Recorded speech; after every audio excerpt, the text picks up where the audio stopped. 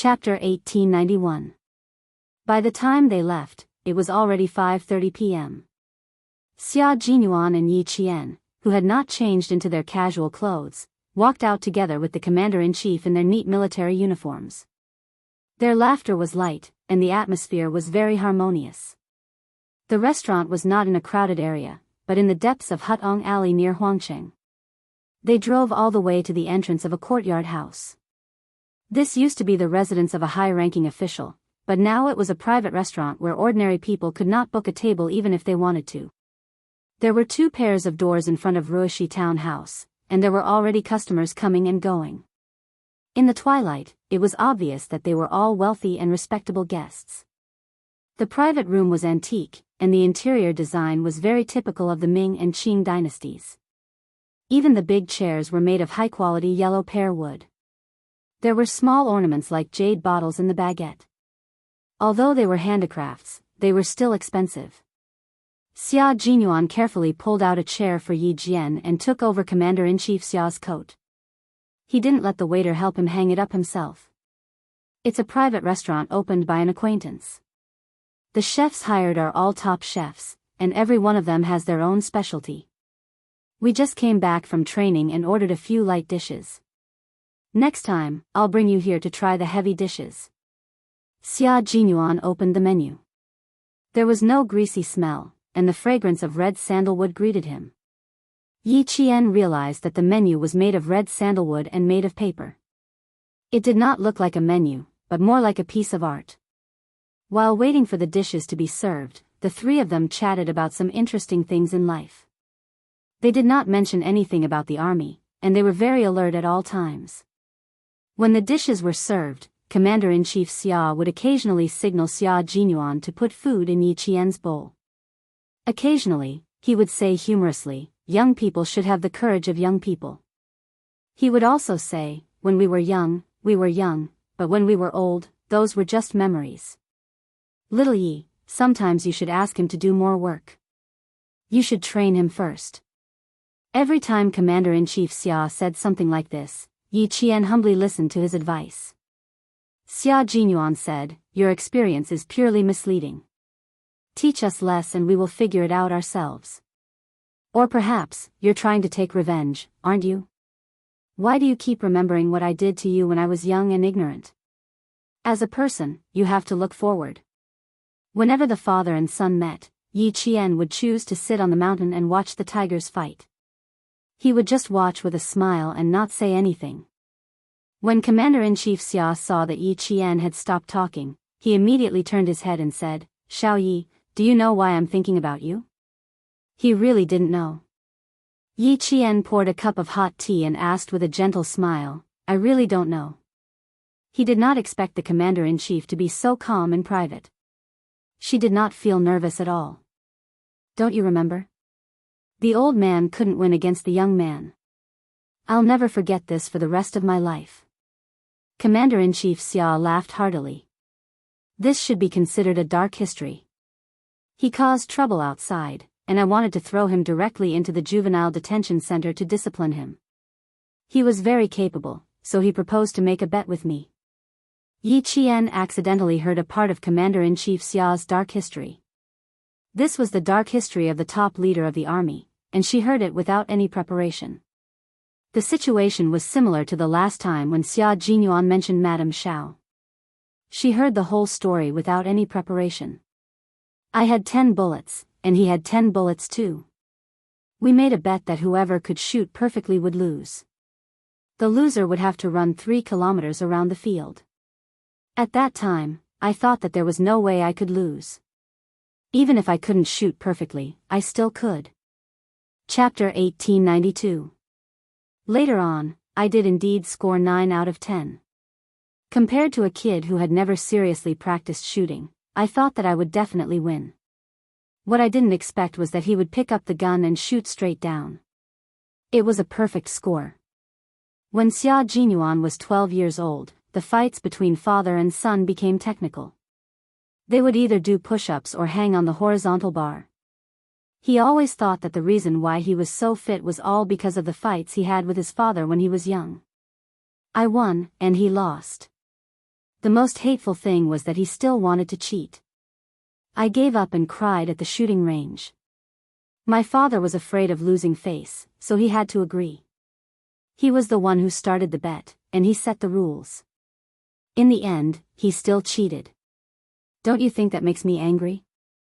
Xia Jinyuan also remembered this incident. Although it was still fresh, it was still in the past. From the age of 14 to 26, a full 12 years had passed. I was the first to admit defeat to my son. At that time, I was the first to do so. No matter how I think about it, it's still embarrassing. In the end, I had to agree to his ridiculous demands. It's even more infuriating. After he finished talking about his dark history, Commander-in-Chief Xia used tea as wine and raised his glass to Xia Jinyuan. Don't be too proud. I'll wait for a grandson who is even more shameless than you to come and teach you a lesson. Yi Qian, who always trembled in fear when she heard about Xia Jinyuan's dark history, silently picked up her food. Her scalp tingled just thinking about a grandson who was even more shameless than Captain Xia. Don't worry. With a powerful father here, he won't have that chance.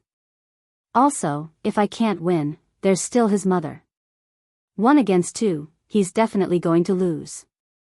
Commander-in-Chief Xia finished his tea in one gulp. He didn't want to talk to Major Xia anymore. What a killjoy. Come, Xiao Yi, drink a cup of tea in place of wine with your uncle as a farewell. I still have a meeting tomorrow, so I won't be sending you to the airport. After changing out of his military uniform and into casual clothes, Commander Xia, who had returned to his normal life, was no longer the commander-in-chief who was respected by the generals of the 3 armies. Instead, he was a kind and humorous elder. One could feel his care and concern in every word he said. Captain Xia's home was a very warm home, and it was also the home she yearned for. Dinner ended at 8:00 in the evening. Xia Jinyuan took his wallet and went out to settle the bill. Commander-in-Chief Xia reminded Yi Qian, sincerity, steadfastness, trustworthiness, and responsibility are the principles of being a man. As a soldier, you must not only fulfill these 4 principles, but you also need to know how to be tolerant. Xiao Yi, be more tolerant so that your life won't be too bad. But if someone bullies you and you don't fight back, that's not tolerance, but weakness. Remember what I said. As long as you're right, I'll be there when something happens. You don't have to be afraid of anything, understand? For some reason, Yi Qian sensed a deeper meaning behind his words. He said uncertainly, do you know that I had a little conflict with Chief of Staff Du's daughter? Why? Are you afraid that I'll find out? Or are you afraid that I'll scold you? Commander-in-Chief Xia couldn't help but shake his head and laugh at his panicked expression. You have a point. Even if I know, what's there to be worried about? 6th brother should have told you about the matter between me and Chief of Staff Du had a conflict with his daughter. It happened. It's no big deal. If she dares to do anything, I'll naturally wait for her. Suddenly, an exasperated middle-aged woman's voice came from the private room. Xia Xinhui, are you in there? Commander-in-Chief Xia, who hadn't finished speaking, heard this and the smile on his face disappeared. He instantly revealed a majestic aura that no one could look directly at. Chapter 1893. Yi Qian suddenly felt that something was amiss. Since she dared to call out the commander-in-chief's name so rudely, it was obvious that she did not come with good intentions. Take a seat, I'm going out for a while. The commander-in-chief stood up with a gloomy face. Just as he reached the door, he said, I'll tell you about the old family matters later. This was an explanation to Yi Qian. He quickly stood up and said, do you want to invite her in to talk? Okay, you can go back with old 6 later. I won't be going to the hospital. Say hello to Principal Chen for me. Commander-in-Chief Xia nodded slightly. The moment he opened the door and walked out, Yi Qian saw how dignified the commander-in-chief was. The military's prestige could not be violated at all. Yi Qian, who slowly sat down, felt a little restless. The commander-in-chief was a high-ranking military officer, yet the person who came was shouting and yelling without any regard for the commander-in-chief's dignity. She even said that it was an old family matter. Could it be? Could it be? Could it be? When she thought of Yi Qian on someone, she could not sit still for a moment. Madame Xiao, the commander-in-chief's ex-wife. She suddenly wondered if it was her. If it was Madame Xiao, it would be inappropriate for her to wait for Commander-in-Chief Xia to return to the private room before leaving. No, she could not stay. She had to leave immediately. She could not meet the Commander-in-Chief's private matters. A cold and deep voice came from outside. It was Commander-in-Chief Xia's voice. Xiao Shuman, you're getting worse and worse. He did not hide his anger, and it was like a sudden clap of thunder. Yi Qian, who could no longer sit still, stood up. She had to leave. The door was pushed open again. The elegant and handsome Xia Jinyuan walked over with a gloomy expression. Little fox, you can go back first. I need to help my father with something. Xia Jinyuan was in a bad mood. He didn't pay attention when he was paying the bill. He bumped into the person he didn't want to see the most. There was no trace of the smile on his handsome face. Only coldness could be seen on his face. All right, don't lose your composure and don't make a ruckus outside. If you have anything to say it behind closed doors. Don't let others see you as a joke. Yi Qian didn't say it out loud, but Xia Jinyuan knew what she wanted to say. Xia Jinyuan nodded. Don't worry, I won't give her a chance to make a scene. Let's go. I don't want you to get angry too. His biological mother, Madame Xiao, was definitely a weirdo. More than once, he had ridiculed Commander-in-Chief Xia for finding such a so-called talented woman back then. What talented woman? She was clearly a dull woman. He had a belly full of firewood, but none of it was real. Even if he chopped it up and burned it, it wouldn't make a fire. Madame Zhao's name was Shu Man. She was in her early 50s this year, 5 years younger than Commander-in-Chief Xia. She took good care of herself. From the back, it was easy to believe that she was in her early 30s. From the front, she looked like she was in her 40s. She had delicate eyebrows, cherry red lips, and a noble and elegant temperament. Yi Qian only took a glance at her before hurriedly leaving. Although she was Captain Xia's girlfriend, this was not an ordinary family matter. It was better for her not to know or hear about it. Xia Xinhui, I'm Ah Yuan's mother. How can you not allow me to see him? As a soldier, how can you be so overbearing? As he walked over, Yi Qian heard her complain. It was as if she had suffered 1,000 grievances. It was very moving. Then, another lady said softly, Old Xia, why haven't you changed your temper after so many years? You have to understand that Shu Man misses her son very much. No matter what, you can't stop Ah Yuan from seeing his biological mother. Do some calculations. How many times has Shu Man seen Ah Yuan since she divorced you? I'm afraid that Ah Yuan doesn't even know who his biological mother is. Yi Qian couldn't listen to it anymore. He suddenly stopped and said to Xia Jinyuan, Captain Xia, I'll go back to the car myself. Go and talk to this lady. Don't think that they're in the right. Chapter 1894. Yi Qian was also a protective person. She did not dislike Madame Zhao's words. After all, they were husband and wife. Even if they were divorced, their relationship was not something outsiders could casually comment on. When it came to matters between husband and wife, both sides had their own say. Since they couldn't live together anymore, it was better for them to get a quick divorce so that they wouldn't drag it out and become enemies. Even their children would be implicated.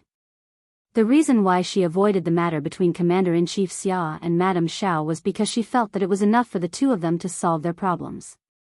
There was no need for others to interfere. However, this Madame's advice was interesting.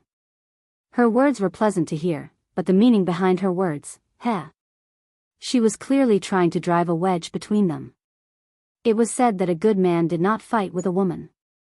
With Commander-in-Chief Xia's current status, it was even more impossible for him to fight with her. That madam had already convicted the commander-in-chief. Wasn't she just bullying the commander-in-chief because he was a man and his status made it inconvenient for him to argue with her? It was a pity that her current status was not very convenient. Otherwise, she would definitely argue with this madam. She could not go forward to argue, but Captain Xia could. As a son, he did not need to worry about the fact that he was facing two women. He only needed to remember that he was a son and stand up for his father. I think this madam did not come with good intentions. Captain Xia, you should go and argue for the commander-in-chief. Solve your own family's problems behind closed doors. There is no need for those unrelated people to get involved. She was afraid that Xia Jinyuan did not understand what she meant. Yi Qian, just make it clear. The commander-in-chief cannot argue with her, but you can. Yi Qian said softly and even pushed the man beside her. Go quickly. Don't let the commander-in-chief be at a loss for words. If my father knew that his daughter-in-law was so protective of him, he would be happy again. Their nervous expressions were really cute. Their faces were tense, and they were worried that the old man would be taken advantage of. Xia Jinyuan directly held her face and kissed her forehead. He chuckled and said, the old man will not be taken advantage of so easily. There are other reasons why he is not in a hurry to go in. Let's go. I'll send you back to the car first. Yi Qian was worried. He wanted to insist on going back alone, but then he remembered that Xia Jinyuan had always insisted, so he nodded and quickened his pace as he walked out. Although he was angry, it wasn't the kind of anger that couldn't be restrained. Perhaps he was too nervous. With Captain Xia's methods, he would not let himself and the commander-in-chief suffer. Yi Qian knew Xia Jinyuan very well. He had never been at a disadvantage in front of Madame Xiao. When he returned, he saw that Chief of Staff Du was also standing outside, basking in the limelight. His old man stood with his back straight and his hands behind his back. His cold and arrogant aura made Chief of Staff Du seem shorter. Old Xia, you're being silly. Shu Man is your son's mother. As a father, can you stop her? Sometimes, it's better to give in. Don't always bring your work style home. It's too boring to make the house like an office. They really won't make you lose face if you let them. Shu Man is not an outsider. It's reasonable for you to let them win, right? Hello, Chief of Staff Du. In the light, Xia Jinyuan strode over and greeted them elegantly and politely. Good evening, madams. When Chief of Staff Du, who was also dressed in casual clothes, heard the rather imposing voice of the young man behind him, he could not help but turn around. He then saw a tall and handsome young man who was obviously a soldier walking towards him. Chapter 1895. He sized him up and laughed. Oh, it's Xiao Xia. I haven't seen you for a few years. Ha ha ha, you've changed so much that I almost couldn't recognize you. You haven't changed at all. You're still as elegant as ever. Xia Jinyuan walked over and extended his hand. He wasn't wearing a military uniform, and it was a private meeting, so there was no need for a military salute. They could just shake hands. The moment the young and strong hand reached out, Chief of Staff Du's eyes darkened slightly. He smiled and said, No, I'm old. I'm 5 years older than your father, and I'm already in my 60s. If I continue to change, I'll become an old man. Chief of Staff Du was 64 years old. He got married early, and his eldest son, Du Kaiwei, was nearly 8 years older than Xia Jinyuan. Commander-in-Chief Xia frowned when he saw him coming over. Didn't he ask him to accompany Xiao Yi back to the hospital? Why did he come back? He glanced at his ex-wife, who was opposing him, and his frown deepened. She used to leave in a carefree manner, but now that she was old and envious of others who had children and grandchildren, she came back to look for sixth brother. Xiao Shuman, you've really been naive for a lifetime. Mrs. Xiao, who had been naive for a lifetime, hadn't seen her biological son for many years. At that time, she was so excited that tears were glistening in her eyes. Looking at her biological son who had grown so tall in the blink of an eye that she had to raise her head to see his appearance clearly, Mrs. Zhao's mouth trembled slightly. Ah Yuan, don't you recognize me? Although you didn't raise me, you still gave birth to me. How can I not recognize you?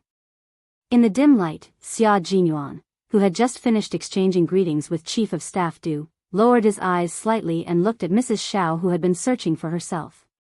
He smiled faintly and said, "Don't think too much." Although he spoke politely with a smile on his face, there was an invisible wall of alienation that made Mrs. Xiao unable to get close to him. This discovery made Mrs. Xiao tremble slightly, and at the same time, tears burst out of her eyes. Ah Yuan, do you hate Mom, you? Before she could finish her words, Xia Jinyuan had already looked away. Madame Xiao had no choice but to swallow her words and secretly wipe away her tears. The slender major stood in front of everyone. His innate noble temperament made him stand out even in front of the two senior generals in the army. It's such a cold day. Dad, why don't you and Chief of Staff Du go back to the box and talk about our family matters? Mrs. Li, you should come as well. You've always cared about my family. With you around, Mrs. Xiao will feel more at ease. Before Chief of Staff Du could understand the meaning of his words, Mrs. Li's expression had turned cold. She said lightly, "Shu Man, your son is blaming me for being nosy." "Yes, I'm just an outsider. How can I intervene in the family affairs of Commander-in-Chief Xia? I'm meddling in other people's business." "She's blaming me. It has nothing to do with you." Madame Xiao raised her hand and gently wiped away the tears that flowed out. She said to Madame Li, "I'll chat with the father and son. I won't eat with you and old Du. I'll thank you when I have time." Madame Li first looked at her husband, who shook his head slightly. She sighed and held Madame Zhao's well-maintained hand. "You don't have to be so polite with me. I'm really worried about old Xia's temper. Let me and old Du accompany you. If anything happens, you still have us. I won't trouble you and old Du. Qinglan, you go eat first. I'll talk to old Xia." Madame Xiao was not moved. She refused Madame Li's company and said to Chief of Staff Du, "Old Du, I'll leave you." Chapter 1896. Since she had already said so, what else could Chief of Staff Du say? He could only say, "Okay, I'll eat with Qinglan first. It won't be too late for you to come over if you're early." He then said to Commander-in-Chief Xia, "Old Xia, you two have a good chat. It's not a big deal. Since little Xia is also here, the family of three can sit down and have a good chat. There's nothing that can't be solved. We have to be meticulous in our work, but we can't do that to our family. We have to give in. We can't have a dictatorship." He had said a lot, but the main point was the last sentence, "We can't have a dictatorship." Xia Jinyuan was neither servile nor overbearing. He smiled elegantly and said, "Thank you for your reminder, Chief of Staff Du. In fact, whether it's at home or outside, we can't be a dictatorship or be special." Chief of Staff Du didn't know if there was a hidden meaning in his words, but he could only smile and leave with his wife. Mrs. Xiao, who had wiped her tears, saw that there were no outsiders present and said, "Where's the private room? We haven't sat down for a long time. Ah Yuan, you should say a few words to your mother. It won't take up too much of your time. It just so happens that I also have something to say to Mrs. Xiao. Dad, please go back to the private room and have a seat. I'll ask the waiter to make a pot of tea." Xia Jinyuan was not in the mood to talk about their mother-son relationship. He said lightly and went to order the tea. When the tea was served, the three of them, who hadn't sat together for many years, sat in a triangle with a large distance between them. Mrs. Xiao looked at her son, who was unwilling to sit with her and didn't even look at her. She only felt bitterness in her mouth. She then looked at her ex-husband, who was sitting opposite her. Although he was old, he had more aura than when he was young. He had stayed in the army all this time and was now a commander-in-chief. She didn't dare to look at him more than a few times. Old, they were all old. Thinking back to the absurdity of their youth, they only felt that it was a dream. Every mistake was a mistake, and they didn't even have a chance to correct it. She didn't speak. Commander-in-Chief Xia was also calm. He sipped the freshly brewed hot tea and let his ex-wife look at him. Old Six often said that he had bad taste when he was young and found a woman who couldn't stand the pressure. In fact, he had good taste when he was young. When she was young, Miss Xiao was a famous talented woman. Although her family background was not as good as family Xiao's, it was still a scholarly family in the south. Therefore, she had a scholarly temperament that ordinary women did not have. She had beautiful facial features and fair skin. She was proficient in music, chess, calligraphy, and painting. At the end of the 50s, such a woman was usually the target of a boy's crush. He was no exception. Among a group of gray students, he saw his ex-wife at first glance. She was talented, beautiful, gentle, and could speak fluent French and English. In that era, ex-wives were quite popular. He had good taste. However, he had forgotten that the two of them were not suitable to start a family. She was used to being accompanied by her family, but he was destined to be uncertain when he would return home. There was no right or wrong, it was just that they were not suitable for each other. One wanted to escape from a family without a husband, while the other didn't have the heart to make up for it. Divorce was inevitable. However, he did not expect Six's brother to dislike his ex-wife so much. Back then, his ex-wife had just given birth to Six's brother when she asked for a divorce. Later on, he had begged her to wait until Six's brother grew up before they divorced. When he was 3 years old, his ex-wife's patience reached the limit. Du Guoqiang's wife, Li Qinglan, brought back a gigolo. Good boy. The gigolo was none other than his ex-wife's neighbor who lived in France from the age of 12 to 15. Chapter 1897. When the childhood sweetheart met again, she disregarded his persuasion and insisted on a divorce. When he came back from the army and saw Lu, who was as small as a radish, he couldn't bear it and wanted to pursue him again. However, when his ex-wife found out, she was so scared that she flew to France to avoid seeing him. He had met Lu 3 times. Once when he was 10 years old, once when he was 16, and once when he was admitted to the military academy. They had met 3 times, so why did he dislike his ex-wife so much? Commander-in-Chief Xia was also quite puzzled. The room was silent, as if no one wanted to talk to her. Mrs. Xiao, who was over 50 years old, lit a cigarette for herself and slowly took a puff. She smiled bitterly as she blew out a smoke ring. It's fine if you two think I'm being unreasonable, but Xia Xinhui, it's an indisputable fact that I'm Ah Yuan's mother. It's something that can't be changed. Even if you don't want Ah Yuan to acknowledge me, the blood relationship between Ah Yuan and me cannot be changed. It's my fault for going to the old house today to disturb the old lady's peace. Xinhui, how many years has it been since I last saw my son? It's been 10 years since he was 16 and now he's 26. When I contacted you, you avoided talking to me. When I introduced my friend's daughter to Ah Yuan, you didn't even mention it to Ah Yuan. You didn't want Ah Yuan to meet me, so I could only go to the old house to find the old lady and beg her to let me see Ah Yuan. Xia Jinyuan originally wanted to accompany the guests, but now that he saw that they were obviously here for him, he had to stand up and say a few words. He was elegant and indifferent, and even his voice was flat and monotonous. Sorry to interrupt. Mrs. Xiao, who was smoking, saw Xia Jinyuan talking to her and immediately showed joy on her face. However, as soon as she showed her joy, she froze in an instant. Xia Jinyuan said calmly, I have to say something fair for my old man. Mrs. Xiao, all your thoughts are just self-righteous. First of all, my old man has never stopped me from meeting Miss Xiao. On the contrary, back then, Miss Xiao abandoned her husband and children for love and happiness. My old man often said that he had let Miss Xiao down and couldn't blame you for leaving. He also told me to look at the photos of Miss Xiao hugging me when I was free so that I would know that you actually loved me very much. I'm sorry, but I didn't manage to do it. From what I can remember, Miss Xiao always told me that if it weren't for me, you would have left the cage long ago. Mrs. Xiao, who was holding a cigarette between her fingers, turned pale when she heard this.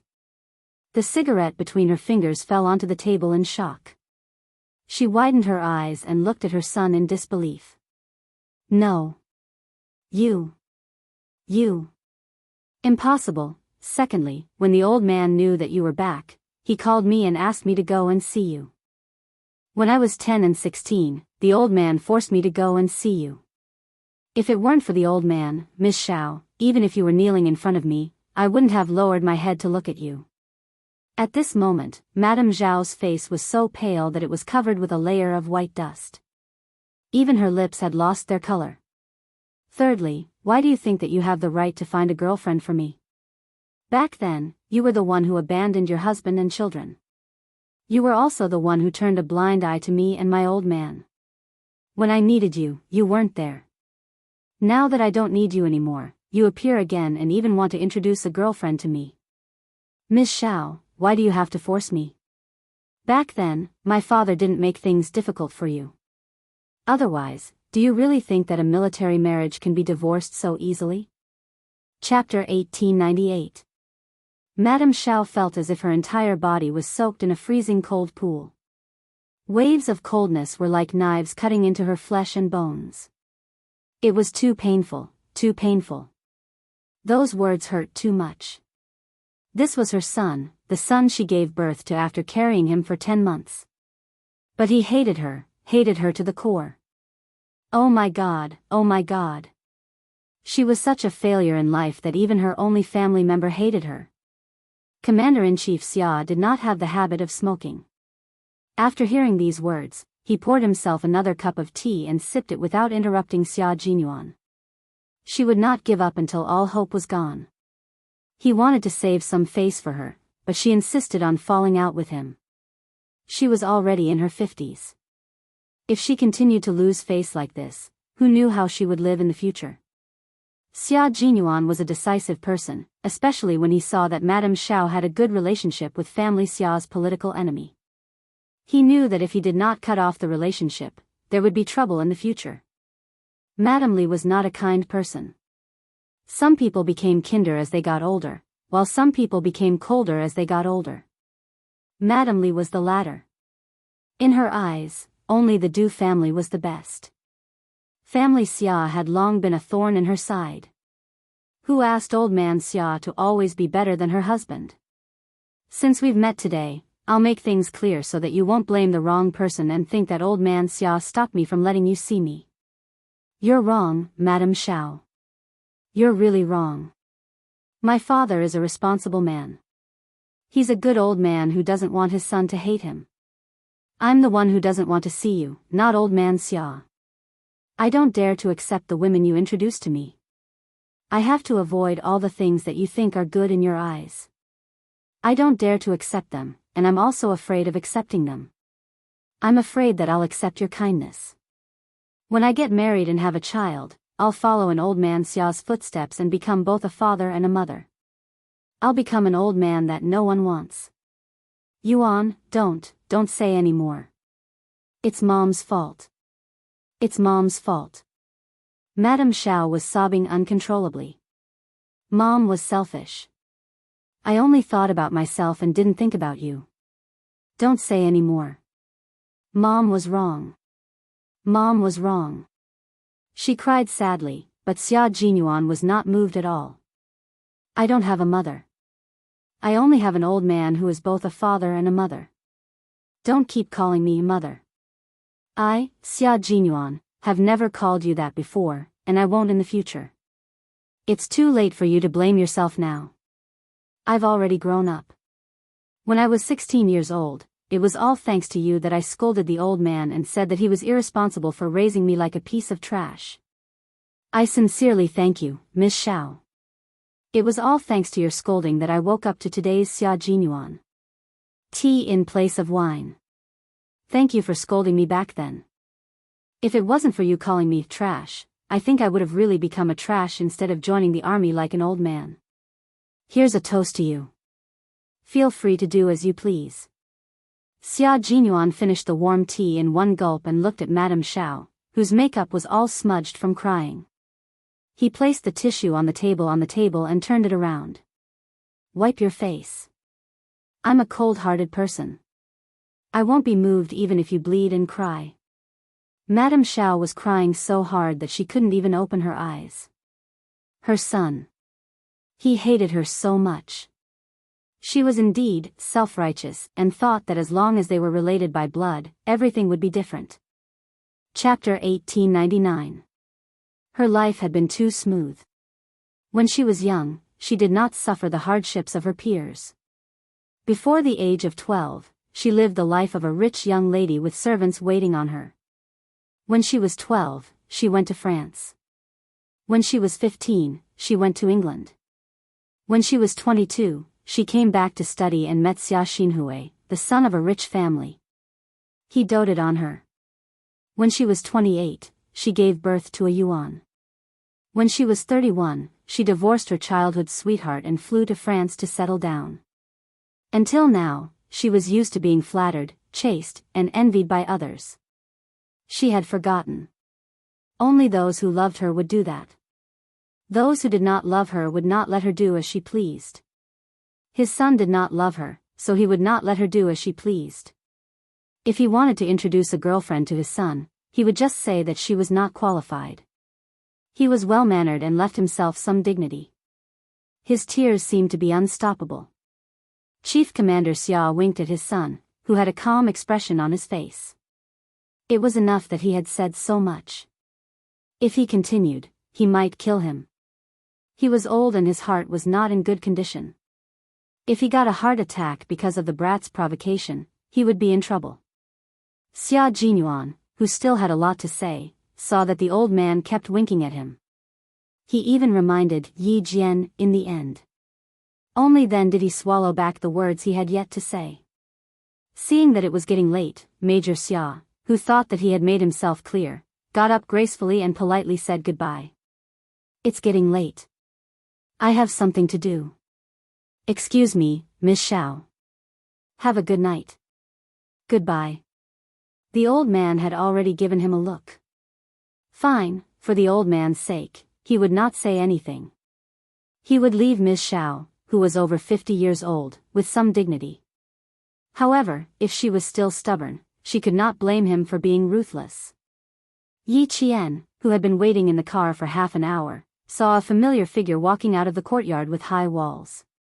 His hands were in his trouser pockets, and his slender legs were walking step by step. His posture was relaxed, as if he was taking a leisurely stroll after a meal. There was not a trace of gloominess on his face. Yi Qian, who had his hand on the door handle, retracted it. It seemed that his mood was not affected. Not only was it not affected, but his steps were also much more relaxed than before he left. It seemed that Ms. Zhao's appearance did not have any impact. Yi Qian, who was sitting in the front passenger seat, stared at the tall figure walking over. She had to observe carefully. Captain Xia was very good at hiding his emotions. Her gaze fell on the car through the windshield, causing the major to look over as well. There were street lamps in the parking lot, and the dim yellow light illuminated the ground. It also faintly illuminated the beautiful face in the car. Xia Jinyuan raised the corner of his mouth and quickened his pace. He didn't need another woman in his life. His little fox was enough. On the way to the hospital, Xia Jinyuan mentioned Miss Xiao. Yi Qian paid close attention to him and confirmed that his mood was not affected. Only then did he feel relieved. Xia Jinyuan's mood was not affected, and neither was Commander-in-Chief Xia. Before leaving, he graciously asked his ex-wife where she was going, and he sent someone to send her back. Miss Xiao had a villa in Beijing. Every time she returned to China, she would stay there. She had just been hurt by her own son, so she did not plan to go back early. She declined Commander-in-Chief Xia's kindness and said in a low voice, "I'll go find old Du, you can go first." Old Du was the chief of staff Du. Chapter 1900. Madame Xiao didn't think there was anything wrong with interacting with the Du family. She and Li Qinglan met in France and called each other Sister Lan. Later, they became closer and called each other by their names. They had known each other for 40 years. They had a good relationship and had close dealings with each other. Naturally, they were much closer. Commander-in-Chief Xia's face darkened when he heard that she was going to look for the Du family. He had to remind her, you know the relationship between family Xia and the Du family. Although Yuan didn't acknowledge you, you just said that you and Yuan's bloodline can't be broken. It's your freedom to make friends with whoever you want. I won't interfere, but I hope you don't do anything to hurt your only bloodline. Do family, you have to know your limits. Madame Xiao frowned when she heard her ex-husband mention her good friend. She nodded elegantly. The relationship between family Xia and the Du family has nothing to do with me, but since you mentioned Yuan, then I know. Although I didn't raise him, I gave birth to him after 10 months of pregnancy. When I was young, I said something that hurt his heart. He remembers and resents me. This is retribution from God, telling me that I can't be too presumptuous. The cycle of reincarnation will not forgive anyone.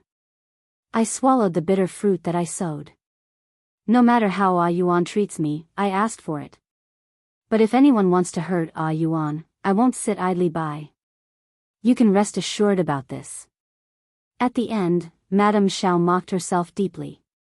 Her reddened eyes were faintly glistening with tears. Although she was over 50 years old, time was kind to her. She didn't worry, didn't ask about things, and was good at maintaining her appearance. It was possible to say that she was no more than 40 years old. The coquettishness of her youth had accumulated for most of her life and became calm elegance. She had black hair and gentle eyebrows. Although she lived selfishly, she lived with understanding. She always knew what she wanted and always knew that she wouldn't hurt herself. This kind of person lived with understanding more than anyone else. Unfortunately, they lived with too much clarity. The things they did would always intentionally or unintentionally hurt others. If they wanted something good, even if it was built on the basis of hurting others, they would still get it. It was rare to see such people who lived with clarity. His ex-wife, Xiao Shuman, belonged to this type of person. She would never sacrifice herself to help others. Commander-in-Chief Xia looked at his beautiful ex-wife and nodded gently. You know, I won't say much. I believe you can do it. As long as she understood, there was no need to worry. Sixth brother was her child after all. In the past, she abandoned sixth brother for her own happiness. Now that she was old, she knew that the fallen leaf had to return to its roots. She wanted to repair her relationship with sixth brother. Based on this point alone, he believed that Madame Xiao would not side with outsiders. One good thing about selfish people was that they always knew what was most important to them. Commander-in-Chief Xia did not offer to send his ex-wife back. He took his coat and nodded slightly at Ms. Xiao, who was still sitting there, as if saying goodbye. Then, he opened the door and strode out. Outside the gate, Xia Jinyuan instructed the plainclothes guard who had come forward. He said softly, Commander-in-Chief, the car is parked outside. All right, let's go. Mrs. Xiao, who had not moved, heard her ex-husband's authoritative voice. As the door of the private room slowly closed, all the sounds outside were cut off. Sigh, it seems that I'm really old. She poured herself a cup of hot tea and slowly took a sip of it in a refined manner. Even though there were wrinkles on the sides of her eyes that were once as bright as autumn waters, her temperament made the 54-year-old Madame Xiao age gracefully and calmly. Chapter 1901. She knew that she was a selfish person. Abandoning her husband and son was a treacherous thing in the past, but she never regretted it. It was useless to regret it now.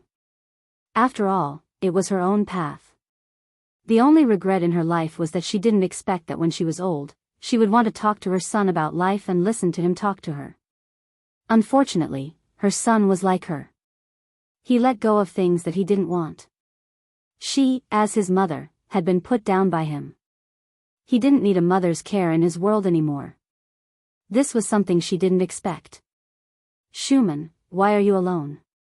Where's Xia? The closed door of the private room opened. Mrs. Li pushed the door open and entered.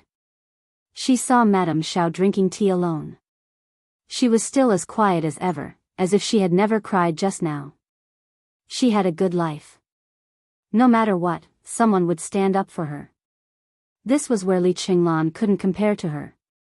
However, it was very different now. She had a son, but she didn't have one. Li Qinglan had 2 sons and 2 daughters. She had a prosperous family. She had a son to protect her family and a daughter to please her. Xiao Shuman could never compare to her in this aspect. Qinglan, come and sit with me. Yuan ordered black tea. It's quite to my liking.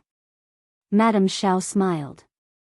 She raised her hand elegantly and motioned for her friend to sit down and drink tea with her. Li Qinglan's eyes moved slightly. She sat beside her and said, "Did Xia do anything to you just now? Did he agree to let you meet Yuan? Although Xia has a bad temper and we can only let him do whatever he wants, he's still reasonable. If you communicate with him well, he'll definitely agree. If he doesn't agree, you can tell old Du and me. We'll go and find him. I'll look for Xia outside, and old Du will look for him in the military. Let's see if he dares to avoid you. In my opinion, you're too soft and don't know how to fight. If old Du and I were here just now, Xia would have to give old Du some face." She had lived a wonderful life for most of her life, but she couldn't even see her only son in her old age. Alas, what was the use of living a wonderful life in the past? In the end, it was only right to see who would have the last laugh. "You're almost 60 years old. Why haven't you changed your bad temper? Have some black tea." Madame Xiao smiled faintly. She poured tea for her old friend and handed it to her. "Old Xia didn't stop me from seeing Yuan. It's Yuan who doesn't like me now. I can't blame anyone but myself. There's no hurry. It's my fault for not raising her. I'm sorry, Qinglan. I've implicated you and old Du to worry about me. I'll settle this matter myself in the future. I won't trouble you anymore." However, Madame Li was not happy. Instead, she pulled a long face angrily. "What are you saying? Why are you being so polite to me? Shirlai doesn't have to stop you now. Yuan has grown up. Why should he be the bad guy?" What he meant was that Commander-in-Chief Xia had stopped him in the past because Xia Jinyuan was still young. Now that Xia Jinyuan had grown up and believed that his mother did not want him, Commander-in-Chief Xia had achieved his goal, so it did not matter if he did not stop him. Li Qinglan was already a grandmother. She would not lower herself to get involved in other people's affairs. However, she had to get involved in family Xia matters. When she was young, she could stir up a family Xia. Now that she was old, she still had the ability to cause trouble for the younger generation of family Xia. Chapter 1902. He sighed again. "Your business is my business. We've known each other for more than 40 years. You don't have any siblings, and you've also lost contact with your hometown. Seeing you all alone, my heart aches. Why don't I help you? Old Xia is a stubborn donkey. Old Du and I have experienced it. We should talk about this matter together. With your strength alone, you won't be able to do it. Old Xia is no longer a small regiment commander. He is now the commander-in-chief. If he wants to, Shuman, you won't be able to win against him." These words were nothing after hearing them too much. She might be influenced when she was young, but it would be difficult when she was old. Madame Xiao, who was listening quietly, did not interrupt her. She sat there gracefully with a gentle smile on her lips. She was as silent as a painting. After her friend finished speaking, she smiled and said, "Old Xia has never been a bad person. You are still biased against him. All right, let's not talk about the father and son. Is Jai here yet? I miss her so much." She changed the topic lightly. Madame Li's eyes dimmed before she smiled and said, "She's here, she's here. When she didn't see you, she made a fuss. I was pushed out by her to look for you. Then why are we still sitting here? Let's go. We can't let her wait too long." Madame Xiao stood up happily and said, "Daughters are still the best. Daughters are their mother's intimate little jackets.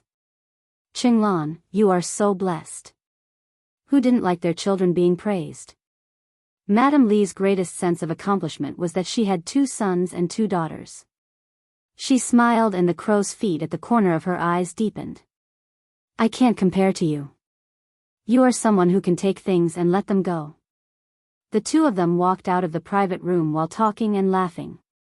Madame Xiao smiled and sighed. I was thinking about whether to make Jia and Yuan together. What a pity. What was a pity? Madame Xiao didn't say it. Li Qinglan smiled and didn't say anything. It was a pity that family Xia and the Du family had different political views. They were destined not to be in-laws. When they returned home, Madame Li told them everything. Chief of Staff Du's face was solemn. After thinking for a long time, he said, "Did Xiao Shuman understand something when she suddenly asked us not to interfere? What does she want to understand? Old Du, Shuman is not stupid. She knows best when she is alive." Mrs. Li, who was lying in the massage chair and relaxing, said lightly, "I've known her for 40 years. I know her and she knows me. She knows what I've done. She doesn't expose me because those things have nothing to do with her. Shuman never worries about things that have nothing to do with her." Chief of Staff Du didn't understand what his wife said. In his eyes, Xiao Shuman was a person who couldn't tell the difference between grain and grain. She had someone to do everything for her. She didn't have any opinions at all. You said that she knows how to live, but I think she's just a muddle-headed person. I don't understand the things between you women, and I'm too lazy to figure it out. As long as Xia Xinhui doesn't have a chance to be promoted in the next 2 years, I'll be at ease. Women sought the hearts of the people at home, while men sought power outside. What Chief of Staff Du needed was power and power. I'll do my business, and you do yours. We're both grandparents. It's okay to be a little muddle-headed occasionally. Madame Li didn't say what she would do next. She closed her eyes as if she were sleeping. She was old and felt tired after a little effort. It was impossible for her not to worry about it. Chapter 1903. The mountain that blocked the Du family had not been dug out yet. She still had a son and a daughter who had not started a family yet. Even though her grandchildren had been born, she could not admit that she was old and had to continue to plan. As Madame Li was calculating in her mind, Xia Jinyuan and Yi Qian had returned to the hospital early and chatted with Principal Chen for a long time. They had not seen Principal Chen for several months, so they had a lot to say to him. Yi Qian mentioned what had happened in school, on the training ground, and with his classmates. As for the joint training of the two teams, he did not mention a word. Yi Qian knew what should be said and what should not be said. Fighting is actually a foreign thing to me. When I saw my classmate being bullied and forced into an alley, I rushed over. A group of motley crew thought that they were great. Seeing them made me angry, so I joined hands with a few boys to teach them a lesson. Yi Qian mentioned that before the joint training, Su Wen had been forced by several gangsters and then they had fought together. He mentioned Song Jiqiu. I didn't expect him to be Yang Heng's cousin. I met an acquaintance. Yang Heng. Is he the son of Director Yang of the Transportation Bureau? Xia Jinyuan was no stranger to Yi Qian's high school life. He knew all the boys and girls around her. Do you still remember him? Yes, he is Director Yang's son. Song Jiqiu told me that he has gone to Australia to study. Yi Qian said in a low voice. Her voice was as clear as the water in the mountains, tinkling happily. When she smiled, her eyes curved like the crescent moon above the treetops. Looking at her, Xia Jinyuan felt a little warm in his heart. He liked her smile very much. It was bright, pure, and full of hope for life. Principal Chen listened to her. His face was still a little gloomy, but the smile on his thin face never disappeared. This girl seemed to be living a good life. She completed her studies and trained hard at the same time. She achieved excellent results again and again. As Commander-in-Chief Xia said, she could shine by herself without any support. Talents were hard to come by, and an all-round talent like Little Yi was even harder to come by. The army had entered a period of reform, and the same was true for the grassroots companies. In the future, the soldiers would no longer have junior high school education as the main force. They would gradually develop towards high school and university education. Improving the quality of the entire army was part of the reform. Lassie had come at a good time, a good opportunity. The three of them had no choice but to stop when the doctor arrived at 11 o'clock. The two of them didn't stay at the hospital to accompany them. They were directly sent to the hotel by Principal Chen to rest. He said, "If the two of you sleep outside, you're clearly trying to make me lose sleep. Little Xia, bring little Yi to a hotel. She has an exam the day after tomorrow. How is she going to take the exam if she doesn't have the energy?" Yi Qian still had to take the exam the day after tomorrow, and her goal was to get the title of Outstanding Student directly after graduation. It wasn't easy to get this title. Her exam results and physical fitness scores had to be at the top. If she made a mistake, she would miss the opportunity. Xia Jinyuan moved 2 folding beds over and planned to stay with Yi Qian. Principal Chen obviously wouldn't agree. His face darkened, and he said to Xia Jinyuan, "Little Xia, if she's unreasonable and doesn't listen to advice in the future, just come back and tell me. I'll talk to her. She needs to be taught a lesson sometimes. She can only do as she pleases." "How can she? You can't just go along with everything she does. You have to persist in what you have to." Chapter 1904. Yi Qian was dumbfounded. He instantly thought that Xia Jinyuan would have someone to rely on in the future. Principal Chen's words tonight were definitely a big gain for Xia Jinyuan. He raised his eyebrows at Yi Qian, looking quite proud of himself. Seeing his proud expression, Yi Qian secretly clenched his fists. "Uncle Chen, you don't know how thick-skinned the guy in front of you is, and he has a lot of hands and feet. You're asking me to sleep in a hotel? You're sending me to the tiger's den." He was too embarrassed to say it out loud, so he could only scream silently in his heart. The doctor asked them to leave as soon as possible, but Principal Chen waved his hand to chase them away. Yi Qian had no choice but to take his luggage and go to the hotel. The hotels near the General Military Hospital were all busy, and the affordable rooms were already fully booked. As Major Xia had requested, they booked a luxurious suite that most people wouldn't be willing to spend money on. There was a bedroom, a living room, a kitchen, and a balcony with a view. Even though the hotel receptionist said that their rooms were very good, Yi Qian didn't give up and asked again, "Are you sure you don't have a standard room? Are you sure there aren't any guests who have checked out?" The management of a 5-star hotel wasn't so messy that they didn't know how many rooms there were. The receptionist gave a standard smile and explained patiently, "Hello, madam, there really aren't any rooms available. Someone didn't want to stay in this room and checked out at the last minute. Otherwise, there wouldn't be any rooms available." Xia Jinyuan, who had paid the deposit and received the room card, saw that she was still unwilling to give up. His thin lips curled up a few times, and he carried her luggage towards the elevator. "If you came early, you could still book 2 rooms. It's good enough that you came in the middle of the night to get a room. I didn't expect Uncle Chen to be so insistent." Yi Jian chased after him. It was not that they had never slept in the same room before. It was just that the man beside her always liked to say mushy things when no one was around. However, after thinking about it for a while, Yi Jian felt that her face was already red at this time. Xia Jinyuan had already seen her unnatural expression from the elevator mirror. TSK, TSK, TSK, she was still so easily embarrassed. The more shy she was, the more he wanted to do this.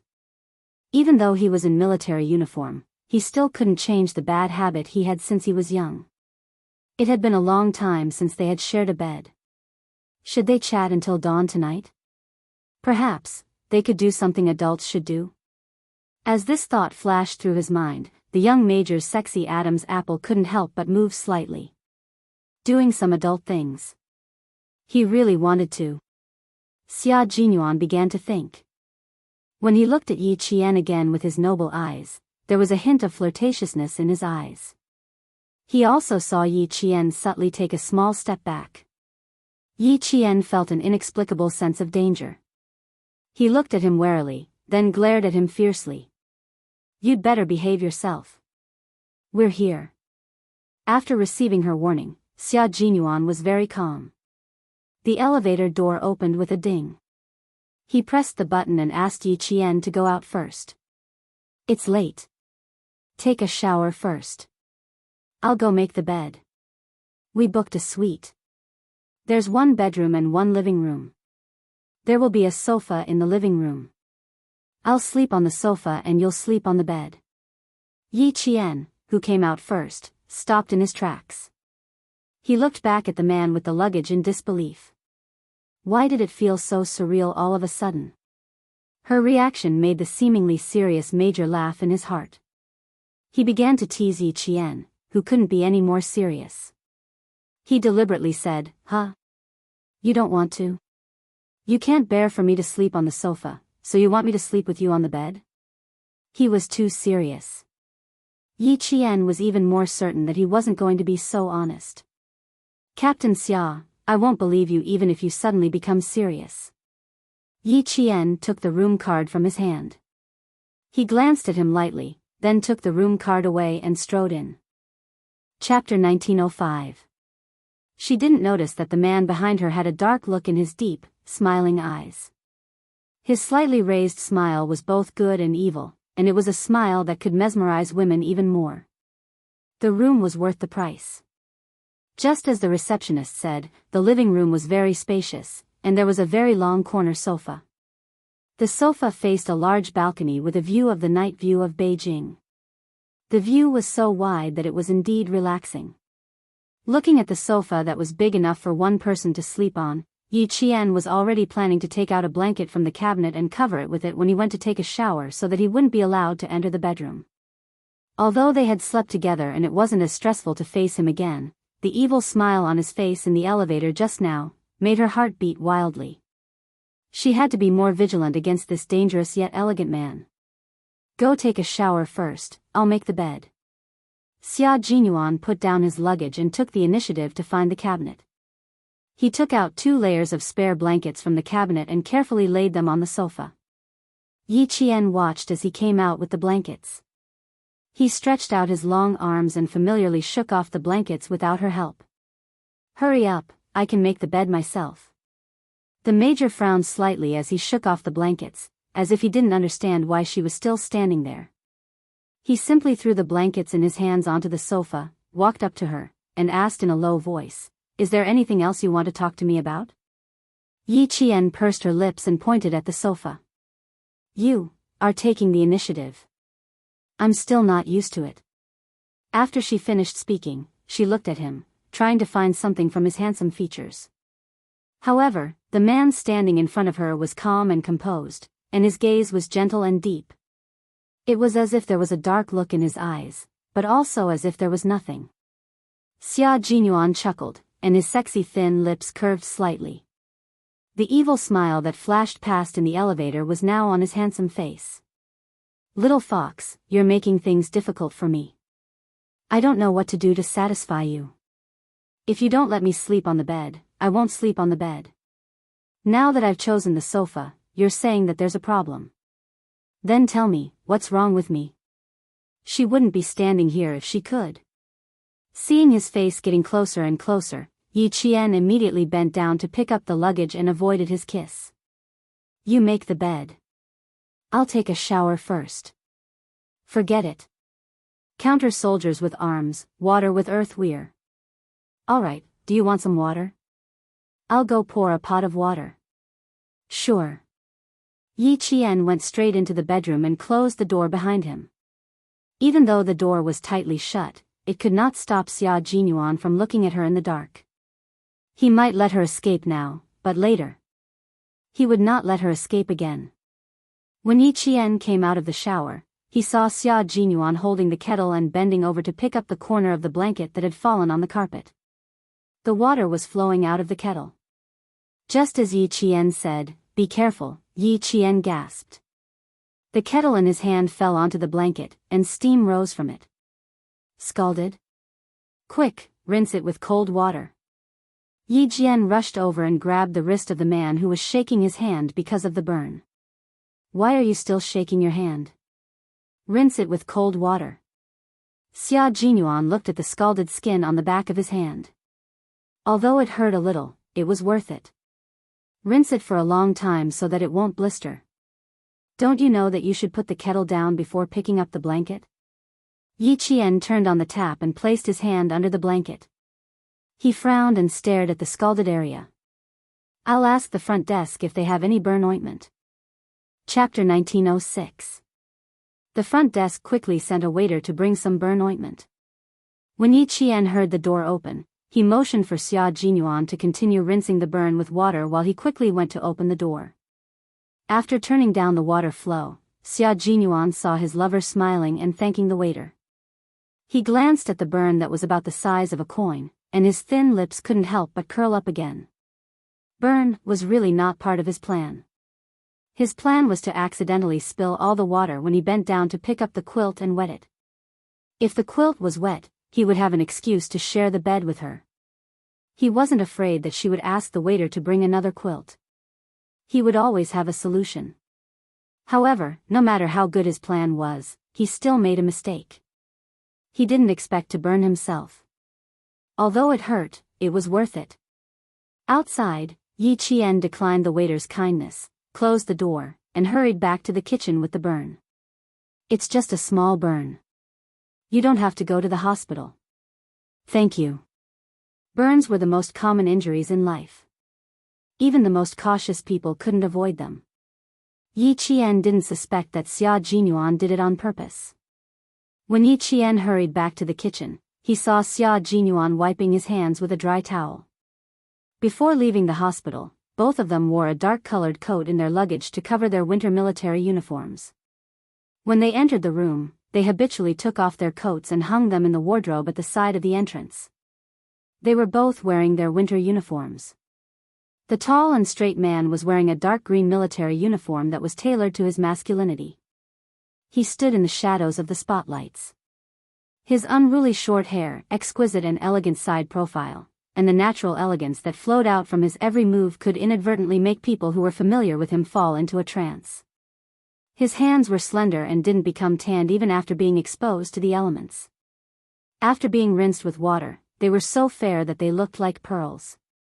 No one would think that these were a pair of hands that held guns, but rather a pair of slender hands that lingered on the black and white piano keys.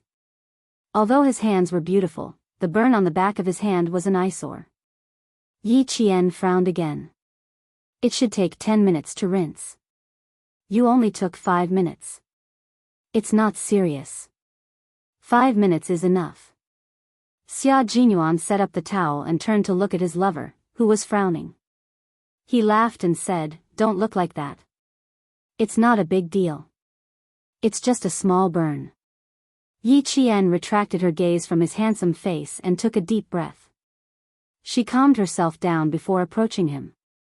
This is a cooling ointment. Apply it first, then apply it again after you're done bathing. Remember to avoid hot water when you're bathing. Yi Qian held the pair of hands that countless women wanted to hold. He squeezed out a light green ointment that smelled cool and refreshing, and carefully applied a thin layer of it. He lowered his eyes and reminded her softly, "Next time, remember to put down the boiling water in your hands first before doing anything else. It's not too bad today. It's only a small burn on the back of your hand. Even if it leaves a scar, it won't affect anything. What if you burn your face? Captain Xia, even if you don't become a soldier one day, you can definitely rely on your face to make a living after you retire. You should take good care of such a good resource." As a woman, of course she was happy that her boyfriend was handsome. Everyone loved beauty, and she was no exception. Major Xia was speechless. "Little fox, I didn't expect you to care so much about your appearance. I've heard you tell me several times to take good care of my face." Chapter 1907. Of course I care. Since I've found myself a good-looking boyfriend, of course I'd like to look at a good-looking face every day. Yi Jian said confidently and raised her hand to touch his face. "Your face was born to make women commit crimes. Now I'm taking the risk of being stabbed by other women to take down the owner of this face.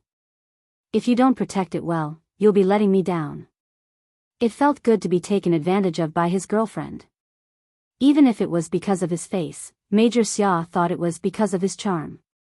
His face was his, so naturally he was charming. Looks like I'll have to take good care of you. I'm afraid that if my face gets disfigured one day, my little fox will abandon me because of that. Yi Qian nodded seriously and said responsibly, that's right. In the future, we'll have to look at your face. If your face gets disfigured while I'm still as beautiful as a flower, wouldn't you feel inferior? Good Lord, she's getting bolder. She's making fun of me so skillfully. She was already smiling like a flower. She glanced at him from the corner of her eyes. Under the hazy white light of the spotlights, the girl with the fragrance of a bath really looked like a fox demon. She was so charming that she could hook people's hearts. Xia Jinyuan gradually stopped smiling. His dark eyes turned deep, like an unfathomable ancient well that locked the person who was reflecting the water. He suddenly took a step closer to her. His sudden action startled Yi Qian. She instinctively dodged to the side and pressed her butt against the counter. She looked at the approaching man warily. What are you doing? I'm just telling the truth. Could it be that, you're angry? There were too many unfathomable dark colors flowing in his eyes, and there were even specks of starlight flashing through them. The young major who had been so noble and outstanding just a moment ago was now filled with danger from head to toe. It wasn't the danger of pure darkness, but the danger of temptation. The dangerous major and the elegant man made her a little flustered. Xia Jinyuan calmly looked at Yi Qian, who had nowhere to run. His thin lips curved slightly as he took a step forward and instantly pulled her into his arms. His chest was very broad, firm, and gave off a sense of security. Yi Qian actually bumped into his own chest when he was suddenly pulled by him, and it hurt a little. Yi Qian raised his head and stared unblinkingly at the handsome, domineering face in front of him. He swallowed with some difficulty. This kind of Xia Jinyuan, although dangerous, still made her heart race. She had to admit that the reason she had agreed to him on impulse in her third year of high school had a lot to do with this elegant face in front of her. Even though they had known each other for 5 or 6 years now, every time she looked at his facial features, her heart would race uncontrollably. Fortunately, she had good self-control. Otherwise, she suspected that she would have pounced on him in advance and made the first move to gain the upper hand. For a moment, Yi Qian was lost in thought as he stared at the major's handsome face. Do you like my face that much? Would it be more convenient for you to look at it if I stood closer? He lowered his head and leaned over. His deep voice sounded, and there was a deep affection for her in his sexiness, as well as the indulgence of a man towards a woman. Wouldn't it be more convenient if I looked at it like this? Or should we look at it while touching it? He held Yi Qian's hand and pressed it against his cheek. He asked her in a low voice, wouldn't it be more enjoyable? The palm of her hand pressed against his cheek, and the warm touch made Yi Qian shiver violently. Before she could fully recover from her shock, her heart melted from the adoration in his eyes. Chapter 1908. Yi Jian, who thought that she could face him calmly, could not resist such a gentle attack. She wanted to resist, but what she got in return was his indulgence. I'm born with a pretty face. Can I only let you look at it? I won't show it to anyone else. Other than you, I won't show it to another woman, okay? Answer me, okay? Captain Xia, where did you learn all these sweet nothings? It used to be mushy, but now it was even more mushy. Her ears felt like they were on fire just from hearing it. Yi Jian knew that she couldn't hold on any longer. His handsome face was getting closer and closer. His breath had completely surrounded her. There was no way she could escape. Slightly, what's wrong? Don't you want to have me all to yourself? He pressed her hand down and let her palm caress his handsome face, interrupting her words. Slightly what? Do you still need to think about it? His thin lips slowly curved into an unrestrained flirtatious smile. A clean knee, a clean face. Little fox, don't you want to have me all to yourself? I only belong to you, and I'm only willing to show it to you. Are you not willing? Willing. 10 million willing. Yi Qian nodded frantically. Something was wrong. Captain Xia was very strange tonight. His words were too profound. He was handsome, said Sweet Nothings, and looked at her with such deep affection. This was great. Even her legs were starting to turn to jelly. Yi Qian touched his face with her right hand and blocked his body with her left hand. She was trying to calm herself down. She pursed her lips and said softly, "You can say whatever you want, but you're too close. I can't see it clearly. Why don't you back away a little more? You don't have to back away too far. Just 2 or 3 steps will do." Her face was red, her heart was in a mess, and even her legs started to tremble. The Major's skills were improving day by day. Even if she chased after him, in the end, she still could not win. Xia Jinyuan did not believe it.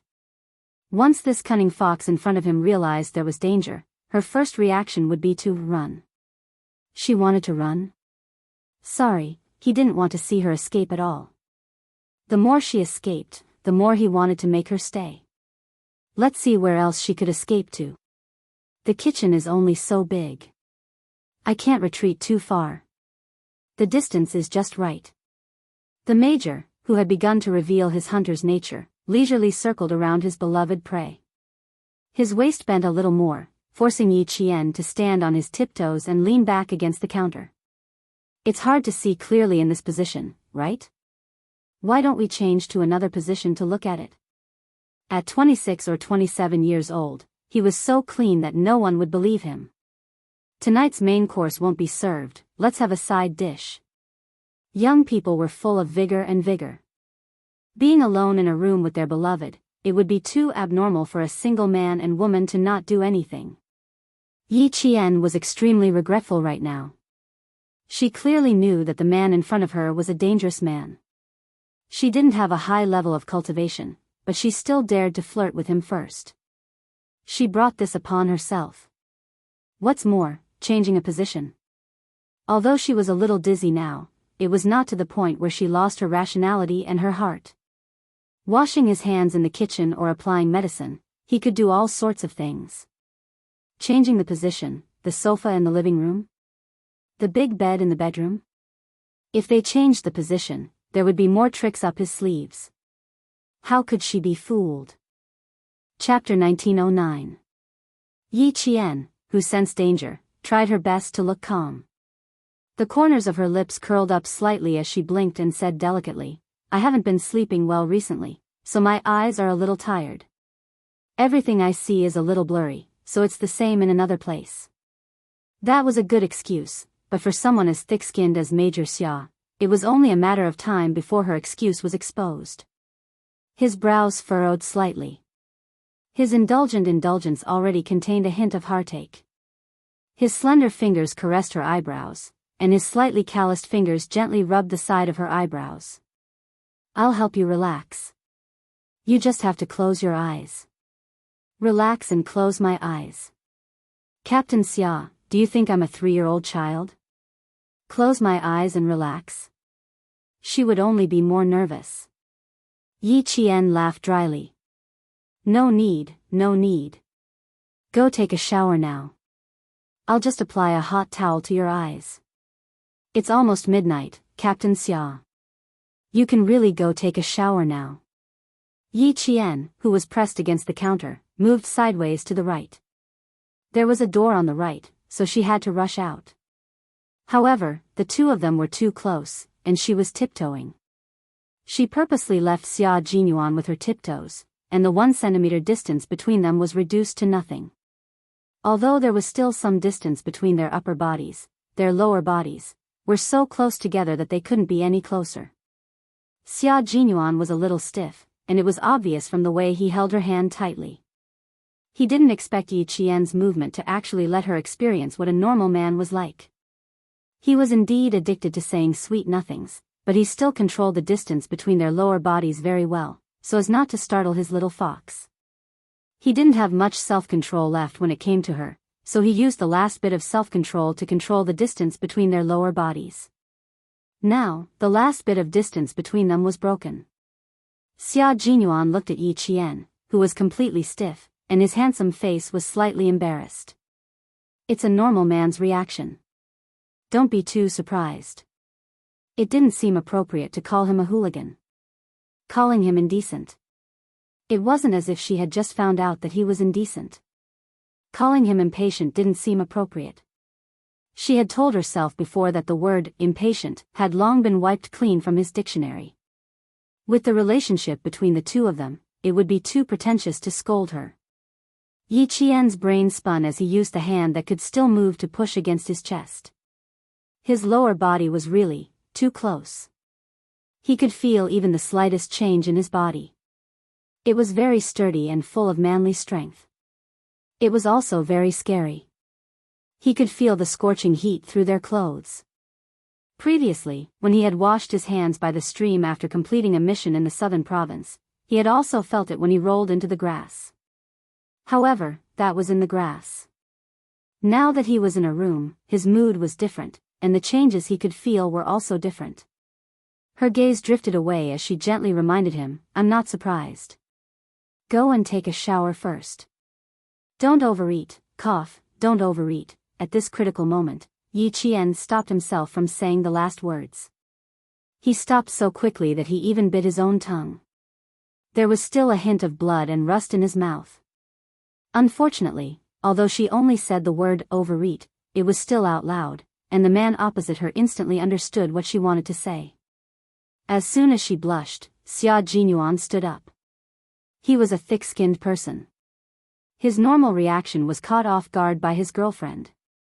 He felt as if he had been caught red-handed doing something bad, which made him a little embarrassed for a moment. Chapter 19:10. Now that she was blushing, he let go of her. Blushing meant that she knew and understood. She knew that men were impulsive and understood that a man's body would change when he was impulsive. Was there a need for him to blush? There was no need at all. However, Major Xia did not continue to press against her. Forget about the kitchen. Both of them were newbies. They could explore the kitchen when they were more familiar with it. He took the initiative to distance himself from her and let go of her hand at the same time. He placed his hands on the countertop and locked her in his arms. "Are you trying to say that you shouldn't burst?" As he spoke, he let out a low chuckle. His mellow laughter was so sexy that it made one's heart go numb.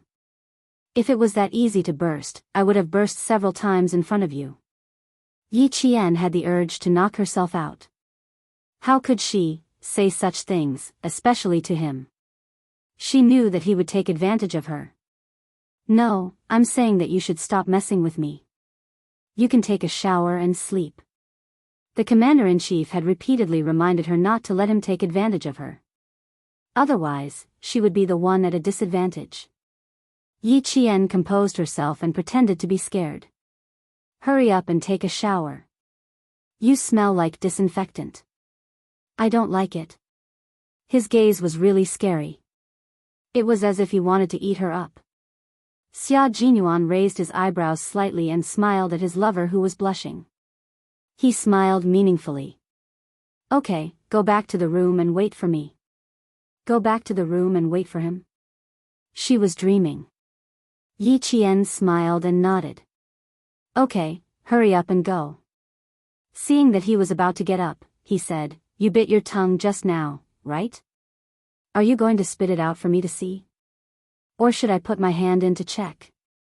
He always gave her a fright. Yi Qian took several deep breaths and suppressed the heat on her face. "No, I'll just swallow my saliva. I don't need to trouble you." Whether he spat it out or did something else, the result would be the same. Rejecting him was the best choice. Xia Jinyuan, who knew what was right and proper, did not press her any further. His little fox could not be pushed too hard. If he pushed her too hard, she might escape to the hospital to look after Uncle Chen. He would wait until he took a shower and went into the room before slowly grinding with her. He would leave the main dishes aside for the time being, but he would have to try the side dishes. "That's good. You check if the bite is serious. I'm going to take a shower." Finally, Major Xia Jinyuan withdrew his hands and stood up straight. Naturally, he also straightened his back.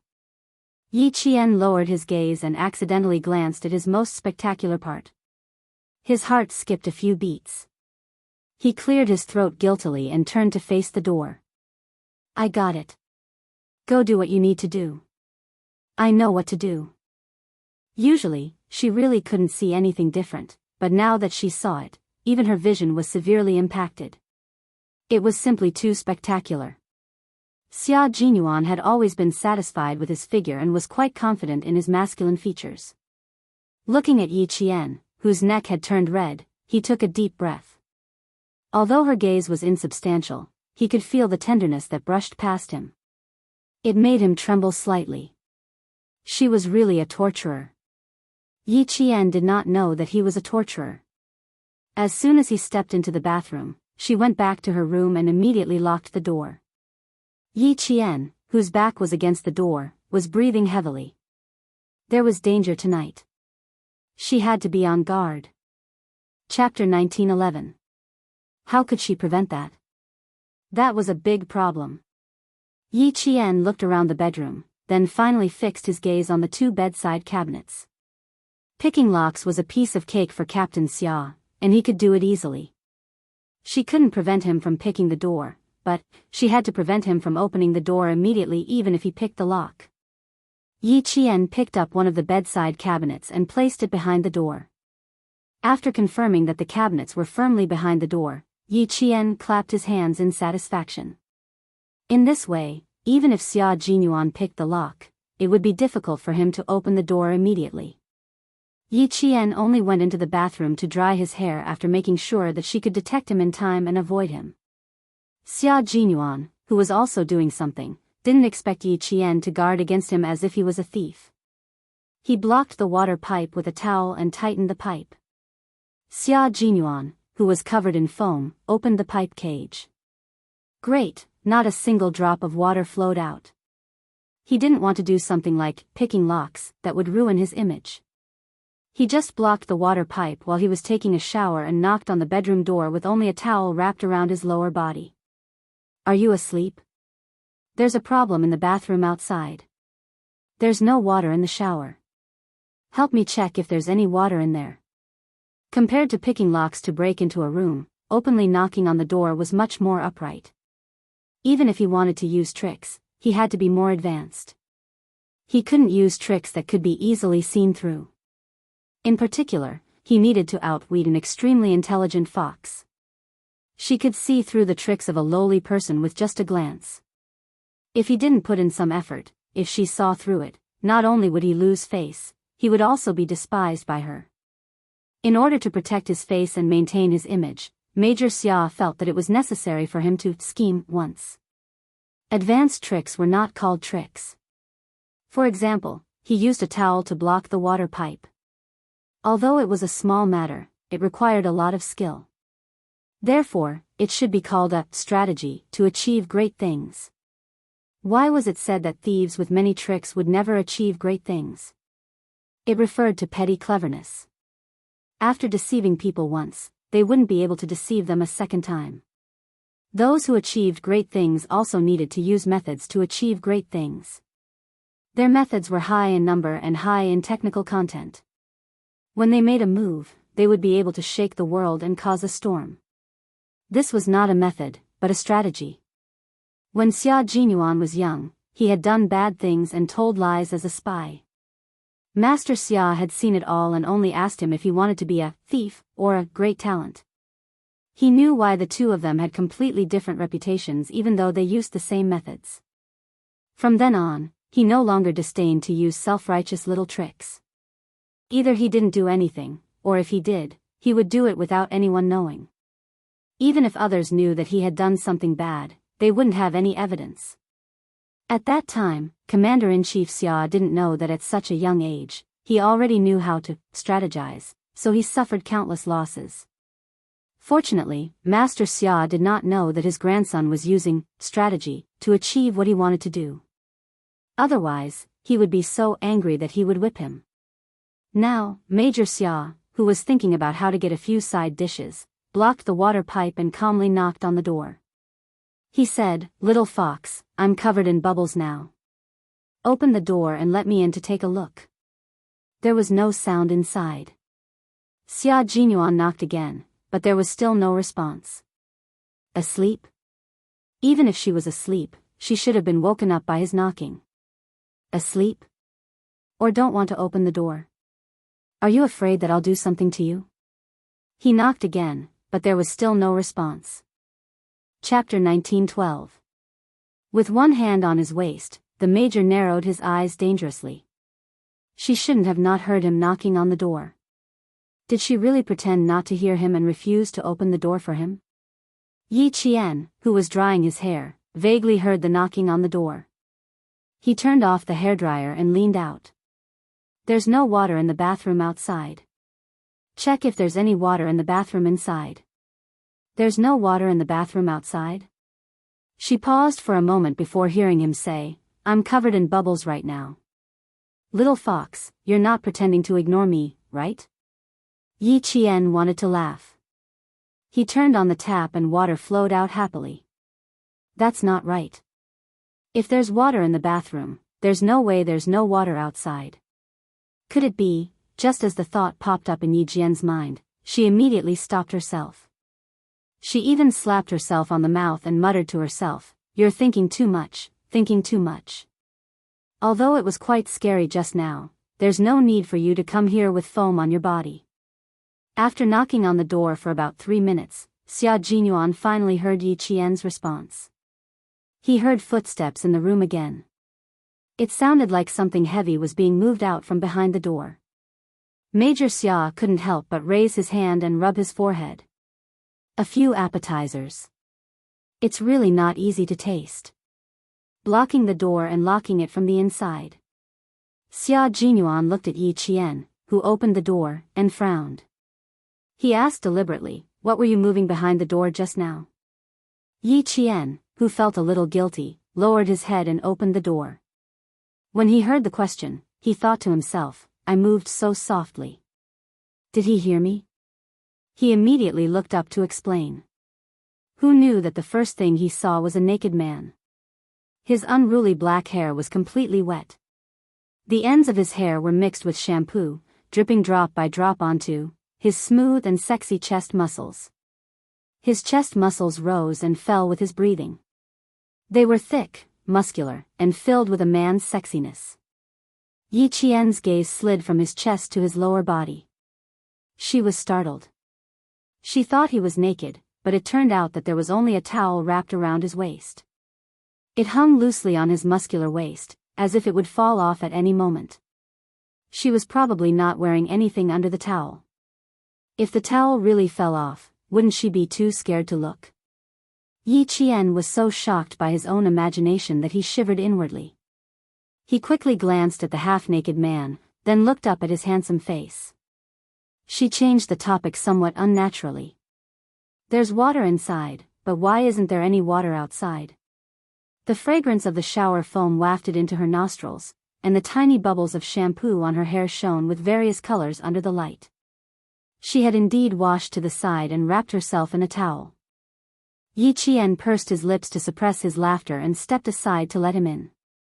There's water inside. Go and wash up. What did you use to block the door? Little fox, are you trying to prevent me from picking the lock? Major Xia, who had just entered, took 2 steps forward and stopped. He looked at Yi Qian with a half-smile, who looked embarrassed after being exposed by him. Taking advantage of her lowered gaze, he quickly raised his thin lips, then tightened them and said somewhat sternly, Are you suspecting that I would force you? He used the word suspect a little too seriously. Startled, Yi Qian immediately looked up and explained, No. I did lock the door, but that's a personal habit. As for what I used to block the door, is there a need for me to do so? No matter what, she could not admit that she used the bedside table to block the door. As long as he didn't see it, she would never admit it. Chapter 1913. Xia Jinyuan nodded in satisfaction. If you really used something to block the door, I would be very sad. How could he do such a sneaky thing? Doing things openly was his style of doing things. Looking at the back of the person who turned around, Yi Qian patted her chest lightly. I feel a little guilty, a little guilty. But Captain Xia, who was only wrapped in a towel, had a unique charm. He had broad shoulders, a narrow waist, and long legs. Just by looking at his back, one could tell that he was a handsome man. Yi Qian, who was standing at the door, glanced at the bathroom outside. In the end, she decided that although Major Xia was dangerous, he was still a gentleman. There was no need for him to lie to her. Therefore, the female soldier Yi Jian had lured a wolf into her house, and she was completely unaware of it. Yi Qian, who was lying on the bed flipping through her textbook, was preparing for her final revision. Just in case, she had to consolidate her knowledge before the exam the day after tomorrow. When the wolf came out of the bathroom, he stood by the bed and wiped his hair while saying, "The blanket outside is all wet. We'll have to squeeze in for the night." Yi Jian suddenly realized that something was wrong. Her eyes widened as she stared at the major who had entered the room and continued to lock the door with a towel wrapped around his waist. Then, he calmly returned to the bathroom to dry his hair. Yi Qian looked at the 1.8-meter bed, then at the bathroom. She touched the blanket again. Does this mean that we can't avoid sharing the same bed tonight? Why do I feel like I've missed something? Why do I feel like something is wrong? What else do you not understand? Wake up at 8 tomorrow. You still have an hour to revise. The major walked over with his upper body bare. He lifted the blanket and got in naturally. The big bed was obviously sinking because it could bear the weight of one more person. Yi Jian was stunned by his series of movements that were as smooth as flowing water. They were not at all an eyesore. She only felt that they were all natural and went with the flow. "Captain Xia, you have a plan." Yi Qian put down her book and hugged a pillow as a self-defense weapon. At the same time, she prepared to get out of bed. The man who was leaning against the headboard reached over with his long arm and picked up the textbook she put down. He raised his eyebrows and asked elegantly, "What plan? Tell me about it." "You just want to sleep with me," Yi Qian said through gritted teeth. "Yes, I've always wanted to." The major, who had successfully climbed onto the bed, curved his thin lips. His calm, dark eyes were smiling as he looked at the vigilant Yi Qian. He said leisurely, "It's not just lying down and chatting, it's..." Yi Qian did not wait for him to finish. He rushed out of bed at lightning speed. However, the man beside her was not an ordinary man. He was a man who had walked through the smoke of war. He was a skilled special forces soldier and an all-around soldier who had the entire Snowfield Brigade obeying him. No matter how skilled Yi Qian was, she wouldn't be able to gain the upper hand against Soldier King Xia Jinyuan. Xia Jinyuan grabbed her wrist with one hand. The world spun and she was lying on top of him. It was impossible for Yi Qian to accept it. Knowing that he had fallen into a trap, Yi Qian's eyes turned cold and he began to resist. He used his other hand to hit Xia Jinyuan's shoulder. At the same time, he raised his leg and bent over to hit Xia Jinyuan's crotch without any mercy. "You're so wild in bed." Xia Jinyuan chuckled. "I'll be more interested if you're so wild. Be careful, little fox. I'm only wearing a towel. I'm not wearing anything underneath. Don't pull my towel down." Chapter 1914. Xia Jinyuan wasn't trying to scare her. He was only wrapped in a bath towel, so he sat under the blanket and grabbed Yi Qian. The corner of the towel that he had tied up was already loose and would fall off if he moved a little more. Yi Qian immediately changed her strategy. Instead of focusing on escaping, she hooked the blanket with the tip of her foot and wrapped it tightly around Xia Jinyuan.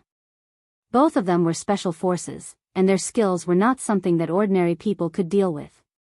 For a moment, the whole big bed shook, and from time to time, it made creaking sounds due to the excessive spring pressure.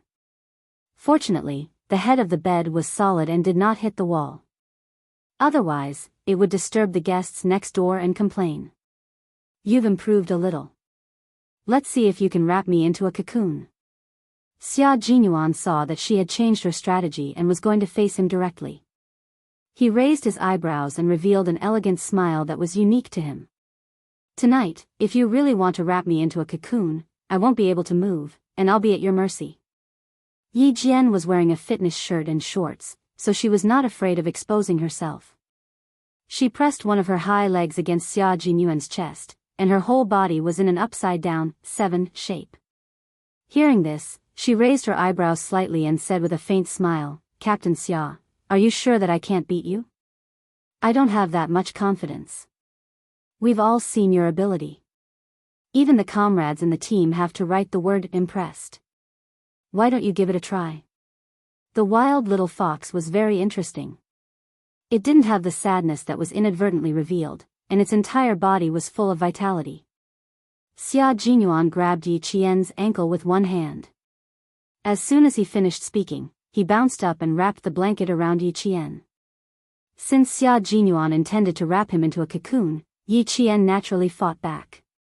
He bounced up and Yi Qian supported herself with one hand on the bed and turned her body around. Xia Jinyuan had no choice but to let go immediately to prevent his arm from being sprained.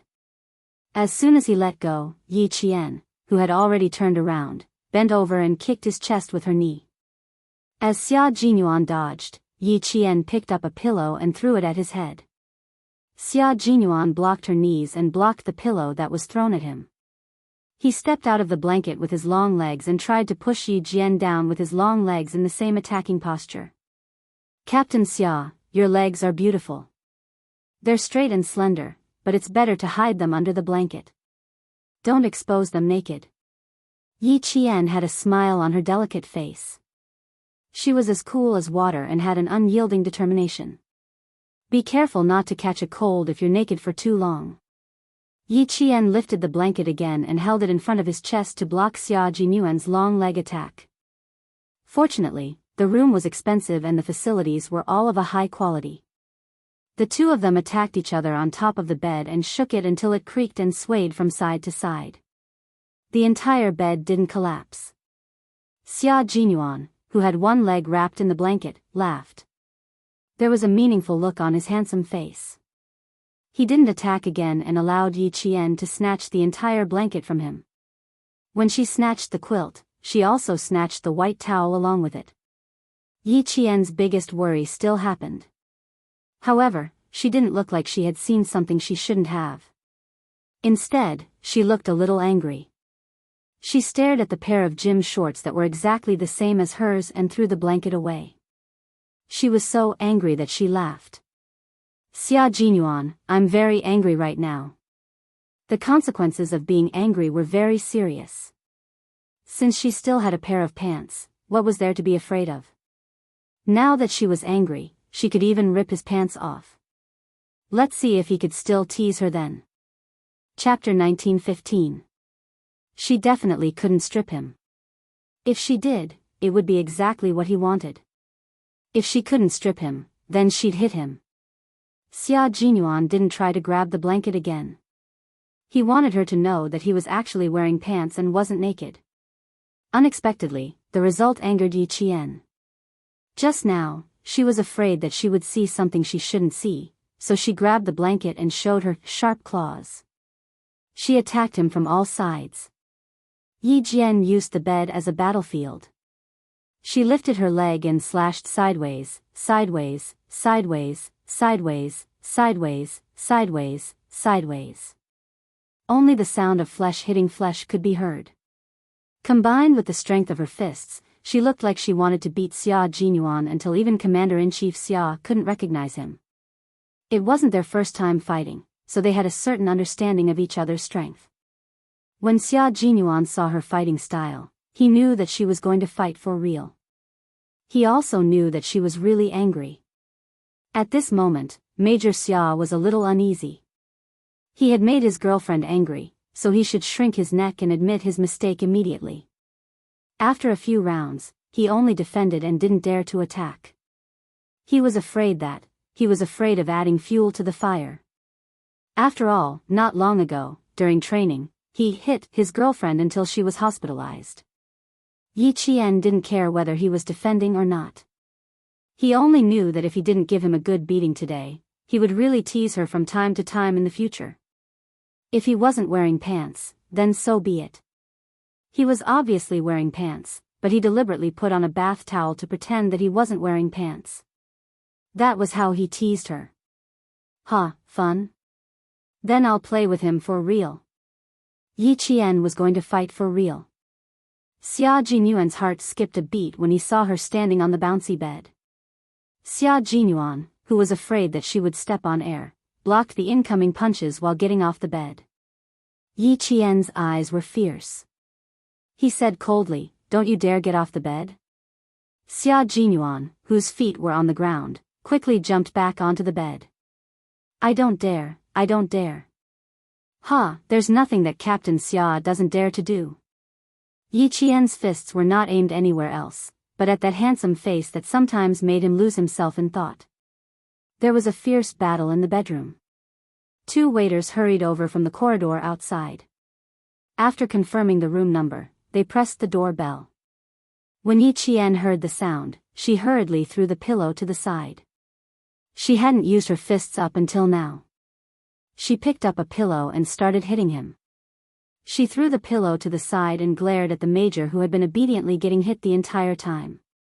Her chest heaved up and down, and sweat dripped down her delicate face. "Let's call a truce. I'll go take a look." Xia Jinyuan hurriedly made a shoo gesture and got up from the messy bed in his gym shorts. "Calm down, I'll go out and take a look." Yi Qian stared at his back as he strode out, then looked at the messy bed. He was angry, but at the same time, he looked at the open bedroom door with a subtle expression. The commotion just now seemed a little loud. Could it be that he was here to complain? The bed was unusually messy. The sheets were crumpled into a ball, the 4 pillows were thrown out, and they were scattered all over the room. The quilt looked like it had just been fished out from the washing machine. It was unbelievably crumpled. She was partly to blame for the mess. She was angry because he had put on pants, but deliberately said that he didn't wear anything. It made her nervous. But Yi Qian patted his forehead in pain. But why was she angry that he didn't wear pants? Angry that he didn't wear pants? Angry that he had to wear pants? She was angry that he wore pants, but wouldn't she be angry if he didn't wear pants? What kind of logic was this? Chapter 19:16. Wearing pants or not wasn't the source of her anger. She was angry because he was deliberately teasing her. Now that she had hit and kicked him, the anger in her heart dissipated. Yi Qian began to think of ways to teach Xia Jinyuan a lesson so that he wouldn't dare to tease her so easily in the future. But since he knew she was angry, she had to continue pretending. He teased her, so she had to tease him back. Give him a taste of his own medicine. Outside the door, the young hotel waiter looked at the shirtless man apologizing in front of him and immediately felt a sense of inferiority. They were both men. Xia Jinyuan's figure was so good that other men would be envious. After saying a few words, "The guest downstairs has insomnia, please understand," the waiter hurriedly left. With his figure, one could tell that he had good stamina. No wonder he could shake the bed and wake the sleeping guests downstairs. Xia Jinyuan obviously knew that the waiter had misunderstood. But it was a sweet misunderstanding. He didn't do anything but fight with his girlfriend on the bed. After locking the door and returning to the room, he saw the girl who had just fought with him and changed her face when she saw that he was actually wearing a pair of gym shorts, bending over to pick up a pillow. His gaze shifted to the bed and paused for a few seconds before he couldn't help but gently touch his forehead. It did look like a physical exercise between a man and a woman. He gently closed the bedroom door and picked up the pillow that was thrown under the bed. He didn't say anything and obediently went back to making the bed. Tonight was a little troublesome. He teased her too much and made her angry. Yi Qian ignored him and picked up the other 3 pillows. He calmly watched as Xia Jinyuan tidied up the messy bed and neatly placed the 4 pillows against the headboard. He was good at tidying up, just like before he moved in. After everything was tidied up, Xia Jinyuan stood on one side of the bed and looked at Yi Qian, who was standing on the other side of the bed. He took the initiative to admit his mistake. "I was wrong. I shouldn't have teased you. I don't dare to ask Captain Xia to apologize." Yi Qian softly said, his originally calm little face suddenly showed some grievance because of his apology. Xia Jinyuan could accept being hit or scolded, but Yi Qian was not doing anything. His little face was full of grievance, and he was really panicking. He, who had been standing on the other side of the bed, propped himself up with one hand and jumped over the 1.8-meter wide bed in an instant, standing in front of Yi Qian. His actions made the corners of Yi Qian's mouth twitch a few times. Having a boyfriend who was a special forces soldier was really something to look at. It's my fault, it's my fault. I shouldn't have lied to you that I wasn't wearing pants. I didn't really intend to lie to you. I just wanted to tease you before I took the towel away. Who would have thought that she would be so shy that her eyes would wander all over the place? She would glance at his crotch and then look away with a guilty conscience. His bad habits would resurface. Now, she was so angry that she felt wronged. It was all his fault.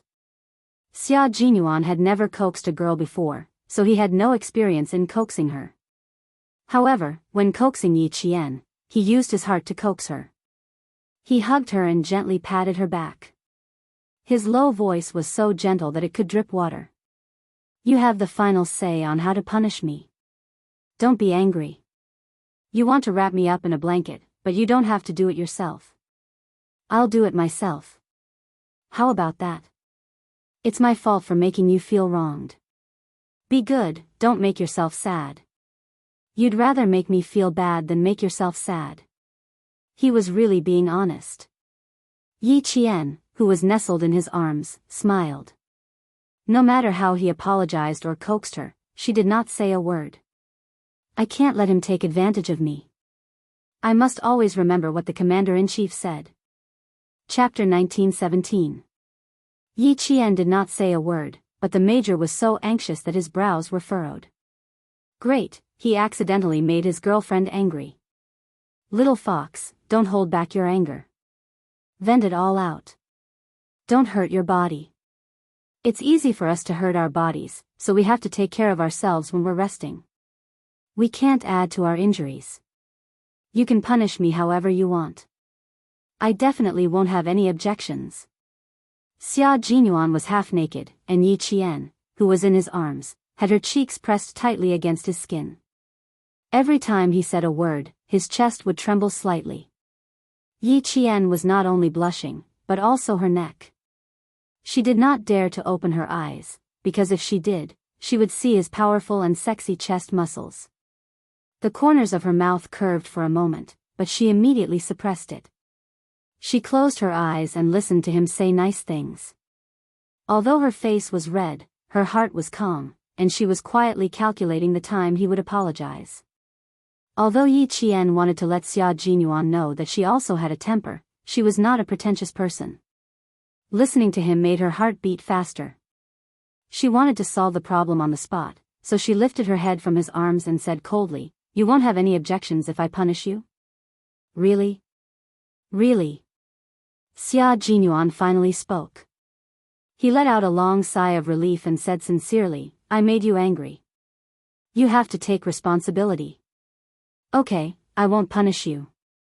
Ask the waiter to bring 2 quilts over. Go sleep in the living room. You're not allowed to stay in the room and try to sleep with me." Since he wanted to sleep in the same bed as her so much, she would punish him by not allowing him to sleep with her. Xia Jinyuan felt as if he had been struck by lightning. He had put in so much effort to climb into the bed, but now he was being punished to sleep on the sofa tonight. Let's talk about it. Can we change the punishment? The major asked carefully. She pressed her forehead against his and coaxed gently, "It's rare for the 2 of us to be alone. Don't reject me, okay?" His arms began to tighten slightly, hugging her body even more tightly in his embrace. They were so close that they were airtight. Let's change the method. You told me to sleep on the sofa, and I really tried my best to climb into the bed. It wasn't easy to climb into the bed, so I really want to stay. Yi Qian sneered, "Didn't you say I could punish you however I wanted?" Why? Did I tell you to sleep outside? No, that's my main goal, so I can't agree. As a man of principle, Xia Jinyuan believed that this was a matter of principle and could not be easily let go. They hadn't even started, yet she was already planning to kick him out to sleep. How could that work? Worried that she would be angry, Xia Jinyuan said softly, "Little fox, let's change the punishment. It can't be so cruel. We have to leave tomorrow, and we don't know when we'll see each other again. It could be a few months at the earliest, or a year and a half at the latest. Every minute is precious when I'm with you. I don't want to waste our precious time. I just want you to sleep on my arm." His voice was so gentle that it sounded like a lullaby. Yi Qian yawned slightly, frowned, and said firmly, "But Captain Xia, if you keep teasing me, I'll get angry too. I won't tease you anymore. Don't be angry. Be good." Xia Jinyuan did not hear any trace of softening in her voice. He only felt that his heart was hanging. "I was wrong. I was really wrong this time." Chapter 1918. Yi Jian, who was no longer angry, slowly reached out her hand and gently hugged the strong waist of the man who kept coaxing her.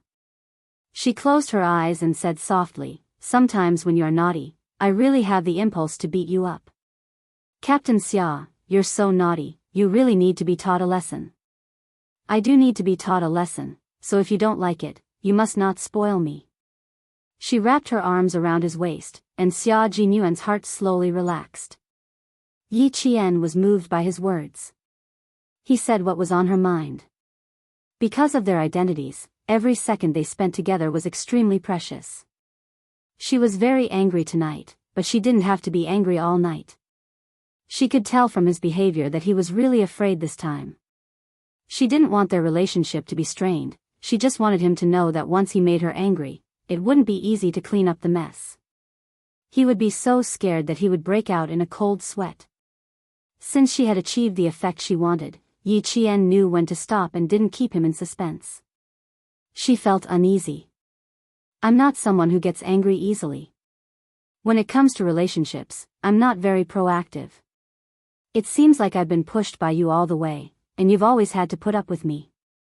But Captain Xia, do you know that before I met you, I never thought of finding a man to spend the rest of my life with?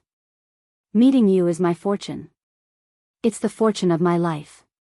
Hearing this, Xia Jinyuan really breathed a sigh of relief.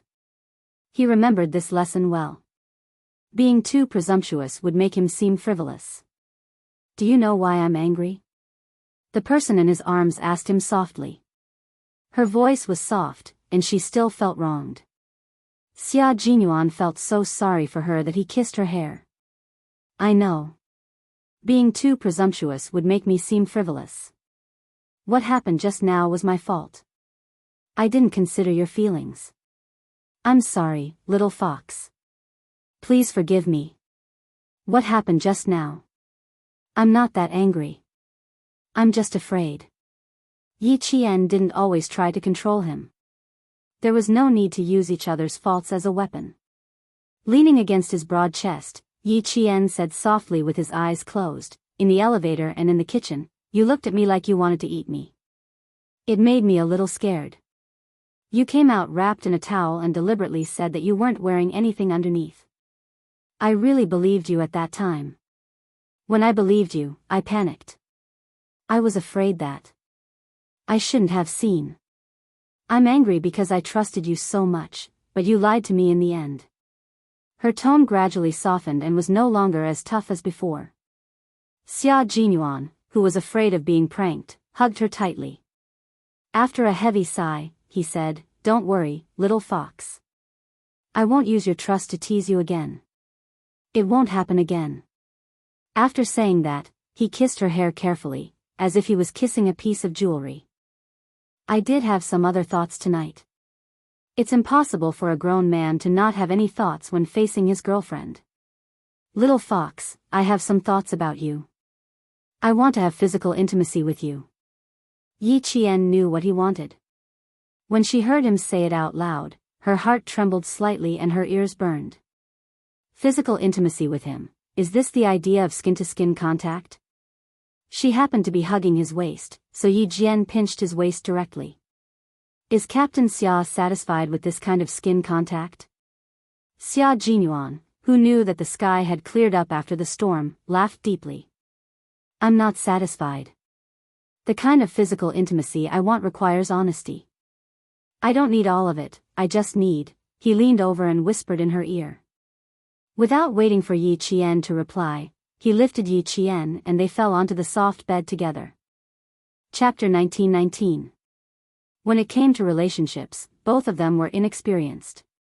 Yi Qian was a woman who had not done anything in her 2 lifetimes. She even had her first kiss in her previous life. Major Xia Jinyuan looked both righteous and evil, but he was actually a man who exuded an air of abstinence from head to toe. He was the most gentlemanly man. Relationships were also a foreign territory to him. However, men had always been good at understanding relationships. They were born with the ability to dominate. The two of them pressed down on the bed. Before Yi Qian could make a move, he had already trapped Yi Qian beneath him. His deep eyes stared unblinkingly at Yi Qian. His eyes were his world, and in his world, there was only Yi Qian and Yi Qian's existence. Yi Qian was his world. It won't be the last step. Just give me a few appetizers. I promise, it won't be the last step. You're still young. I need to consider your health. His scorching thin lips gently kissed the tip of Yi Qian's nose. As he spoke, he kissed her gently. His gaze was so gentle, and his actions were filled with tenderness. He treated her like a precious treasure. There was no aggression. He only told Yi Qian wholeheartedly that everything he did was built on the basis that he would not let her get hurt. Yi Qian did not close her eyes. She wanted to see his love clearly.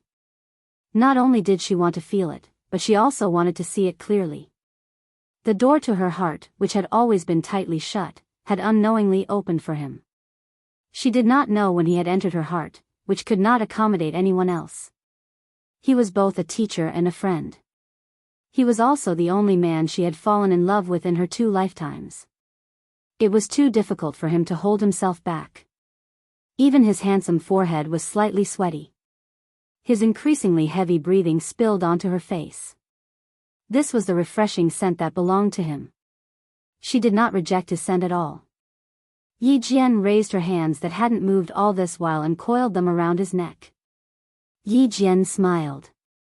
Her clear black eyes were no longer cold and indifferent. Instead, they were like flowers blooming enchantingly. What are your appetizers? She asked him with a smile. Men took the lead in love affairs, but women were born to seduce men. That was why there was such a relationship. Yi Jian was a strong woman. She would not let Xia Jinyuan do whatever he wanted, as if he was molding clay figurines. The man in front of her was really attractive. He had elegant eyebrows, sexy thin lips, and a strong chest that rose and fell as he breathed. Every muscle line flowed to the point that it was almost perfect. She couldn't help but praise him when she looked at him. Let's start with an appetizer, like this. Xia Jinyuan said softly as he covered Yi Qian with the quilt. He lowered his body slightly and supported his weight with one elbow. When his thin lips kissed her delicate lips, his slender fingers slid into Yi Qian's clothes like fish. He sucked on her lips and gently rubbed and sucked. His voice was mellow and intoxicating like red wine. Like this, again, he asked her. His scorching palm had already quietly covered her slender waist and began to rub back and forth. Just like this? Yi Qian hooked one hand around his neck and the other hand gently caressed his handsome face. Her fingers traced the side of his eyebrows, then the tip of his handsome nose. Her index finger pressed against his thin lips. Her dimples were like a flower, and her eyes rippled like autumn water. A woman's natural charm overflowed from the depths of her eyes little by little. She smiled faintly and said, Captain Xia, your appetizer can't be so simple and plain, right? Chapter 1920. Of course not. I still want to be like this. His fingers slowly caressed her slender waist, and then all the way up, slowly crawling. He didn't immediately climb to the top of the mountain. Instead, he went back and forth between the ravines, as if he was considering which peak to climb first and which to fully enjoy the scenery. Xia Jinyuan wasn't in a hurry to be lustful. Instead, he allowed her to slowly get used to him. Sometimes they kissed, sometimes they whispered, trying to achieve a high standard in one go. As a major who was strict with himself, he also had strict requirements when it came to matters of the heart. He didn't want to leave a bad impression on Yi Qian and cause her to lose interest in him in the future. Interest needed to be nurtured, so he had to take it step by step and enter the best state. Yi Qian indeed didn't like to be rude and unreasonable, and he believed that not many women would be willing to treat him that way. The joy of intimacy was a joy that couldn't be controlled when one was deeply in love. How could one be so impatient? When he placed his hand on Yi Qian's right side, she gently closed her eyes. Her face was as red as the rosy clouds, and it was even more gorgeous than the spring scenery. Her eyebrows and the corners of her eyes were like water, and there was also the charm of first love. A droplet of water dripped onto her eyelids. Yi Qian, who had closed her eyes, couldn't help but open them again. She saw his forbearance and restraint, and also saw the joy in his eyes. I couldn't sleep because I thought about it day and night. Now that my wish has come true. Xia Jinyuan saw her quietly open her eyes and let out a long sigh of satisfaction. The texture of your hand is 1,000,000 times better than what I imagined. This is the second small dish, and it's even stronger than the clear soup. She had secretly rubbed her fingers together and secretly wondered how big they were, and even wondered how it would feel to touch them. Now that she had gotten what she wanted, she realized that her previous fantasies were all nonsense. Her imagination couldn't be used as a reference. It had to be real. This is my first time, so I'm a little nervous. As his sweat dripped, Xia Jinyuan's dark eyes were like an ancient well, and there were already ripples in them. I didn't expect it to be so wonderful. I want time to stop here. He lowered his head and kissed her slender neck. Between heavy breaths, he said vaguely, the third dish is exploration. I want to explore all the way and see how different women are from men. Yi Qian's heart skipped a beat when he heard this. He wrapped his arms tightly around Yi Qian's neck and asked, "Are we done with the probing?" "No, there's one last side dish after that. It's called tasting. I want to taste it so that I can reminisce about it when I'm alone." He kissed her from her neck all the way down to her collarbone, and then lingered back and forth in her sexy bone groove, leaving behind a few bright red flower buds. Using his lips to explore gently, he began to touch her skin bit by bit. His slender fingers now felt the scenery on both sides, and his movements gradually became more and more complex. Unfortunately, Yi Qian was one of the more promising ones. Xia Jinyuan gave up after trying twice. There was no way for him to take over both companies. Light, bouncy, delicate and soft. You're not as hard as us men, and even feel pain when we bump into you. Xia Jinyuan said sincerely in the midst of playing. His voice was a little hoarse, because there was too much forbearance in it. Every word he said was scorching hot. Chapter 1921. It was lucky that both of them were able to hold themselves back. Both of them preferred to study first before making a move. Yi Jian was a little stiff at first, then her face flushed. In the end, she was already aroused. Xia Jinyuan. She moaned softly. Her moan was like a spell that trapped the man who was trying his best to restrain himself. It was just a light breeze and drizzle, but all of a sudden, he sucked hard on the skin below his collarbone and didn't want to let go for a while. Yi Qian, who was stimulated, no longer wrapped around his neck. Instead, he went under his armpits and held onto his shoulders with both hands. The last few side dishes. Xia Jinyuan was entranced by her soft moan. His eyes reddened as he moved his body closer to Yi Qian's chest. Yi Qian didn't let him taste it all at once. Instead, he panted softly and said, "Captain Xia, I can't bear the responsibility." She could already feel the biggest change in his body. "If you can't bear to, you can help me. Use your hands to help me." After he finished speaking, he lowered his head. The white quilt moved up and down, and the room became a spring scene. In the end, Xia Jinyuan, who hadn't had a taste in 26 years, got what he wanted. When he said that he would only taste it, he really stopped there. He didn't let Yi Qian use his hands to help. Recently, it had been difficult for him to endure. Xia Jinyuan, who had tasted so much that his blood was boiling, used rubbing and other methods to release it. Yi Qian felt his body suddenly tremble. After a while, he felt moisture coming from the side of his legs. Yi Qian, who knew what this meant, bit his lower lip and his body started to tremble. Although he stopped there, he couldn't control himself in the end. After both of their bodies trembled, there was only soft panting in the spring scene in the bedroom. Although he didn't get to know her better, and he didn't even go below her navel, their first intimacy was enough for them to reminisce about. Her face was so hot that she felt like she was steaming. She closed her eyes and adjusted her breathing. It was too exciting, and she couldn't calm down for a while. Xia Jinyuan did not move either. He still had one last appetizer that he had not tasted yet. He had failed to live up to his expectations. The little fox had only bitten the side of his Adam's apple, and it was over in a flash. Was he that sensitive? Or could it not last long enough? Thinking of this, Major Xia, whose forehead was still sweating, couldn't help but narrow his black eyes. Wasn't it too fast? Was there an hour? An hour was just right. After all, it was his first time being intimate with Little Fox, and his first time being intimate with a woman. He had read relevant books before. For a man like him who had never had his first time, it would usually end very quickly. It was normal for him to last around 10 minutes. Then, it would be even more normal for him to last an hour. Like all men, Xia Jinyuan was no exception when it came to power. What he wanted was to last, and he didn't want his lover to think that it was too short. After a full 5 minutes, Yi Qian, who was sweating profusely, gently poked the man lying motionless on his stomach and said softly, "Aren't you going to get up and change your pants?" Xia Jinyuan, whose handsome face had yet to dissipate, did not move.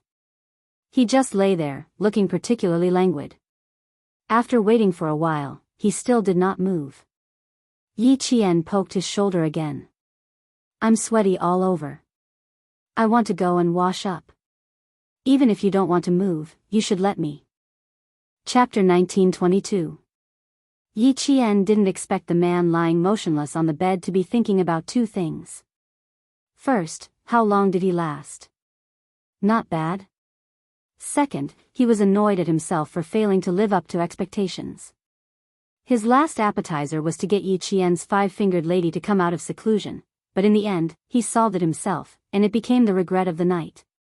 When Yi Qian poked his shoulder for the third time, he felt that the area around his leg was getting more and more sensitive, so he had to remind him again, "If you don't get up, the blanket we're using right now will be wet."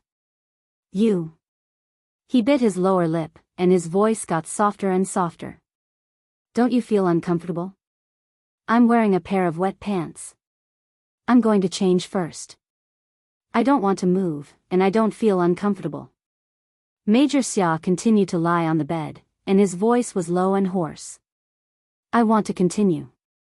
I want to continue until dawn, I want to."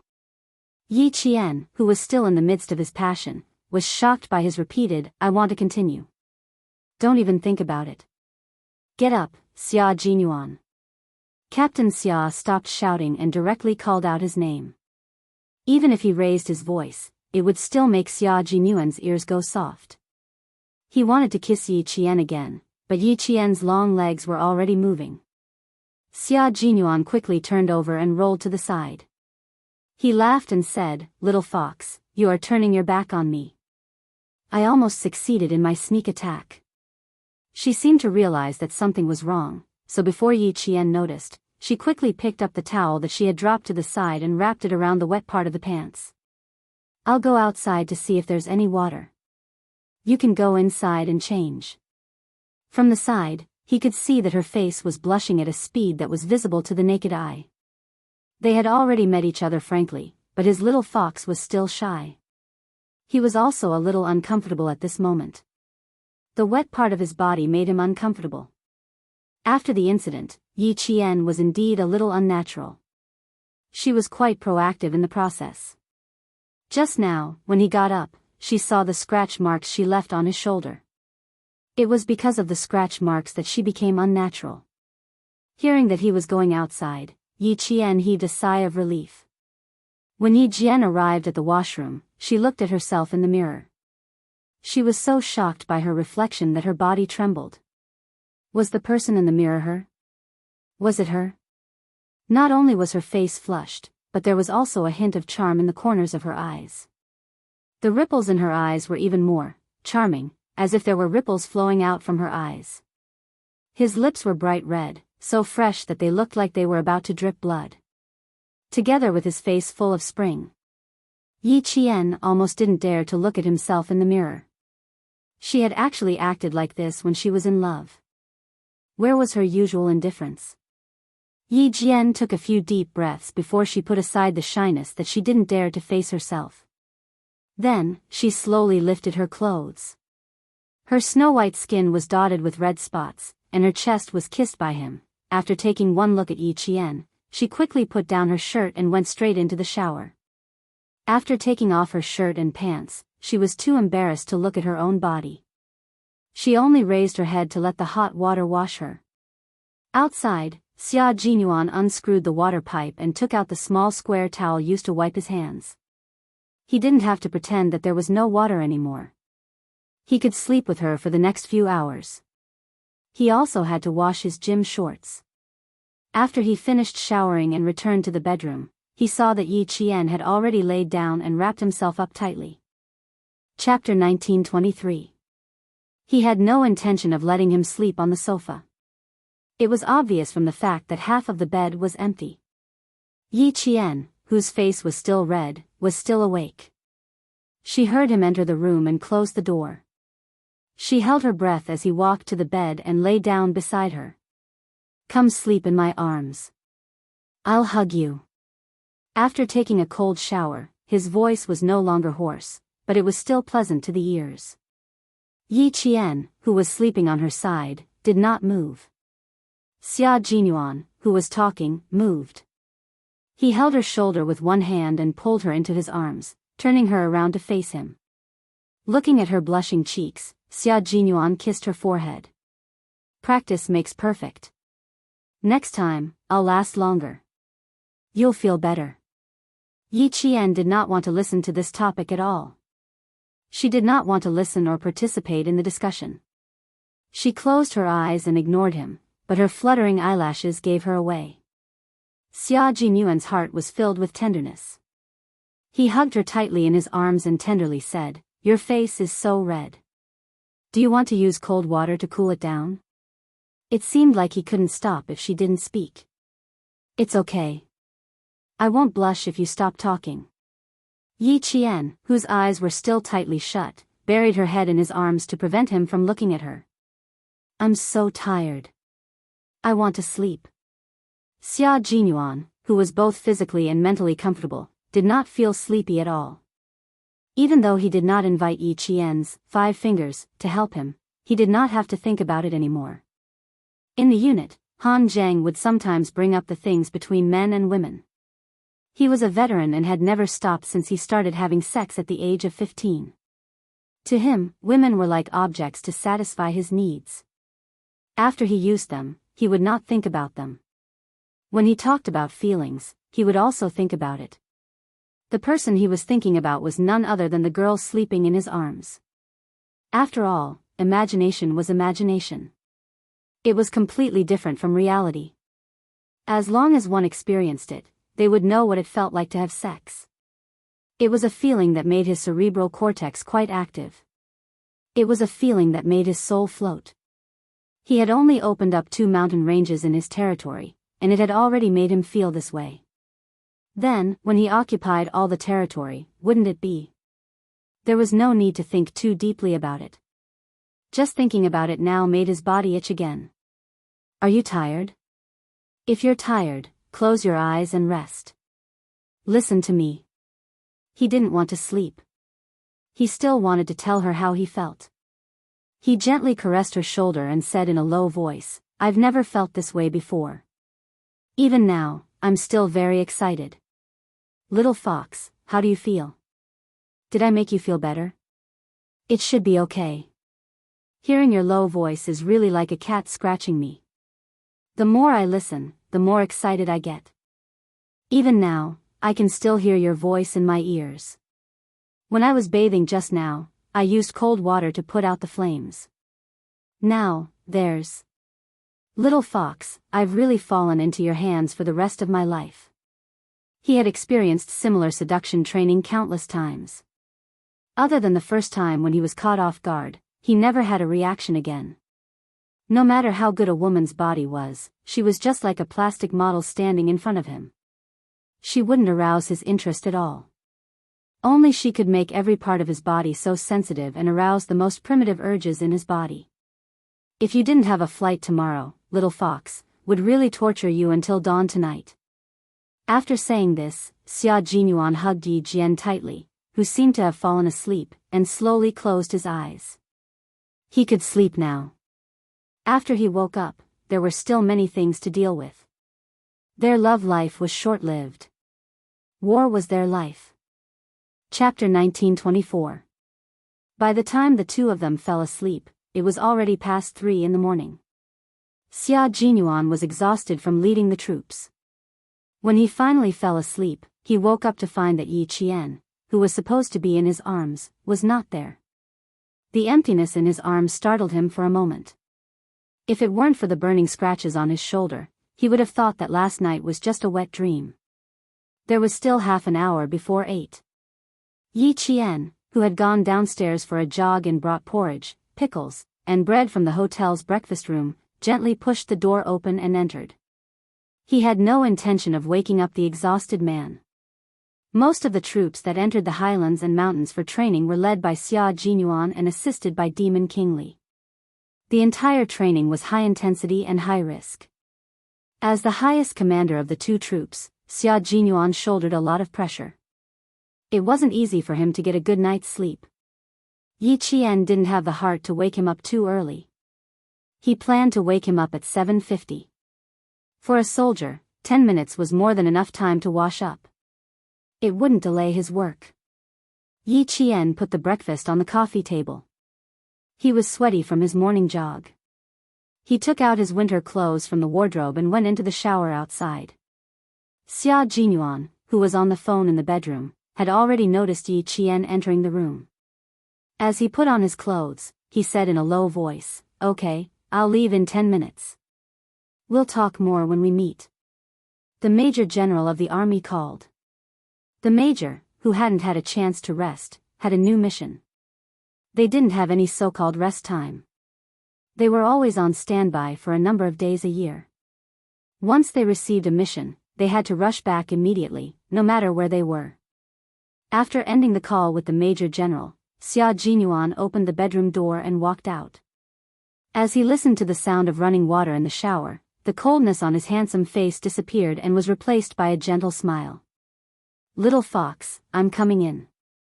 Knocking on the glass bathroom door, the major in military uniform smiled and said, "Draw the curtain inside, so I can't see." Yi Jian turned off the shower when she heard the knock on the door. After she heard what he said, she immediately raised her hand and pulled the shower curtain tight. "Go to the bathroom inside. I need 2 more minutes. All my toiletries are here. Also, I just received a call from the military. I need to leave in 10 minutes. It's a little urgent." Xia Jinyuan really didn't dare to barge in case she splashed water on him. Yi Jian knew that he needed to carry out a mission. She did not waste any time and let him in immediately. Half of the plain waterproof shower curtain was covered by the sound of running water. The major's slender, straight, and muscular legs moved from time to time. His Adam's apple moved slightly, and he let out a light sigh before quickly washing up. After he finished washing up, the sound of running water stopped. His gaze fell on the military uniform and bath towel on the hanger outside. The major's eyes darkened. He took off the bath towel and walked to the shower curtain that was less than 3 steps away from him. He said in a low voice, "Let me help you put on your clothes, okay? I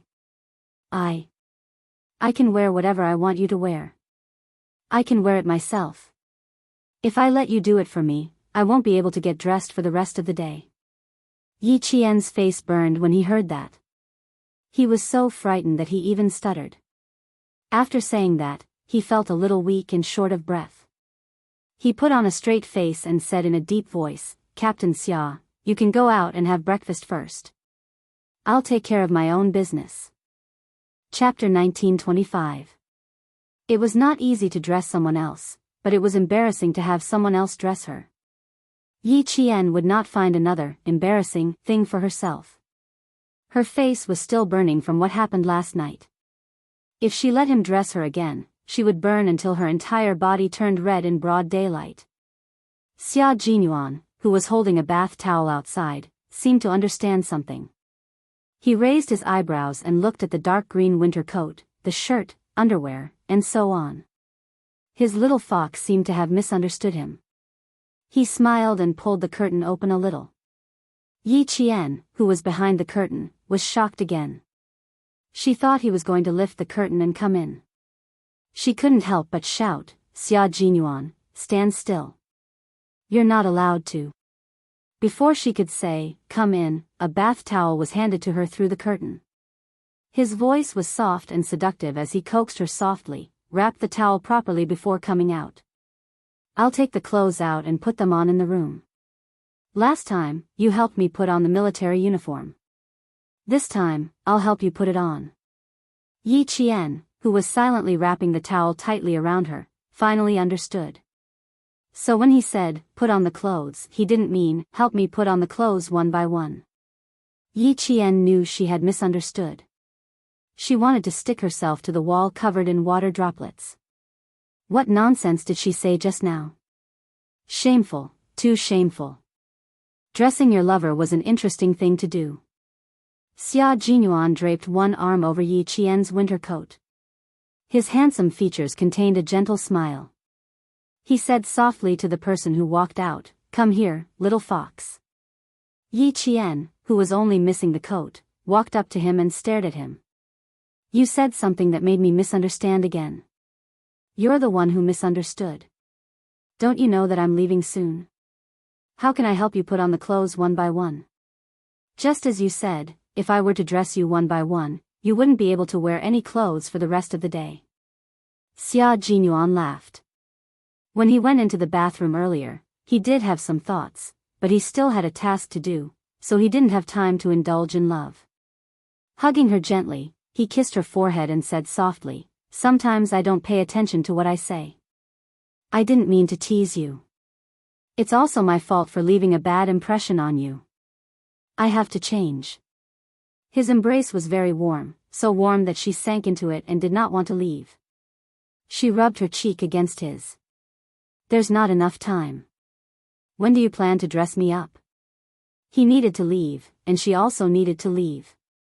It was time for them to leave, so even if she was reluctant, she had to accept it. This was their choice, and it was a choice that they would never regret.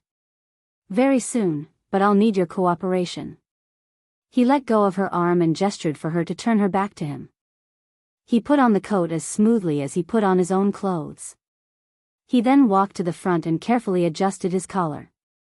He lowered his eyes slightly to look at the girl who had come for him. His chest suddenly felt warm, and he couldn't help but lower his head again. A gentle kiss landed in front of her eyes. Her long, fluttering eyelashes swept across his lips and also brushed across his heart. "There are still 5 minutes left. I can't accompany you to the hospital to say goodbye to Uncle Chen, and I can't accompany you back to school. Southern province is not as good as the north. It's cold and there's no heater in the room. If the military doesn't have any arrangements for you after you go back, you can go to Beijing to accompany Uncle Chen, or you can go back to the villa complex." Chapter 1926. The clock never stopped ticking, and there were only 3 minutes left of the 10 minutes. Xia Jinyuan did not stop reminding her. "Uncle Chen will be discharged in 6 days. After he is discharged, the military will arrange for him to go to the sniper base in the southern province. If you have no problems with your homework, you can accompany Uncle Chen to the sniper base to practice shooting." He buttoned the buttons of her military uniform one by one and said seriously, "Take good care of yourself. My mission here will take a long time, so I will temporarily cut off contact with the country. If you have any urgent matters, you can contact the brigade directly. Our comrades in the brigade will be happy to help you. Han Zheng's father is Minister Han of the General Logistics Department. My family is on good terms with Han Zheng's family. Uncle Han and my father graduated from the same military academy in the same class. Our families have always been on good terms. If you have any problems that you can't solve, just look for Han Zheng. He won't refuse. You don't have to worry about Du Jie. She doesn't have the ability to directly overstep her authority and reach into the campus of the National University of Science and Technology of China. You don't have to worry about anything outside. The most important thing for you now is to take care of your own matters. Finish your 4 years of studies with excellent results and get the title of Outstanding Student. He carefully reminded her, and Yi Qian listened attentively. When he finished, she said, "You too. Take good care of yourself." Okay. Their separation was imminent. After Xia Jinyuan helped her put on the coat, he looked at the beautiful girl with deep eyes. Then, he hugged her tightly in his arms and buried his head in her neck. He took a deep breath and said, "I'm leaving now. I'll bring breakfast to the car." The car to pick him up had arrived, so he needed to leave. Yi Qian hugged his waist tightly. When he lifted his head from her neck, she tiptoed and kissed his handsome chin. "See you next time, Captain Xia." They let go of each other in the next second. Yi Jian turned around and picked up the bread on the coffee table. Xia Jinyuan picked up his luggage and took the bread from her. He smiled at her, opened the door and strode away without looking back. Xia Jinyuan did not mention anything about his discussion with Principal Chen until he left. Yi Qian stared blankly at the door that closed behind him after he left. She slowly lowered her head to look at her hands. Just now, she could still feel his warmth on her hands, but now, they were empty. Only his breath remained. "I've just left and I've already missed you, Captain Xia." She smiled bitterly and murmured softly. After living 2 lives, she finally knew what love was like. Whether it was sour, sweet, bitter, or spicy, she would gladly endure it. At 8:00, Yi Qian left the hotel on time and headed to the hospital. Xia Jinyuan, who was sitting in the car, spoke to Commander-in-Chief Xia. It may involve a wide range of people, but a unit that erased the existence of a martyr already shows that there is something wrong with this unit. I'll report the problem to the military. I only hope that justice will be served for the martyr who sacrificed himself for the country. I want to investigate the matter clearly and let those with bad intentions know that they won't be able to hide the truth forever. Commander-in-Chief Xia's face turned pale when he heard this. If Xia Jinyuan had not reported the matter, he would not have known that there was a unit that dared to erase the glory of a martyr's life. How dare they? At this time, I will report it to the military commission, but everything will have to wait until I have a certain amount of investigation results. If we want to make a move, we have to make a big move. A small fight won't hurt us, but if we make a big move, it won't have much effect on a few scapegoats. Chapter 1927. Hearing the furious Commander-in-Chief Xia close the document he was reading with a sullen face, the Commander-in-Chief, who had not been angry for a long time, slammed his palm on the desk and said sternly, "Tell Xiao Yi that as long as I'm here, I won't let her mother suffer any grievances after her sacrifice." How audacious! How dare they erase the deeds of a martyr? I'd like to see what kind of monsters are stirring up trouble in this unit. A martyr was loyal to the country, yet she was treated like this after her sacrifice. If the military didn't solve this problem, how could they face the soldiers who risked their lives to protect the peace of the motherland? The morale of the army was in chaos, and the country was in chaos. How could anyone disturb the morale of the army? Dad, I haven't told her about this yet, mainly because I don't want to affect her studies and distract her. I plan to tell her when I have some clues. Please keep it from her for the time being. Xia Jinyuan originally wanted to investigate it himself, but the mission cycle was too long. After thinking about it, he could only ask the old man in the military to do it. With him taking the lead, the investigation would be much faster. You investigate in secret first. I'm afraid that they'll be prepared. It won't be good if they bite back at us. He cautiously reminded him that it had been more than 10 years, and it was extremely difficult to investigate again. Some of the evidence had already been erased. The only breakthrough was that there were no records of Sun Xueqing's heroic deeds in this unit. You can contact Sun Xueqing's comrades in the unit first. Tongzhou Public Security Bureau Chief Kai is also secretly investigating this matter. He was a comrade of Yi Qian's mother, and he was the one who found out about this when he returned to the unit. Chief Kai should have investigated deeply.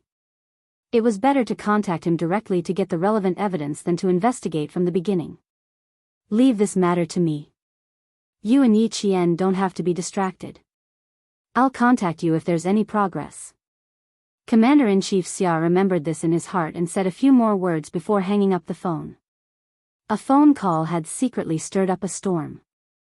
However, at this time, there were still undercurrents, and the surface was still as calm as before. Those who were hiding in the dark did not know that the dusty past was about to be opened again. Someone would take a photo of the dust of the past, and everything would be revealed. Yi Qian knew that Chief Kai was secretly investigating her mother's sacrifice on the day all the exams ended. Everyone in the class knew that she went to the company for official business. Before the exams, everyone had to prepare for the exams, so they didn't ask much. After the exams, they couldn't help but ask about the basic level of the company. As long as they didn't say the unit number and only talked about the company's life, it was normal communication and didn't leak any secrets. After the exam, Yi Jian answered with a smile that she had gone to the company. The training was several times harder than the training in school. Su Wen ran over. Before she came close, her voice was heard first. Yi Jian, someone is looking for you outside. He said he is your mother's comrade. The guard has checked his ID and is taking him to the reception room. Then you go quickly, we'll come find you later. Seeing this, the students who were sitting around Yi Jian stood up and stopped bothering her. There was still a class meeting after the exam. It would not be too late to ask her then. Yi Qian was the only one in the class who went to the basic level of the company, so the students were quite curious. Yi Jian vaguely guessed that it might be Director Kai whom she met during the mission last time. She slightly restrained her expression and suppressed the panic in her heart. After thanking Su Wen, she quickened her pace and headed to the reception room. When she arrived, Chief Kai was already in the meeting room. Yi Qian pushed the door open and said with a smile, "Not bad, you look more like a soldier than last time." Chapter 1928.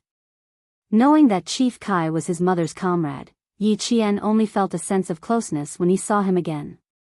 He couldn't help but smile as he walked over. "How did you find the time to come over? Are you here on a business trip? I've wanted to come and see you for a long time, but I was afraid I'd disturb your studies, so I decided to wait until your exams were over." Chief Kai scrutinized the girl he hadn't seen for a few months. The more he looked, the happier he became. She was really a good child.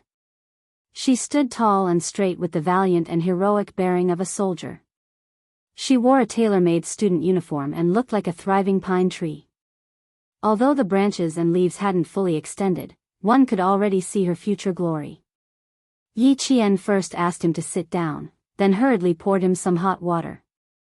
"I'm sorry, there are no tea leaves in the reception room, so I can only treat you to some hot water." Hot water is good. It's simple and plain, without any impurities. A person should also be like a glass of clear water, simple and straightforward. Chief Kai took the hot water with a smile on his face. He gestured for Yi Qian to sit down and said kindly, "Although your complexion is a bit poor, you're full of energy. It's clear that you're used to military school life." "Not bad, not bad. You didn't embarrass your mother. You're the descendant of a soldier." Yi Jian liked to talk about her mother very much. She felt a great sense of pride. "Although my mother left early, I still remember things from a long time ago.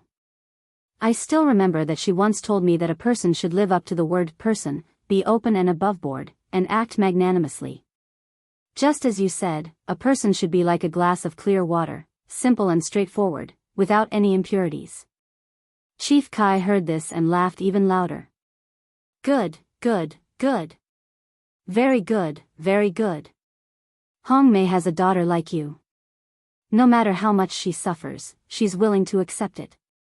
But I can't bear to. Yi Qian took a sip of the hot water. When he looked up again, his expression was a bit more solemn.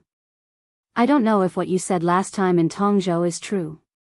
I want to know about my mother. I can ask you at any time. Chief Kai also retracted his smile and leaned against the wooden sofa used to receive guests. His kind gaze from a moment ago suddenly became sharp. It was different from the unruly sharpness of a young man. Instead, it was a sharpness that had been accumulated over time and was able to see through everything. You didn't come looking for me, but I came looking for you. Yi Qian, I'm here because of your mother. I want to tell you something you don't know.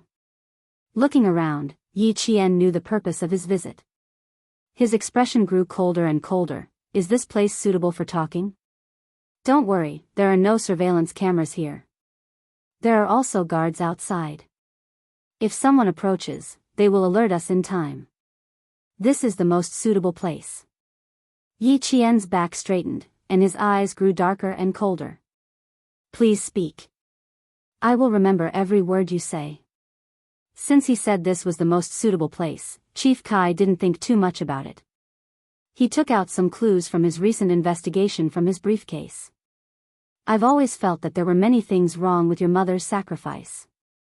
I've thought about investigating it before, but in the end, I couldn't find anything. After I saw you, I felt guilty towards your mother, so I secretly investigated again. Back then, another comrade and I investigated and found another comrade who went on a mission with your mother. We found out about your mother's mission back then. It's all written down here. You can take a look. Yi Qian's hands trembled slightly as he took the documents. Even his gaze towards Chief Kai trembled slightly. Chapter 1929. She opened the folder and saw a picture of a young woman in an old-fashioned military uniform. She was very familiar with the picture. This was her mother. Even though she had only been with her for less than 4 years, she would always remember the gentle look on her face when she told her stories. Even after a lifetime, it was still so vivid. The reception room was so quiet that it seemed like no one was there. Even the sound of breathing couldn't be heard. Chief Kai watched as Yi Qian carefully flipped through the pages. When she flipped to the second page, he said in a low voice. The mission back then was indeed a one-way trip. Some people used their positions to collude with the underworld. They opened the country's gates for convenience and profited greatly from it. When your mother received the mission, she probably knew that she was doomed. Before she left, she told us that she had a daughter in her hometown. If she didn't come back, we would have to take care of her. Back then, we still can't find out who used their positions to open the country's gates and participate in smuggling and drug trafficking. These people are not people we can find out. Dirty linen should not be aired in public. The same goes for the country's dirty linen. Most of them were executed in secret. That was the era when everything was starting to emerge. Some people couldn't keep their conscience. They couldn't resist the temptation of money and started to violate their original vows. Step by step, they committed crimes. Look at what your mother's comrade said. He said that before your mother sacrificed herself, she shouted a person's name in her hometown's dialect. Then she was ambushed and shot in the chest. She died on the spot. This is what she sacrificed. Chief Kai suddenly stopped talking. He quietly took out a brown envelope from another pocket of his briefcase. He gently placed it on the coffee table and slowly pushed it in front of Yi Qian. Yi Qian, take a look. Yi Qian's outstretched hand seemed to realize what was inside. She suddenly retracted her hand. She glanced at Chief Kai, whose expression was dark. Yi Qian's outstretched hand clenched into a fist. When she released it, she seemed to have made a decision. She quickly picked up the envelope. There was a picture inside. Even after more than 10 years, the colors were still so bright. It was a bright red national flag with some blue leaves. Under the national flag lay. Yi Qian's eyes were already glistening with tears. Her lips moved. This is the picture of my mother when she sacrificed herself, right? She's the one lying under the flag, right? Yes, child. The one lying under the flag is martyr Sun Xueqing. This is a photo of her after she sacrificed herself. Chief Kai's voice was filled with sorrow. After more than 10 years, when he mentioned his comrade who had once saved his life, the mention of her sacrifice still made him sad from the bottom of his heart. Tears slowly rolled out of her eyes, drop by drop. Yi Jian stared at the photo and sobbed in a low voice. The entire flag covered her mother from head to toe. She could only vaguely see the outline of her mother's body. She couldn't see her mother's face or body, but she could see, the red flag was stained with blood. Before martyr Sun Xueqing was sacrificed, one of her comrades said that she once shouted something in her hometown dialect. It was very short, and it felt like she was shouting someone's name. Unfortunately, there was a lot of gunfire at the time, so he wasn't able to tell what your mother said. Look at the second photo. The second photo is a little gory. It's a combat dagger stained with blood. Later, when the fabric on the dagger was extracted, it was found to be tissue from a human eye. In other words, before your mother sacrificed herself, she used this combat dagger to stab a criminal in the eye. Chapter 1930. For some reason, Yi Qian's heart trembled violently. She looked up at Chief Kai abruptly. A criminal's eye? Did you catch the criminal? Her voice had a sharpness and urgency that she didn't even notice. Don't be anxious, child. Drink some water to calm yourself down. Chief Kai quickly got up and handed a warm cup to Yi Qian. You need to listen to me slowly. Then we can find a breakthrough together. Yi Qian clenched the photo in her hands. Her hands trembled as she took the cup. She took 2 small sips and suppressed the immense pain in her heart. She asked in a hoarse voice, I want to know if this criminal was caught. No. Other than killing a few criminals at the scene, we didn't catch the criminal whose eye was injured. Later, I heard your mother call out to her comrade in the dialect of her hometown. She mentioned this several times. When I found this comrade, he told me that no one cared even though he mentioned it. Someone even ran to the dorm window and warned him not to mention it again. He didn't mention it again until he left the army. He didn't mention it again until I found him some time ago. Yi Qian gently closed her eyes. A fierce and ferocious face flashed through her mind. Sun Yaozu. His eye was injured when her mother sacrificed herself. Old Madame Yi even said that it was an accident when she was working in a factory outside. The boss even paid a large sum of compensation because of it. The villagers said that it was at least 100 to 200,000 yuan. At that time, 100 to 200,000 yuan was an astronomical figure to the villagers. In the dialect of her hometown, Sun Yaozu. Then she remembered the fierce gaze he used to stare at her after his eye injury, and the year he kicked her unconscious. So that's why. She finally understood. She finally understood why Sun Yaozu hated her so much. She finally understood why old Madame Yi pretended to be kind even though she clearly hated her. She finally understood why she came to school to cause trouble in her 3rd year of high school. When she brought her parents' photo over, she looked so scared. She finally knew the reason. She put the photo of the dagger back on the table. Yi Qian, who was still quite emotional, now spoke in a terrifyingly cold voice. Can you do me a favor? I want to get the results of the tissue on the dagger. She had changed so much that Chief Kai could not keep up with her. He could not help but ask her, what do you want this result for? I want to compare it to see if it's the same person. It was a very calm voice, but it was filled with an extremely strong aura of hostility.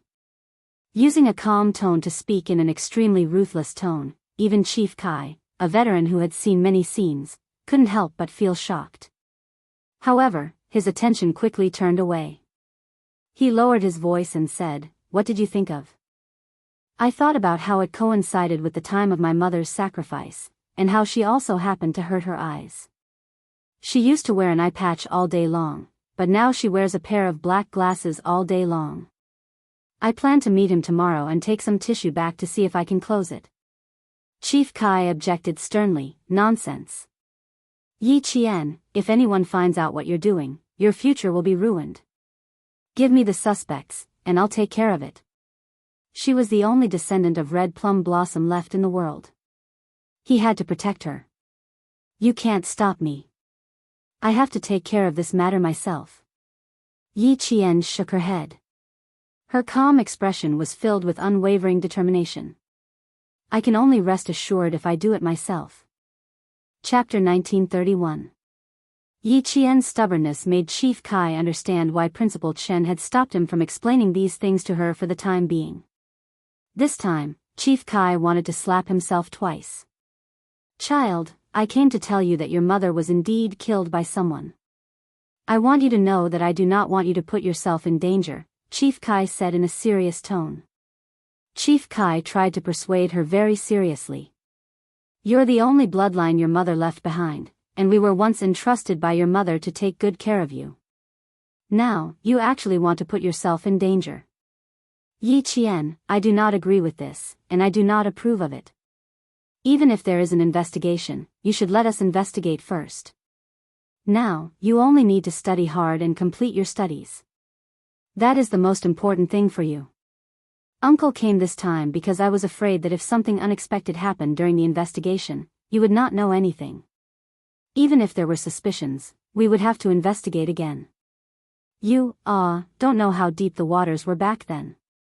Even after more than 10 years, the waters are still very deep. I have been very careful during the investigation, afraid that something big will happen again. As for you, you are just a military school student now. What do you have to investigate?" If he had known that this child was so stubborn, he would have discussed this with Principal Chen first. But Principal Chen was nowhere to be found now. Old Chen, I wanted to discuss this with you, but in the end, I could not even find you." Even the villagers of Shuku village did not know where he went. Right, he almost forgot about this. "Yi Qian, do you know where Principal Chen, who has been taking care of you, is?" "I went to Shuku village this time, but I did not find him." Even the villagers said that they had not seen him for a long time. He was afraid that something would happen. After all, he had already investigated the death of Hong Mei, and handed some of Hong Mei's belongings to Old Chen, which was equivalent to bringing him into danger. Yi Qian could hear the worry in his voice, but it was true that he couldn't reveal too much about Uncle Chen, so he said, "Uncle Chen went on a vacation. I'm afraid he won't be back for a while." Yi Qian could tell that he was worried, and that there was something wrong with his tone. He asked directly, "You said that the situation was already very complicated 10 years ago, and it's still the same 10 years later. You also mentioned that you were afraid that there might be an accident during the investigation. Are you implying that if someone finds out that you're investigating my mother's death, they will kill you to silence you?" "That's right. That's why I stopped you." Faced with an extremely intelligent cadet, Chief Kai knew that it would be better for him to explain things more thoroughly. Yi Qian's expression was as cold as ice. "Since it's so dangerous, I can't just watch you and my mother's comrades take the risk. As her daughter, I must do what I should do. Don't worry about me. I won't be so stupid as to joke about my future. I have a way to get his eyes, and I also have a way to not let myself fall into his trap. Sun Yaozu, let's settle our old grudges together." Yi Qian, who had finished reading all the documents, did not put them away properly. After memorizing each and every one of them, he destroyed them one by one in front of Chief Kai. "I've kept the 2 photos. I've already memorized the rest of the information. I can't keep them, lest they implicate you." At this point, Chief Kai knew that he had no way of stopping Yi Qian. He sighed and said, "I'll see if I can get my hands on the test report. If I do, I'll let you know immediately." Chapter 1932. Yi Qian didn't plan on leaving for Nan province immediately. She still needed to go back to the capital to pick up Principal Chen from the hospital before returning to Nan province. Chief Kai knew that he had no way to stop the girl who was as stubborn as her mother. He could only repeatedly remind her to be careful and to contact him immediately once she found something wrong. She could not act on impulse. Old Chen was traveling at this time and couldn't be found. If he could find him, he might be able to persuade Yi Qian.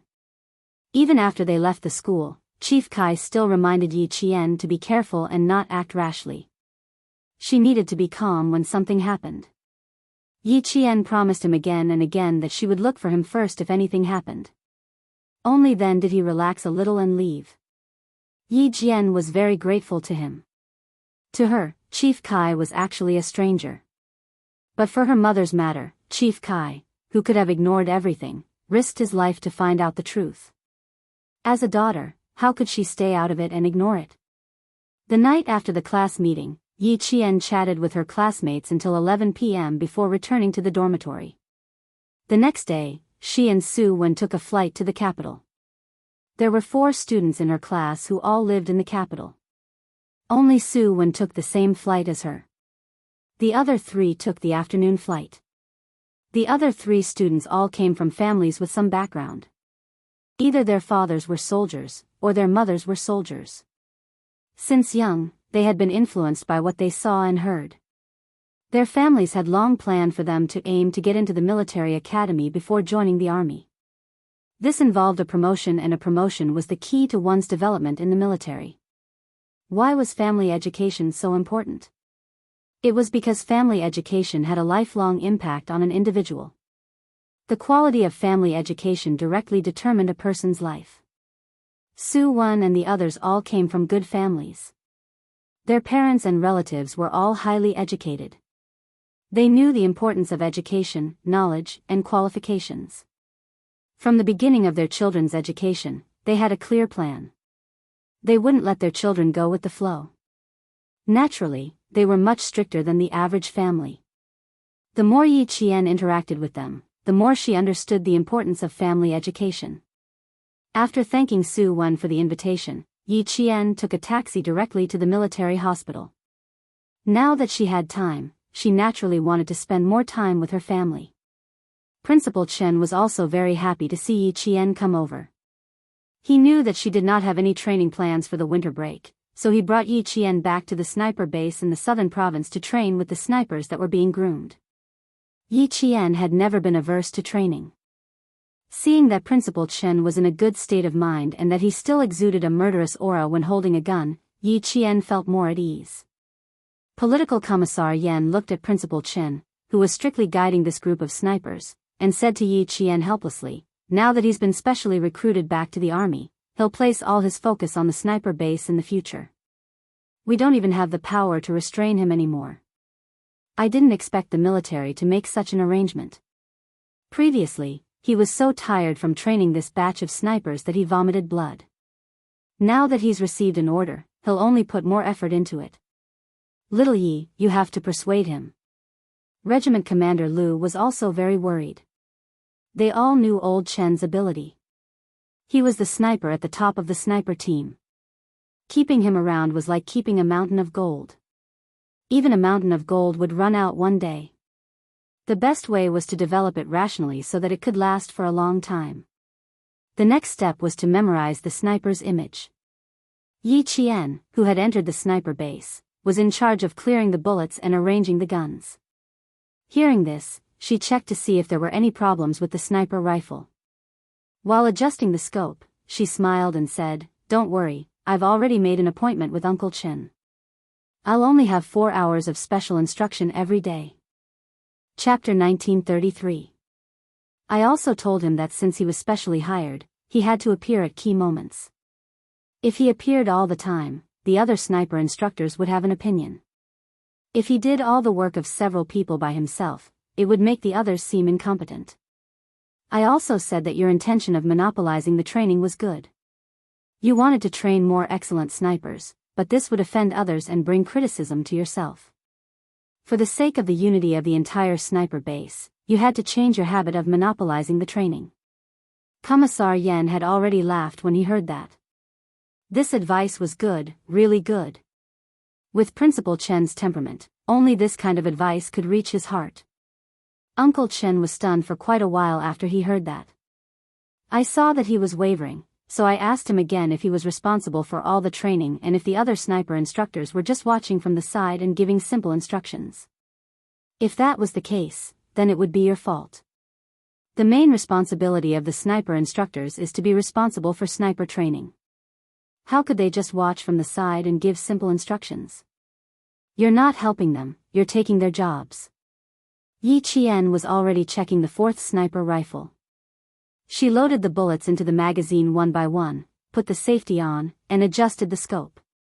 There was no pause in her movements at all. Her posture was swift and skillful. Recalling Principal Chen's shocked expression at the time, Yi Qian, who was secretly laughing in his heart at the time, also laughed along with Lu Tuan and Commissar Yen. Uncle Chen was really scared at the time. He didn't have any intention of taking other people's jobs or taking credit for himself. He just wanted to train a group of snipers. He thought about what I said carefully. After thinking for a while, he finally sighed and answered me. He said that he really didn't think it through. When he returned to the sniper training base, he would correct it to prevent the other sniper instructors from misunderstanding. See, didn't he correct it? He's been back for 5 days now. Principal Chen is now strictly implementing 2 hours of instruction in the morning and 2 hours in the afternoon. The rest of the time, he has to communicate with the other sniper instructors or watch me train. Commissar Yen, who was laughing heartily, gave Yi Qian a thumbs up. You're still the best, girl. With just a few words, you made him stop working so hard. 4 hours of guidance a day is definitely enough. Some time ago, he stayed at the sniper base almost every day. He followed the soldiers during the day and night, and he also trained with them in the mountains. He stayed as far away as the soldiers could. Both Lu Tuan and I were scared out of our wits. Now, the two of us can rest assured. 4 hours of guidance, plus teaching the sniper instructor, and letting them learn together. In the future, old Chen will have more and more time to rest. Principal Chen, who was strictly training the soldiers, did not pay attention to this side. After finishing the camouflage training, he entered the range estimation, image memory training. A sniper soldier ran over to Yi Qian from the other end of the training ground and saluted Commander Lu and Political Commissar Yen. Then he said to Yi Qian, the instructor wants you to go over and do a demonstration. You've probably entered range training.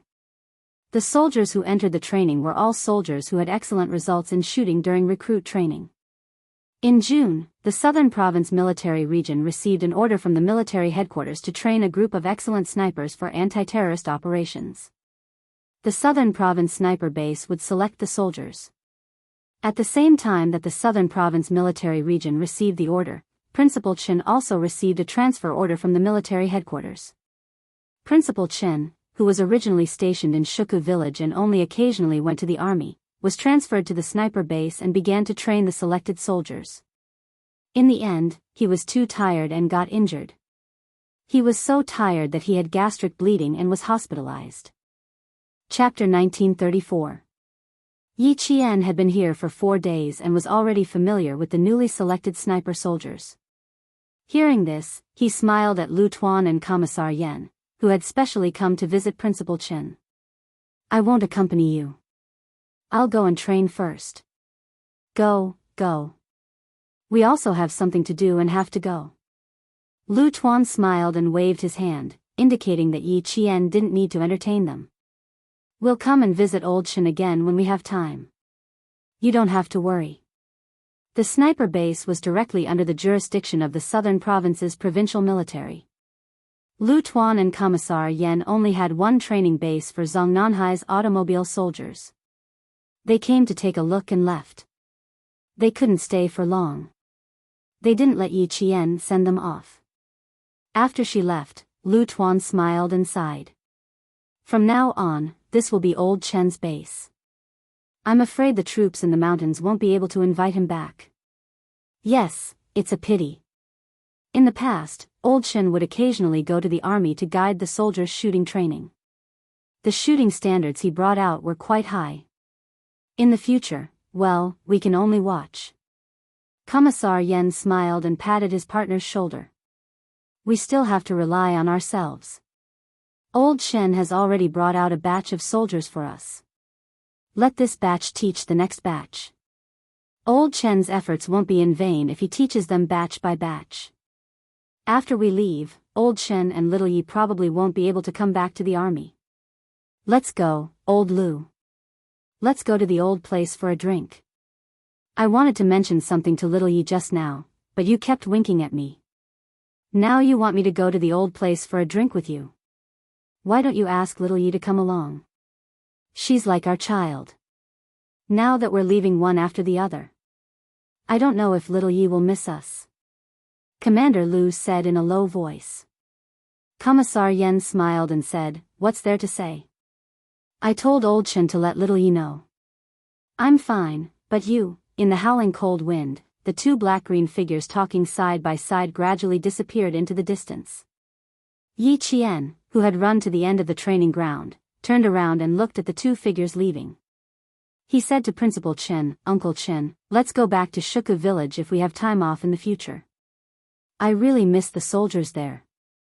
More importantly, that was the first unit she came into contact with. Before she left Shuku village, she spent all her holidays in that unit that quietly transported weapons and fuel from the north to the south. Their relationship was so deep that it was even deeper than her relationship with Shui Ko village. It was as if that place was her root. Principal Chen, who was in a good mood, said with a smile, "Sure. As long as you want to go back, you can go back at any time. However, if you want to transfer Regiment Commander Lu and Commissar Yen, it will be a little difficult." "You want to be transferred? Are you sure?" Yi Qian was quite surprised. He also realized that Captain Lu and Political Commissar Yen had been stationed in Fujian town for many years. He suddenly felt a little uncomfortable. Regiment Commander Lu is transferring, and Commissar Yen is transferring. If they want to go back to the army in the future, we'll talk about it when the time comes. Principal Chen sighed softly and said, "All good things must come to an end. When a certain time comes, everyone will leave. When the transfer order is given, they have to leave even if they don't want to." The bitterness in Yi Jian's heart deepened. Every year, there will be veterans retiring from the army. I still remember when I was in junior high school, there were a few troublesome soldiers from the coastal cities. After a few years, they have all retired and returned to school. I wonder where Regiment Commander Lu will go after his transfer, and where Commissar Yen will be transferred to. Just now, why didn't I ask more? Yi Qian looked at the place where they had stood together just now. His good mood was slightly affected. Chapter 1935. Commissar Yen didn't want to distract you.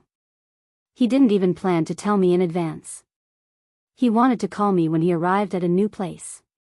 You should visit them more often in the future. After Principal Chen consoled her, Yi Qian's depressed mood improved slightly. The reason she could freely enter and leave the military was because of Platoon Commander Lu and Commissar Yen. When she was in trouble, as long as they knew about it, they would immediately stand up and help her. When she moved her household register out of Yi Jifan's house in junior high, although they didn't show up, they sent the retired company commander Yu over. At the same time, they also brought along documents from the military so that Yi Jifan couldn't forcefully hold on to her household register. In this life, she had met too many people who had helped her. Platoon Commander Lu, Commissar Yen, Company Commander Yu, and those soldiers who had trained with her. It was because of their help that Yi Qian was where she was today. She thought that she would never forget those who had helped her in this lifetime. The soldiers had finished their disguises. Principal Chen didn't give Yi Qian too much time to feel sad. He calmly called out, "Yi Qian, it's your turn." Then he immediately sent her into the training. Under Principal Chen's instructions, a dummy, wearing a training uniform with all kinds of combat equipment stood 100 yards away from the sniper trainees. The sniper trainees were led by Yi Qian. They held sniper rifles and directly observed the dummy with their naked eyes without using the scope. Remember all the details of the dummy. Remember as much as you see. Remember everything you see with your naked eyes. Later, the sniper instructor will very likely ask for the specific location of a combat equipment on your soldiers. You need to shoot quickly or tell them. Yi Qian reminded the sniper team members around her. They would be anti-terrorist soldiers in the future, so their training would be much stricter than normal soldiers. The requirements for them would also be much harsher. In order to prevent them from resisting the harsh training in the future, it was best to let them adapt to the strictness of the current training from the beginning. Roger. The soldiers of the sniper team nodded in unison. This female soldier had shocked everyone on the first day she came. Regardless of whether it was standing shooting, prone shooting, or continuous shooting, she could directly hit a grand slam. Even the jump suppressive shooting had a 100% hit rate. His shooting skills had reached a level that even the instructors were left speechless. It could be seen how terrifying it was. Retreat 200 yards, Principal Chen ordered. The soldiers beside him immediately waved their flags, reminding the sniper team to retreat. All details, colors, and equipment within 200 yards can be seen clearly with the naked eye. Yi Qian reported. Then, he received a signal to retreat 300 yards. He reported again, the outline of the body is clear. The color of the face can be seen. The details of the appearance and the equipment on the body can be seen. The outline is somewhat blurry. Then, he said to the soldier beside him, remember the details of 100 yards, 200 yards, and 300 yards, as well as the changes in the outline of the equipment. This will be of great help to future ambushes and snipes. As long as there are similar outlines, we can immediately determine the result with our naked eyes. With Yi Qian reminding the sniper team all the way until they retreated 600 yards, the body of the soldier in front of them was already wedge-shaped. Even the head was no longer obvious. There was only a vague outline. Because there were too many pieces of equipment, it was impossible to tell the shape of a human from 600 yards away. Remember in detail the changes in the outline of every object in every shooting range. This will be a reference for future targets. When you see the changes in the outline, you need to know in your heart how far away you are from the target. Immediately adjust your aim and shoot accurately. Chapter 1936. Every time Yi Qian reached a shooting range, she would remind the snipers around her. This was the appearance method used in sniper training to estimate the shooting range. Back in the day, Principal Chen had taught her this step by step. Yi Qian, complete your shot at the target's walkie-talkie device. Principal Chen's stern voice came through the earpiece. Yi Qian answered softly, yes, sir. She immediately adjusted the scope and completed the precise shooting range of the device. Standing in place, she pulled the trigger. After the sound of the gunshot, she had completed her shot. It looked like a simple shot, but the snipers in training all knew how difficult it was to shoot accurately like this. Mental calculation, eyesight, wind, and a series of other factors needed to be firmly grasped in order to achieve accurate shooting. When they heard Principal Chen tell the sniper team through the earpiece that Yi Qian had completed her accurate shooting, the group of 10 people couldn't help but applaud. Amazing. Yi Qian. I was just thinking about how far away the walkie-talkie device must be for the silhouette to be blurry, but you've already completed your shot. I can calculate a rough distance, but I'm still thinking about how to adjust the scope. Faced with their exclamations, Yi Qian smiled and said, don't be surprised. I was also trained by the instructor. In the future, all of you will be like me. As long as you know the target, you'll be able to calculate the distance quickly. Yi Qian, get into position. The rest of the soldiers, begin firing. Principal Chen waited for Yi Qian to finish speaking before instructing her to get into position. With her around, the male soldiers' morale would always be boosted because no one wanted to be outdone by a female soldier. Next up was the test for the sniper team. Every time Principal Chen named a target, the named soldier would be able to complete his shot as quickly as possible. These soldiers were walking the same path Yi Qian had walked in the past. Even though their talent wasn't as rare as Yi Qian's, hard work could make up for it.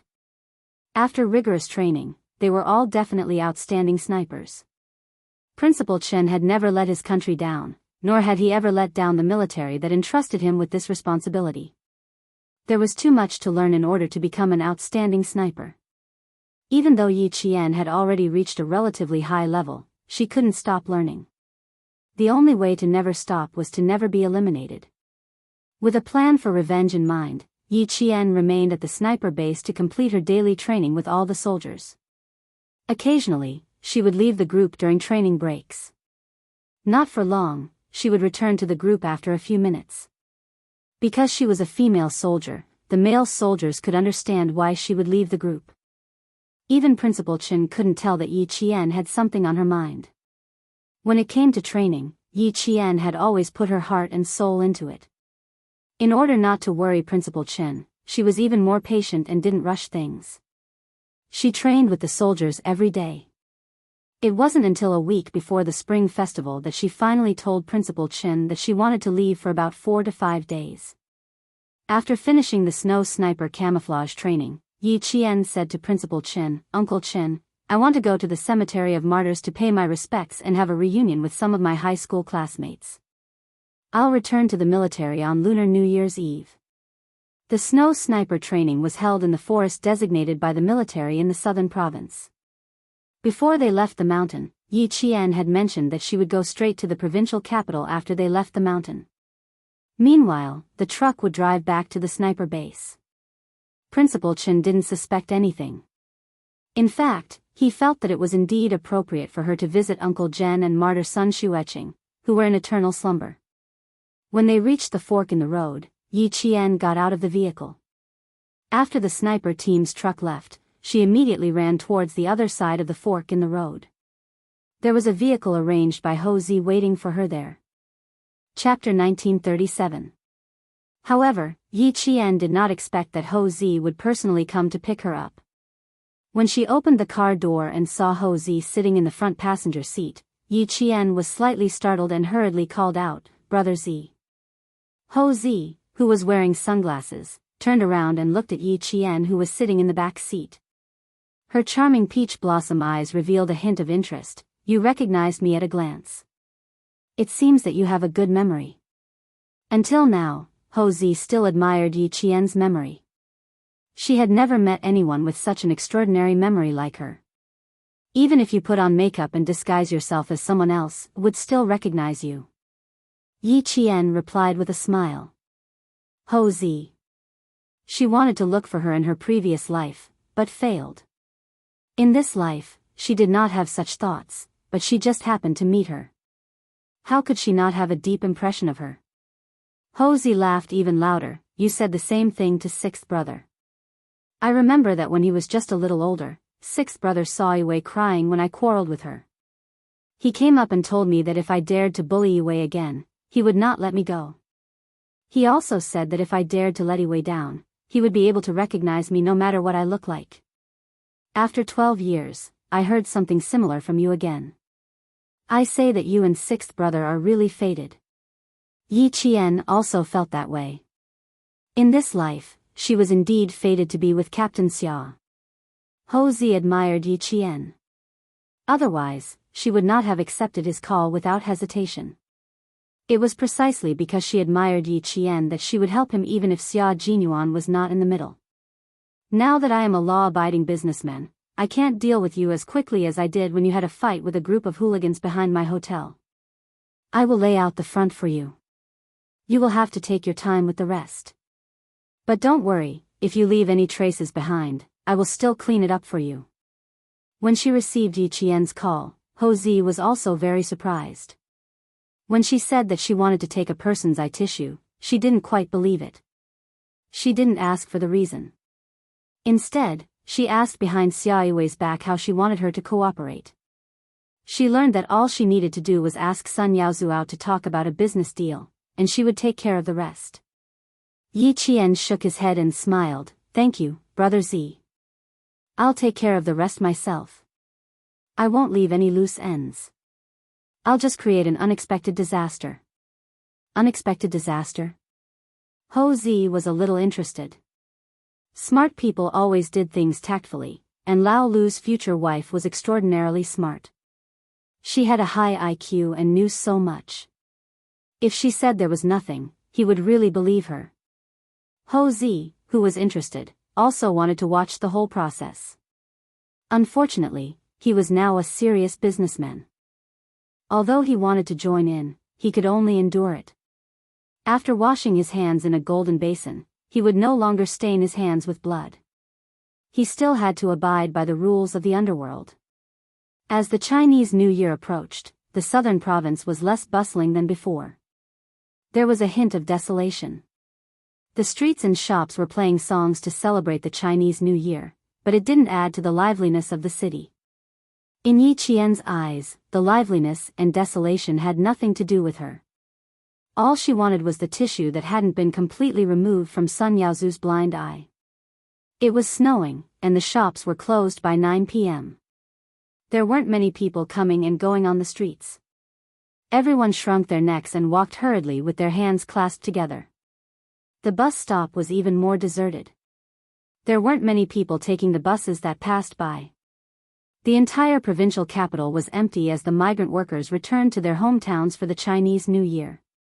The desolation and emptiness added to the bleakness of the city in winter. Chapter 1938. Yi Qian looked down at her watch for the second time. The phone that Ho Zi had prepared for her beeped with a message notification. With one hand on the steering wheel, Yi Qian opened it and glanced at it. Her tightly pursed lips curled up slightly. Sun Yaozu, it's time to settle the score with you. Tonight, I'll only let you see blood. The next time we meet, I'll take your life. Her hatred had never disappeared. It was just that she hid it better and deeper. She knew that she couldn't do it without a certain level of strength. Now that she had the chance, she would waste her 2 lives if she didn't seize it. She didn't feel guilty. She didn't feel guilty at all. The person she wanted to kill had committed a heinous crime. She didn't need to do it for him. She was just doing it for herself.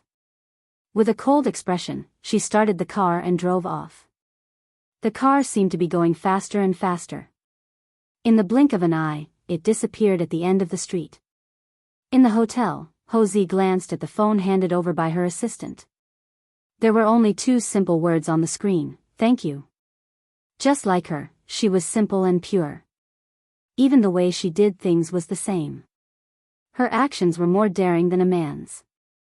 As someone who had been in the underworld, Ho Zi didn't think that Yi Qian's actions were inappropriate. Revenge for revenge. Don't say that the world is unfair. As long as you have the ability, you can get justice for the past unfairness. If you don't have the ability to get justice, you can't blame others. Fairness won't come to you for no reason. You have to work hard to know what fairness is. Looking at Yi Qian's resume, Ho Zi admired her. Her starting point was lower than his when he was young, but she climbed step by step to where she was now. She had the ability to take a life whenever she wanted. Oh, that's not right. She wouldn't kill him personally. She would take an effective shortcut to get rid of Sun Yaozu. Tonight was the first step in her plan. As for him, he didn't have to do anything. He just had to wait. Brother Z, you don't have to do anything. You just have to make him walk to your right and face the road when you leave the hotel. Remember, you must make him face the road, because I want him to have his eyes pierced again. Ho Zi walked out of the private room and glanced at the oblivious Cyclops. Yi Qian's words flashed through her mind. She chatted and laughed as she walked out of the hotel. Ho Zi calmly looked at the traffic on the street. After everyone left, he stepped in front of Sun Yaozu and slightly staggered so that Sun Yaozu was facing the road. He stretched out his hand and smiled. Mr. Sun, then we have a pleasant cooperation. I'm waiting for Mr. Sun to draft the contract to my assistant as soon as possible. I hope that after the Spring Festival, we can officially establish a cooperation relationship.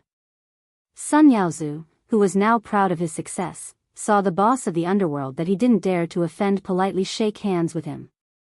He pushed away the glasses that his assistant-cum-bodyguard handed to him and stretched out his hand with a smile. Well said, well said. To be able to cooperate with you, it's... Something shiny suddenly splashed as a car sped past. Sun Yaozu, who was facing the road, didn't even have time to finish his sentence before a flash of light flashed in front of his eyes. Then, he covered his eyes tightly and howled like a pig being slaughtered. Everyone didn't realize what was going on.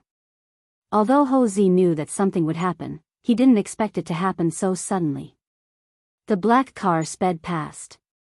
Even he, who was closest to Sun Yaozu, didn't notice anything strange. The guy who was talking to him a second ago had his eyes pierced in the next second. Chapter 1939. The speeding car didn't attract too much attention. There was more than one car coming and going on the road. In the chaos, who would pay attention to a car? Mr. Sun, Mr. Sun. Mr. Sun.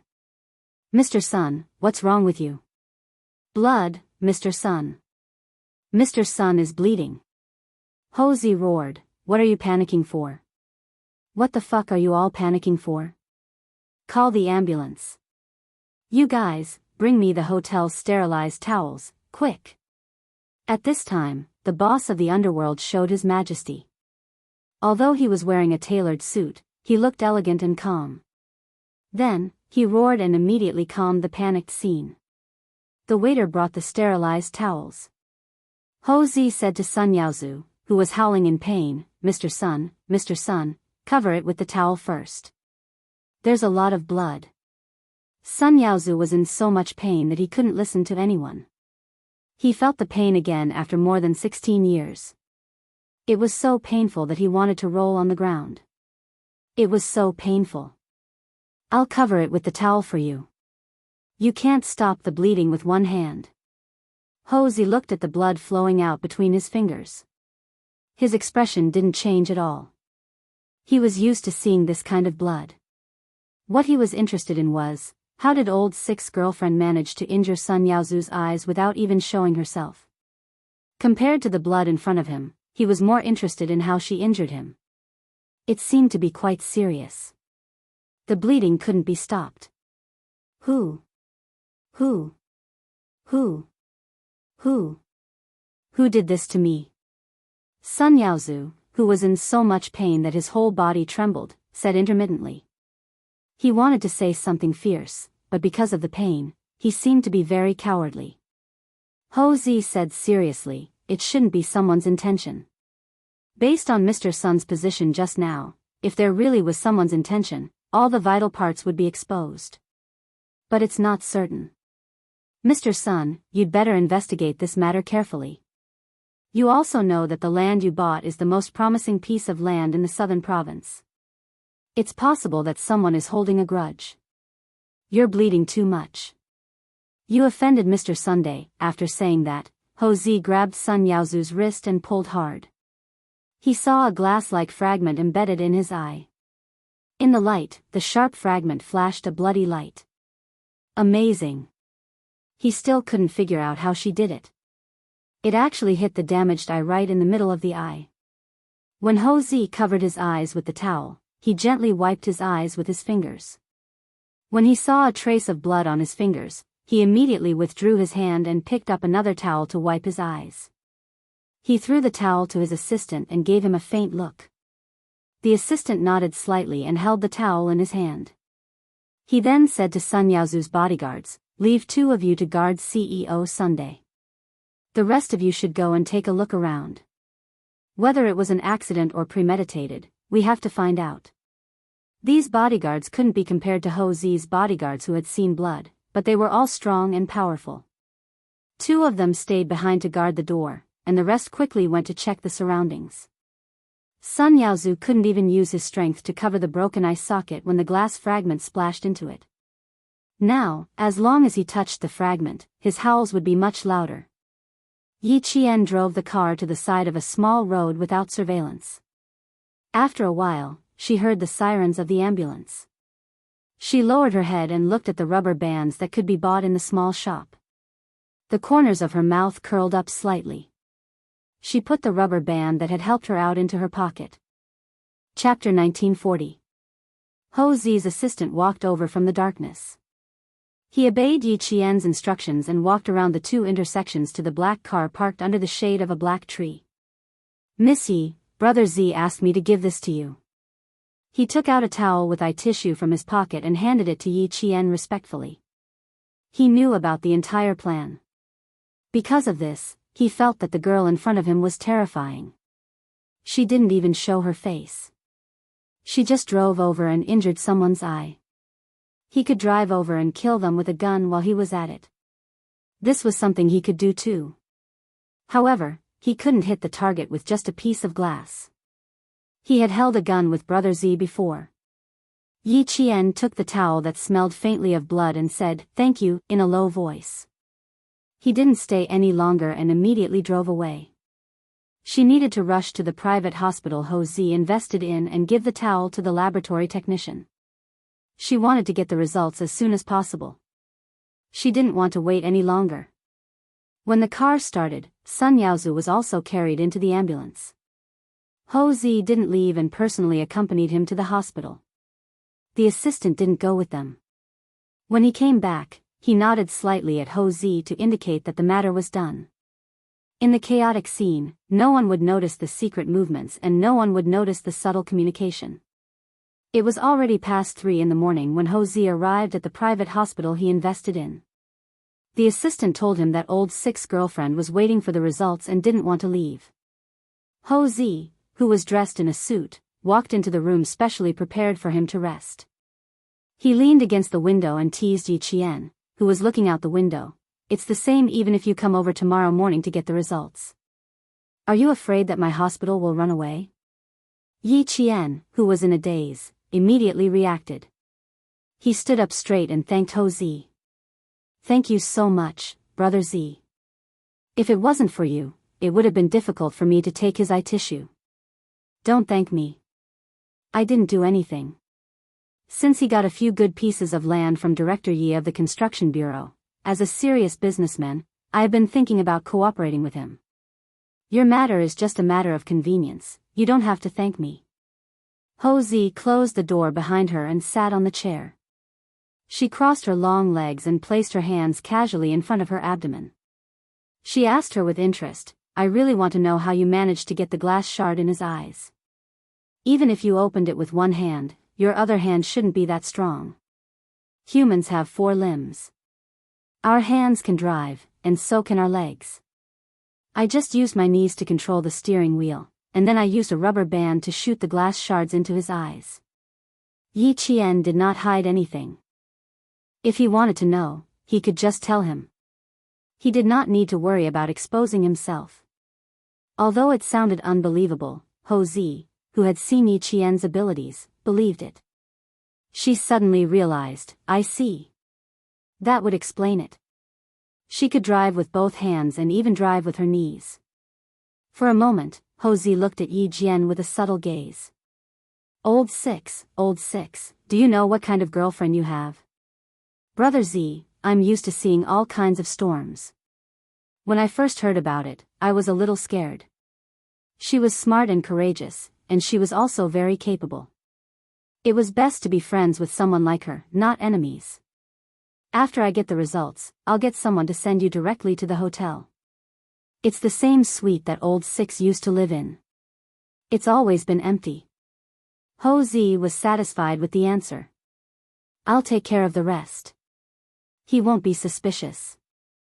Chapter 1941. With Ho Zi's help, things would undoubtedly be better. While waiting for the results, Yi Qian carefully recalled what she did just now.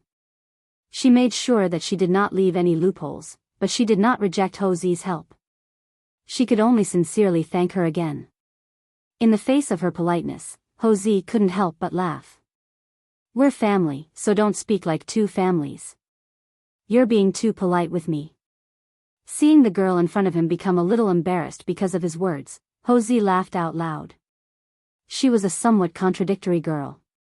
She was very innocent when she smiled, but when she did things, her expression did not change at all. Only old Six would dare to find a girl like her. Ordinary people would not have such courage. Looking down at the time, it was indeed late. Thinking that there were still people waiting at home, Yi Qian did not bother being polite. "Yiwei is still waiting at home. I won't wait with you." After sending Ho Zi off, Yi Qian waited until 5:00 to get the test results. When she returned to the hotel, it was already 6:30.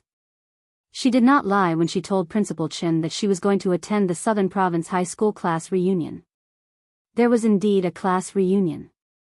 Under the lead of their homeroom teacher, Teacher Tong, there were 34 students in the class who were admitted to key universities and 19 who were admitted to second-tier universities. Among them, the 6 girls in Yi Qian's dormitory were all admitted to key universities. However, there were also some who made mistakes and failed the college entrance exam. The class monitor, Lu Xian, was one of them. He caught a bad cold before the college entrance exam and fainted on the first day of the exam. Unfortunately, he failed the exam. He was the first to arrive at the Venus Hotel, gathering place. The students who arrived one after another saw a figure in a military uniform from afar. After being stunned for a while, they immediately ran over. Class monitor, damn. Class monitor, you really joined the army. Damn, I thought you were just joking. The boy who came over hugged the former class monitor. Although they had only been separated for half a year, the sight of an old classmate still made his eyes red. Lu Xian had grown a lot taller and stronger. Although he had only been in the army for a month, he already had the temperament of a soldier. Hearing this, he laughed. Why would I lie to you? I told my family a long time ago that if I didn't get into a good university, I would join the army. That's amazing, class monitor. You're really willing. A boy who chose to repeat his second year gave him a thumbs up. You're better than me. Look, I'm still repeating my second year. I don't know if I can pass the exam next year. Since when did the gifted scholar in our class become so unconfident? Bring out the courage you had when you were competing with Yi Qian. Getting into a university won't be a problem for you. A tender laughter came from behind. Zhang Yuan, who had grown into a slender and elegant woman after not seeing her for half a year, was standing behind the boys with a gift box in her hand. She had delicate features and was much prettier than when she was in high school. The boys turned their heads and stared at her. A girl changes 18 times between childhood and womanhood. Zhang Yuan, you're definitely outshining the moon and putting the flowers to shame now. Zhang Yuan rolled her eyes at her former classmates. Although I was a little ugly in the past, I didn't get in your way, did I? You didn't vomit when you saw my face, did you? Ha ha ha, no. Let's go in together. Let the class monitor wait alone. He's a soldier now and can withstand the cold. Lu Xian pushed the boy who spoke and pretended to be disgusted. Go in. You're like a paper person. Don't catch a cold and I'll have to carry you to the hospital. Class monitor, are there any other classmates inside? Is Yi Qian here? Zhang Yuan wanted to see Yi Qian the most. After taking 2 steps, she turned her head and asked, does he know about our gathering? Chapter 1942. She'll come. She's just not here yet. LV Xian looked at the time. It was 4 o'clock in the afternoon. There was still an hour until 5 o'clock. If she comes from her hometown, she'll probably be a little late. You guys go in first. They didn't expect that their most anticipated classmate, Yi Qian, was actually staying at the 5-star hotel across the street. The meeting time was 5 o'clock in the afternoon. Yi Qian slept until noon when she came back from the hospital. Since the Venus Hotel was right across the street, she wasn't afraid of being late. Looking at the test reports coming out of the fax machine one by one, Yi Qian calmly picked up the original and immediately called Chief Kai, who was waiting for the fax. The test reports had already been sent. All that was left was to wait for news from Chief Kai. As long as the 2 test reports could be combined, Sun Yaozu's good days would come to an end. When Chief Kai received the fax and saw the test report, his face darkened. Yi Qian, how did you get the tissue from his eye? Where is he? He was worried that Yi Qian would take his life. Don't worry, I won't dirty my hands for someone like him. He's still alive and lying in the hospital right now. Yi Jian explained. Her originally indifferent expression suddenly tightened the corners of her mouth, revealing a murderous aura that was as sharp as a blade. She looked at the portrait she had just drawn and continued in a calm voice, there's one more thing I want to trouble you with. Is there a wanted criminal named Sun Yaozu in the police system? The eye tissue belongs to Sun Yaozu. Is he from your hometown? Chief Kai, who had been in the military and criminal investigation, sensed that something was wrong. So, when you saw the photo and the information, you immediately thought of this person, right? Yi Jian didn't think that she could hide it from Chief Kai. She replied softly. There was coldness in the depths of her eyes as she replied in a low voice, at that time, I thought of him. I was very suspicious, and even certain. When Chief Kai heard about Sun Yaozu, his expression turned serious, but at the same time, there was a hint of excitement. However, this excitement did not linger for too long and was immediately suppressed by caution. Yi Qian, you have to listen to Chief Kai this time. If the test results match, you must remember to calm yourself down. We need to thoroughly investigate how he came into conflict with your mother back then. Before your mother sacrificed herself, she said something in her hometown dialect. It's very likely that she knew this person's identity, or rather. Chief Kai lowered his voice, and Yi Jiansheng, who was listening, shuddered. Or rather, your mother has always been in contact with him, or rather, she trusts him. If what Chief Kai said was true, what kind of role did Sun Yaozu play back then? Mother, if you believed Sun Yaozu back then why did you believe him? When she was young, her family and Yi Zhixiang's family did not interact much. I can't kill him, but I can interrogate him. If the test results match, I want to interrogate him. Yi Qian said softly, with an aura that did not allow them to question him. I must pry some past events out of him. Sweat beaded on Chief Kai's forehead. You're too bold. Yi Qian. Don't forget, you're a military academy student now. You can't tolerate any dirty military academy students. I'll take care of this. As soon as the test results match, I'll immediately come to Nan province. Why is Sun Yaozu safe and sound, and why is your mother's life completely erased? Yi Qian, just think about it and you'll know how powerful this is. Remember, we don't want anything to happen to you. Chapter 1943. She knew that she had been holding it in until the hatred in her heart was shackled. Now that the grass had moved, the shackles could no longer hold it in. 2 lifetimes of hatred. She had held it in for too long. Yi Qian held it in until her eyes turned red. She slowly clenched her fists until her knuckles looked like they were about to break through her skin. In the end, she took a deep breath and said, I know, don't worry. For the sake of her people, she had to hold it in for a while longer. Once Chief Kai received the test results, she would have a proper meeting with Sun Yaozu. This call was quite exhausting. Yi Jian had a quick lunch and then lay back on the big bed. She was half asleep, half awake, and half awake. It was as if she had been having a bizarre dream. One moment, it was her past life, the next moment, and the next moment, the 2 lifetimes overlapped. When Yi Qian woke up in a cold sweat, she hugged her blanket tightly and gasped for breath. She didn't like to dream at all, and the dreams she had were never good dreams. When Yi Qian got out of bed, she realized that she was sweating profusely. Even her pillow was wet. She looked at the time and saw that it was less than half an hour before 5:30 p.m. The pale-faced Yi Qian seemed to have grown a pair of wings and rushed to the shower in the blink of an eye. There was still 20 minutes before 5 o'clock p.m. Yi Qian crossed the road and was less than 100 meters away from the Venus Hotel. Lu Xian had been paying attention to his surroundings. When he saw a figure walking in front of him with her head held high and her arms swinging naturally, he couldn't help but stand up straighter. He even straightened his military uniform, afraid that he would be impolite. When Yi Qian got closer, Lu Xian actually felt a little nervous. Even without a military uniform, Yi Qian still looked valiant. There was something about her that made him feel a sense of awe. When he stood in front of her, he didn't even realize that he had saluted her.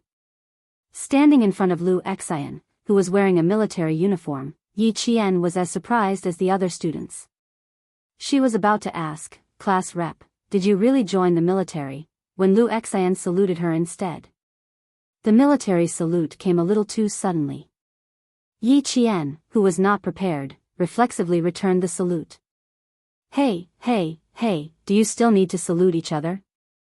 The 2 of you, this is a class reunion, not a general meeting with a soldier. Yi Qian, don't scare our class monitor. A few students from Class 1 who had come out to welcome Teacher Tong happened to see them and couldn't help but laugh. Before the laughter stopped, a boy reacted quickly and rushed over. He grabbed Yi Qian's hand and said happily, "Shake hands, shake hands. Quick, take a picture, take a picture. Is there any more film? Take a few more pictures. I'll sponsor the film. Brat, you're too smart. I've been thinking about this for a few days, but you beat me to it. Don't take his picture. Are you stupid? Don't you know that we should take a picture together? Class rep, come, take a picture with us first." Before the two of them could say a word after saluting, one of them was surrounded by the boys for a group photo, while the other was in charge of holding a camera. Yi Qian didn't refuse, but he seemed to lower his head when taking the picture. After the group photo was taken, someone suggested taking a picture with Yi Qian and Lu Xian.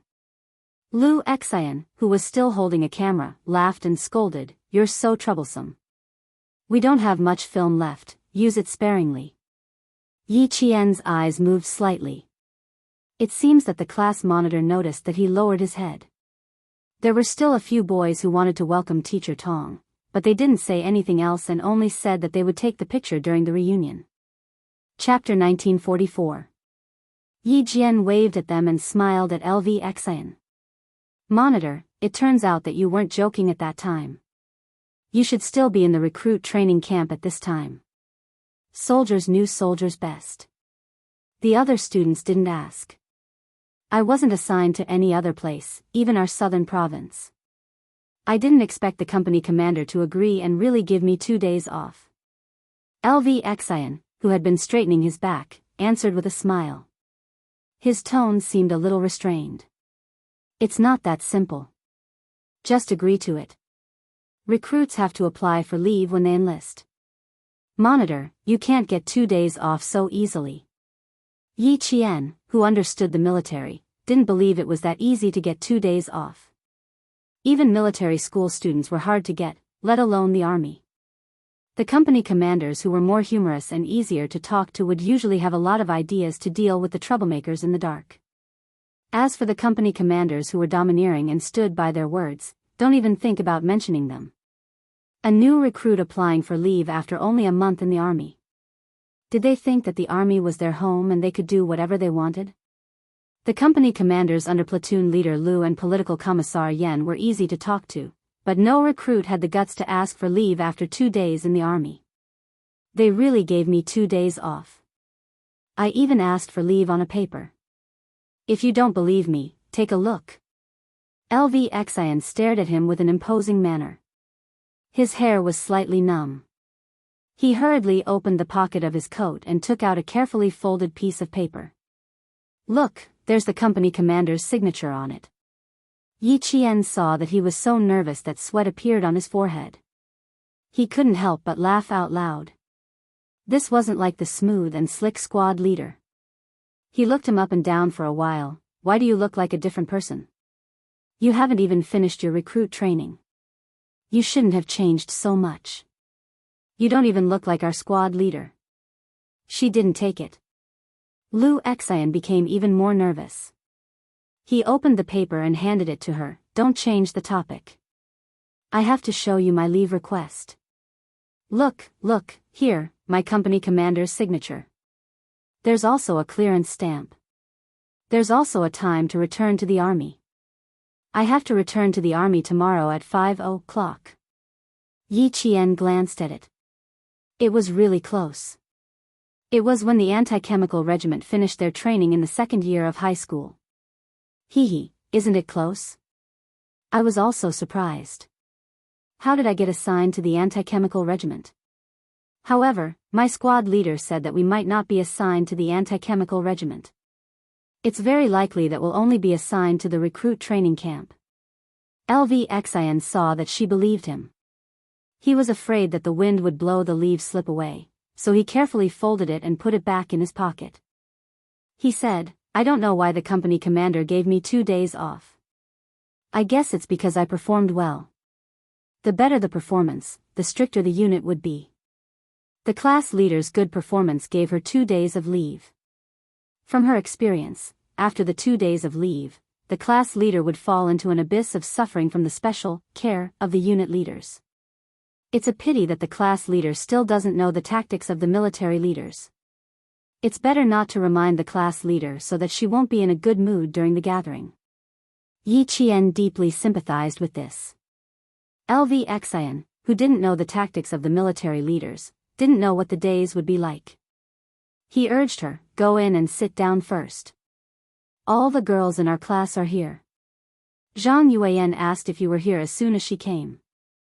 And Jessen was also worried that you weren't coming. He was embarrassed to say that standing next to her was like looking at the chief. There was pressure in his heart. Even if she was wearing casual clothes, he still felt an invisible pressure. Chapter 1945. Seeing this, Yi Qian was very considerate and did not ask any further. He smiled and said a few words before entering the venue. And Jessen was the first to see Yi Qian. She purposely sat at the entrance of the venue, so the moment she saw Yi Qian, the entire venue was filled with her screams.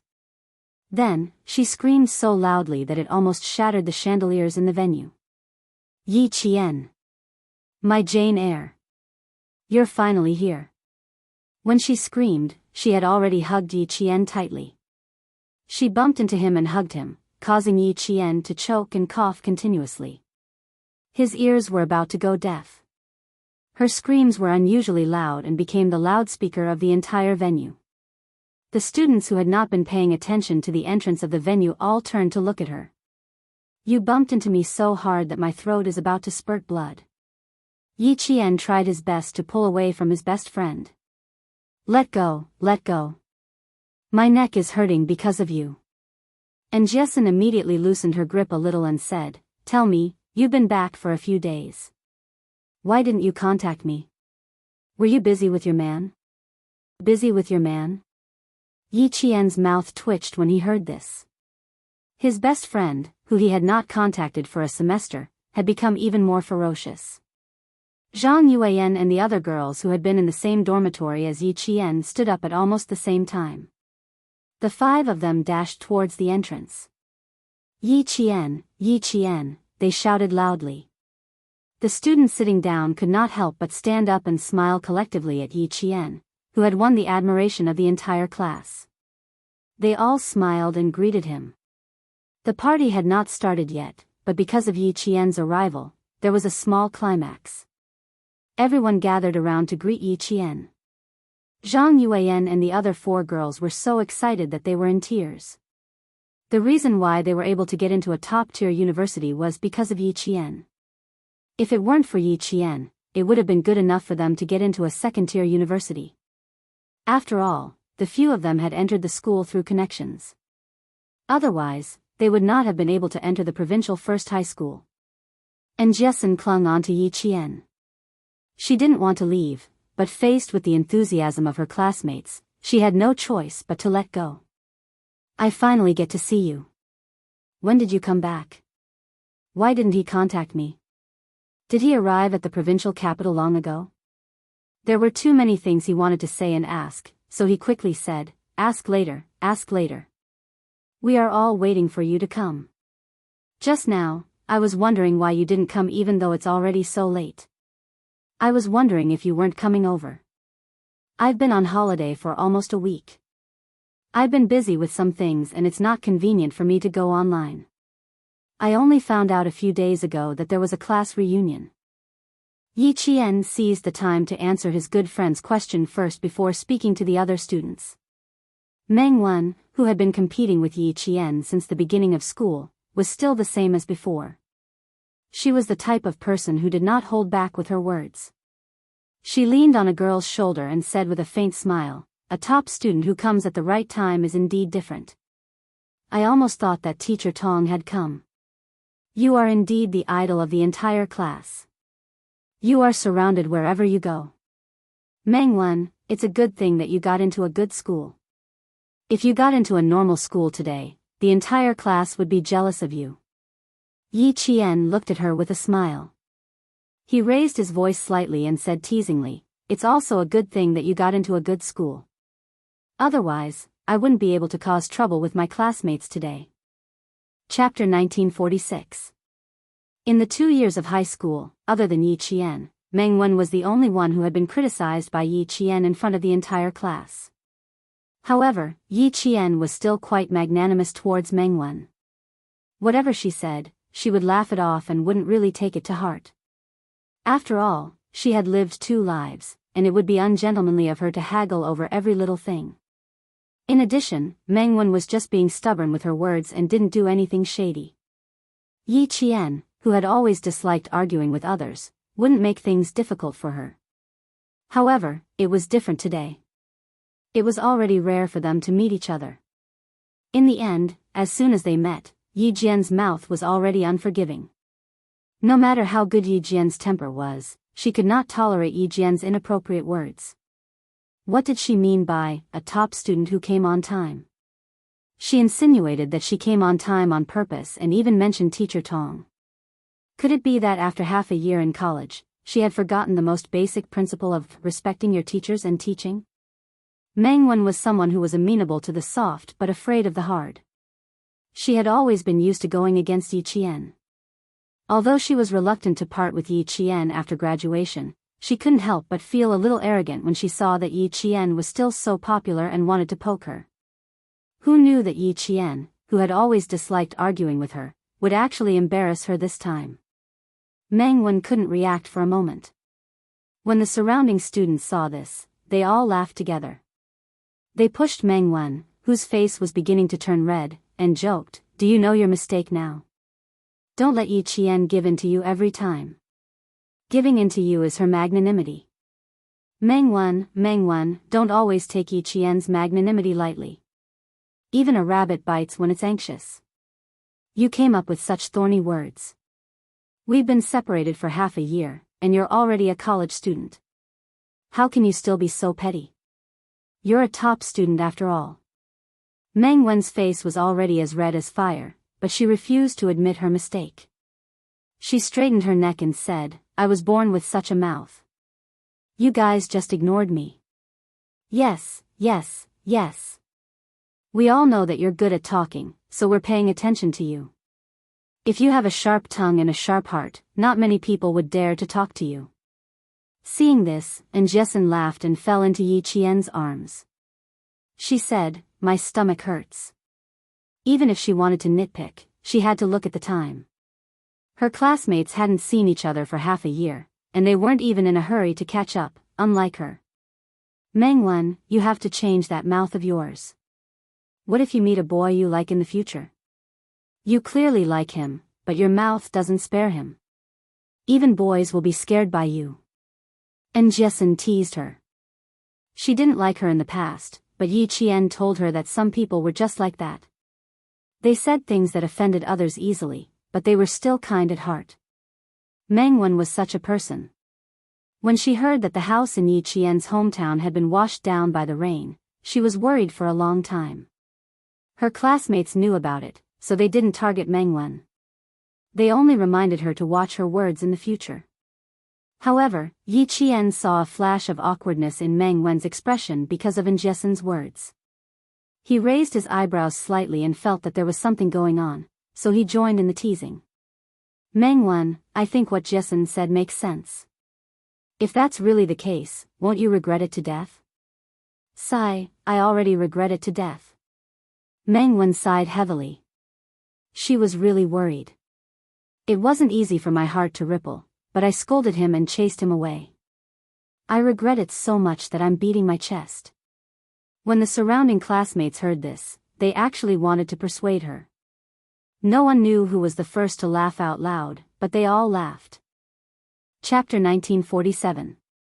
The class monitor, Lu Xian, came in with Teacher Tong and the other teachers. They happened to hear the loudest laughter of the students, which came from within. It seemed that all the students were still sitting in the classroom of grade 12 class 1, preparing for the college entrance examination. "Teacher Tong, your students are still the same as before. I feel comfortable just looking at them. It's also the best batch of graduates I've ever taught." Yi Qian contributed the most. She pulled the whole class to fight together. Teacher Tong, she is the unifying force of this class. Teacher Tong was deeply touched by the words of the teachers. Yes, Yi Qian is the best student I have ever met in my decades of teaching. She is very resilient and has a pure heart. She is very rare. Us boys call Yi Qian boss in private. We feel more confident when we study with her. The boys who went out to receive the teachers agreed with the teacher. Yi Qian was indeed the unifying force of the class. It seemed that with her around, everyone had a direction in their hearts and would not be easily lost.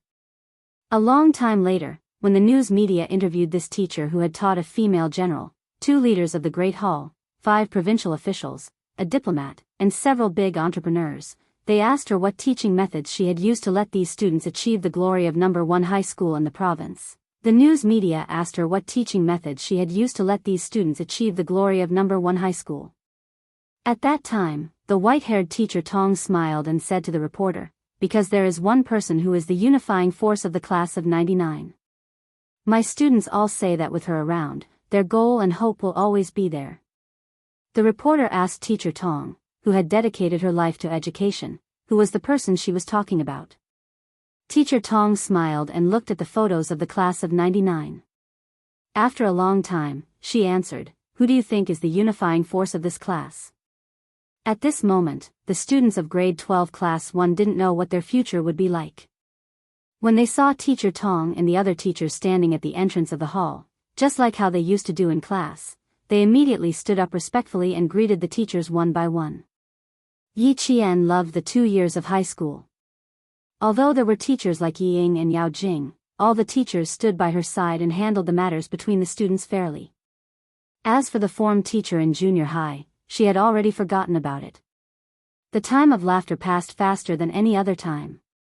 The students planned to play all night, while the teachers needed to go home. The male teachers were in charge of each class. Yi Qian accompanied teacher Tong and sat outside, waiting for teacher Tong's lover to arrive. Teacher Tong, who had white hair on her temples, nodded gently when she saw that the student she had taught before was sitting upright like a pine tree. She was very pleased. "It's only been half a year since we last met. Yi Jian, you've changed the most in class. Even when I'm sitting in front of you, I can feel the valiance of a soldier. You are really very, very good. Seeing that you've come so far and still hold on to your original beliefs, Yi Jian, I believe that you'll definitely achieve great things in the future." She had taught so many good students, but Yi Qian had left the deepest impression on her. Sometimes, she would even dream of him walking to the front of the classroom and explaining difficult questions. Such a good student, I'm afraid I won't be able to meet another one for the rest of my life. Yi Qian respected teacher Tong very much. When old Madame Yi brought Yi Zhixiang to cause trouble, it was teacher Tong and Principal Chow who stood in front of her, afraid that she would get hurt. That was also the most touched she had ever been. After that, she tried her best to help her classmates in order to repay the school and teachers for their sincere protection of her. Chapter 1948. You don't have to do anything, but you have to have a clear conscience. Yi Qian helped teacher Tong sit down and smiled. "I remember when I first entered the school, I told you, sometimes, hiding your talent doesn't mean that you're weak. It's also a form of protection. And you said, only the fittest survive. You also told me, the provincial first high school is a big dance, right? It has a sky that allows students to roam freely. It was because of your words that I slowly started to interact with my classmates." Teacher Tong smiled as she looked at her student who remembered her words. The pride in her heart was self-evident. "To tell you the truth, when I returned to school, I was prepared to be isolated. If you didn't ask me to cooperate with my classmates from time to time and participate in group activities, I think I might have really been isolated for the first 2 years of high school." She wasn't good at socializing and speaking. Plus, there was Yi Ying. She didn't think that her high school life would be good. Later, as she gradually integrated into the class and often called to the office for heart-to-heart talks, Yi Qian's way of doing things had the smoothness, roundabout, and gentleness of a girl. She was no longer as domineering as a boy and didn't have the gentleness of a girl. At the mention of the past, teacher Tong's smile deepened. When I asked you to fill in the admission form, you pointed at your parents and stopped me. The words you said to me made my heart ache. Child, you protected yourself so much that you were even wary of me. At that time, I was very surprised. How could you be so wary? It was as if I would hurt you at any time. Later, I specially looked for Principal Chen to understand your situation in junior high. Only then did I understand why you were so wary of me. I knew that you needed to be counseled. Now, it's all good. Everyone in the class likes to talk to you and ask you to make decisions for them. Yi Qian, you're doing very well now. I hope that no matter what kind of life you have in the future, the next time I see you, you'll still be the same person. Continue to maintain a positive attitude. I'll watch you go further and higher step by step. Let me say one more thing. Whether you enter the military or society in the future, connections are very important. Other than Zhang Yuan, Yang Yi, and a few other girls in our class are all from rich families. There are also many classmates that you've helped.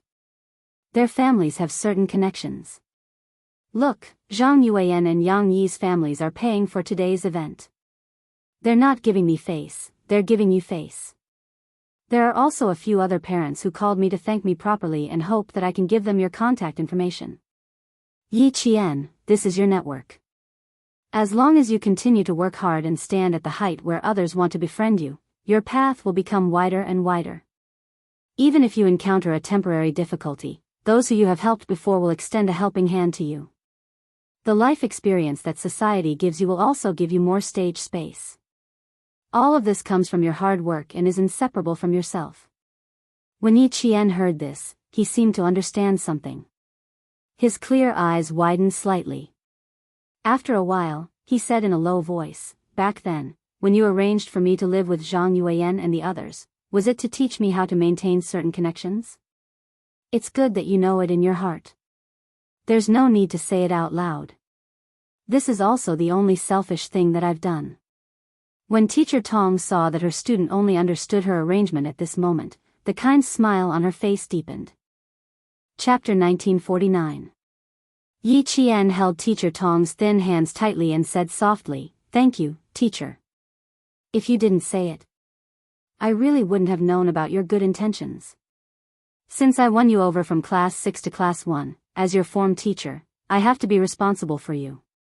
Your grades are already very good, but you're still lacking in the way you handle things.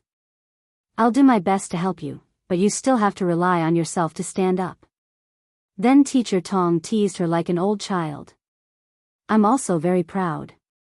The smartest student in my class only now understands that students are no match for teachers." Yi Qian smiled warmly. Her eyes were clear and bright like crystals under the light. "You're the most amazing teacher in the eyes of all of us. None of us are your match. You'll all surpass me. When that happens, I'll still be a teacher, but you won't be you anymore. You'll all be pillars of the class." Teacher Tong had a lot of confidence in this batch of students because the students in front of her would continue to influence the entire class. Even if they were separated, her influence would not disappear. This was Yi Qian's personal charm. Yi Qian leaned over and hugged her teacher. She said softly, "You have to be good. You have to see all of us in class 1 become successful. You'll be proud of us. I'm already proud of you now. There's no need to wait until the future." Teacher Tong helped her tidy her clothes. Looking at the energetic girl, even her kind wrinkles had a gentle smile.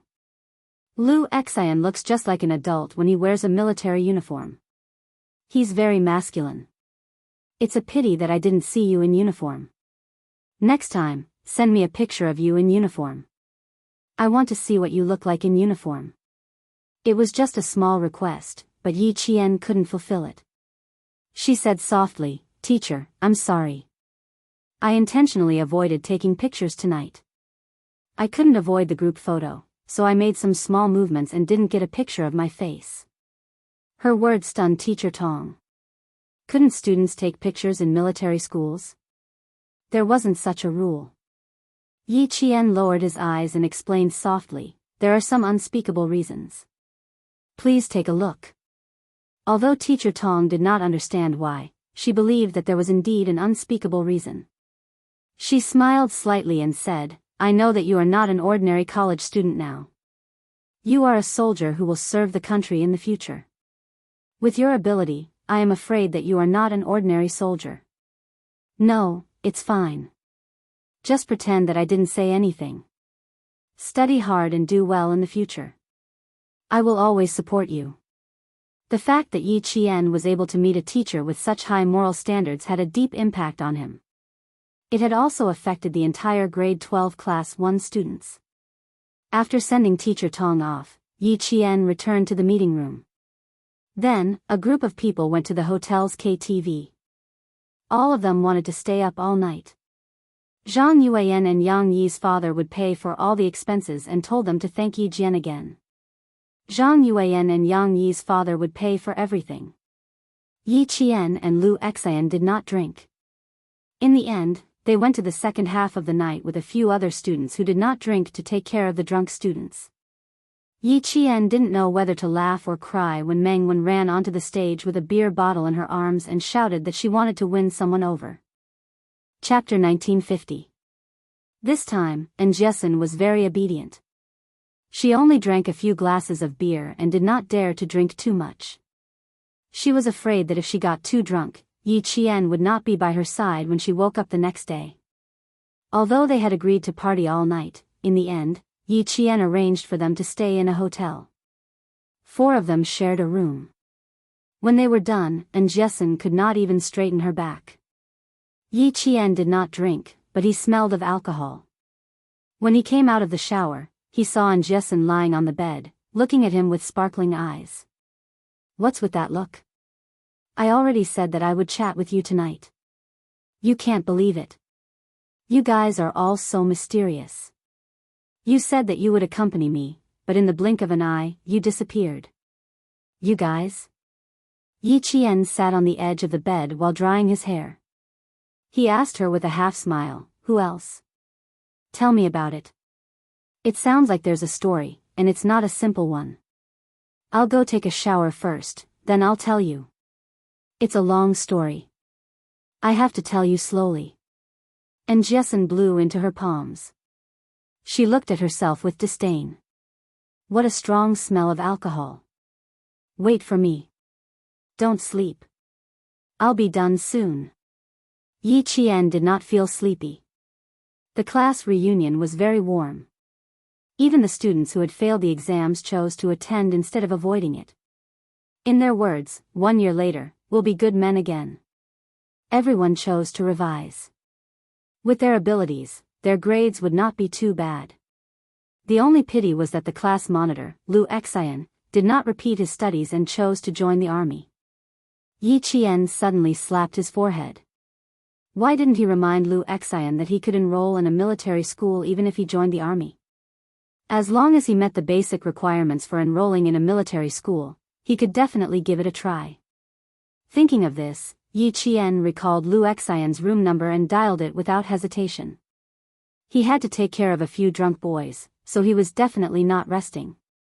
Lu Xian quickly picked up the phone. When he heard Yi Qian's voice, he was surprised. "Why aren't you resting? It's already past 4 in the morning. Class monitor, I want to ask you about your future plans. Are you going to be a conscript? Or volunteer? Or do you have other plans?" Yi Qian did not immediately say what she was thinking. Lv Xian was a very opinionated boy. She should ask him first. If he did not have any plans to enroll in the military academy, she would bring it up appropriately. Lv Xian laughed. "Don't tell me you called me just to talk about this." "Yes, didn't I say that I wanted to talk to you?" Yi Qian leaned against the headboard with a serious expression. "I just feel that it's a pity that you didn't repeat your studies and directly joined the military." No, there's nothing to pity. Joining the military has always been my dream. When I found out that you were determined to enter the military academy, I was shocked. I didn't think that there would be a girl like me." A plop sound came from beside him. While speaking, Lvxian turned his head and saw a drunk boy fall directly from the bed to the ground and roll to his feet. She covered the boy with the quilt on the bed and answered with a smile, I have some other ideas.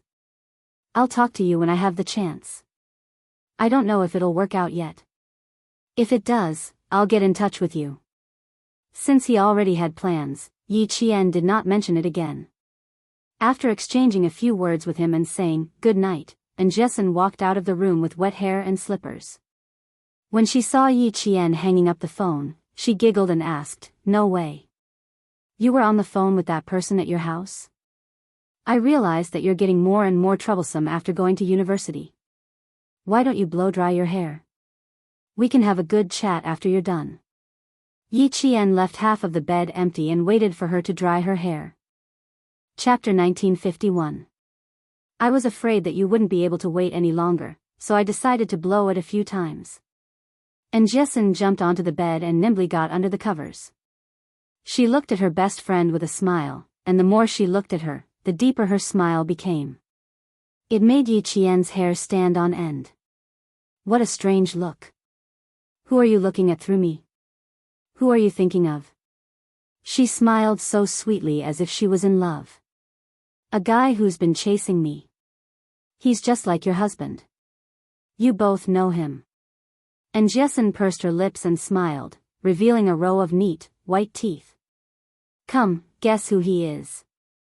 Someone he knew, someone who knew Captain Xia, and even someone who knew Jessen. In less than a minute, Yi Qian narrowed his eyes.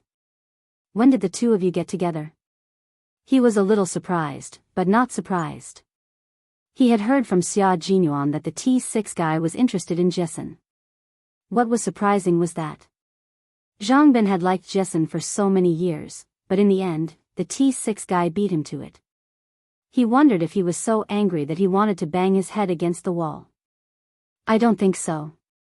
I can't really make up my mind. I have a pretty good impression of him, and I feel that he's very reliable. But he came to look for me twice, and each time, he disappeared without saying a word. I even had to run out to look for him after class. Jane Eyre, do you think he's playing with me? We agreed to go for a walk together, but when I went over, he was gone. Isn't it a little too casual for him to suddenly disappear? Listening to her complaints, Yi Qian turned to look at his best friend and said softly, there's no other way. He's a soldier. Sometimes, when the military calls, he has to return immediately. He really can't wait for you. Jessen, you have to think about it carefully. He can indeed give you a sense of security, but he'll also make you feel uneasy. He'll suddenly come back to give you a surprise, and then suddenly disappear to give you a scare. Jessen, you'll lose a lot of sweetness if you date a soldier. Especially if you were in a relationship with a special forces soldier who often carried out missions. Sometimes, you wouldn't even see him once a year. Sometimes, you would only receive a call for a few months or half a year. It would make you feel like you weren't actually in a relationship. They often disappear without a trace. It's normal for them to not call you for half a month. It's also normal for them to not call you for half a year. It's also normal for them to not call you for half a year. It's also normal for them to not meet you once a year. 1 minute, they're still chatting with you. The next minute, you might have to send them away. Yi Qian looked at the tears that flowed out of his good friend's eyes. He reached out and gently wiped away her tears. He did not stop because of this. She needed a reason not to make a choice, but she also needed a reason to make a choice. He would say what he should say and what he shouldn't say. In the end, the choice would still be up to Jia Xian. Jessen, if you can accept that you don't have his company when you're sick, that you don't have his comfort when you're sad or crying, that you don't have his sharing when you're happy or laughing, that you can accept the fact that there are couples on the street while you're lonely even though you have a boyfriend, then you can accept him. I can guarantee you that there's absolutely no problem with his character. As long as he has time, he'll be willing to use this pitiful time to accompany you wholeheartedly. He'll pamper you like a princess and treat you like a treasure. However, this kind of time is too little. Perhaps it's only a few days, half a day, or a few hours. And you'll need to rely on this little bit of sweetness to support you for a month, half a year, until he appears again.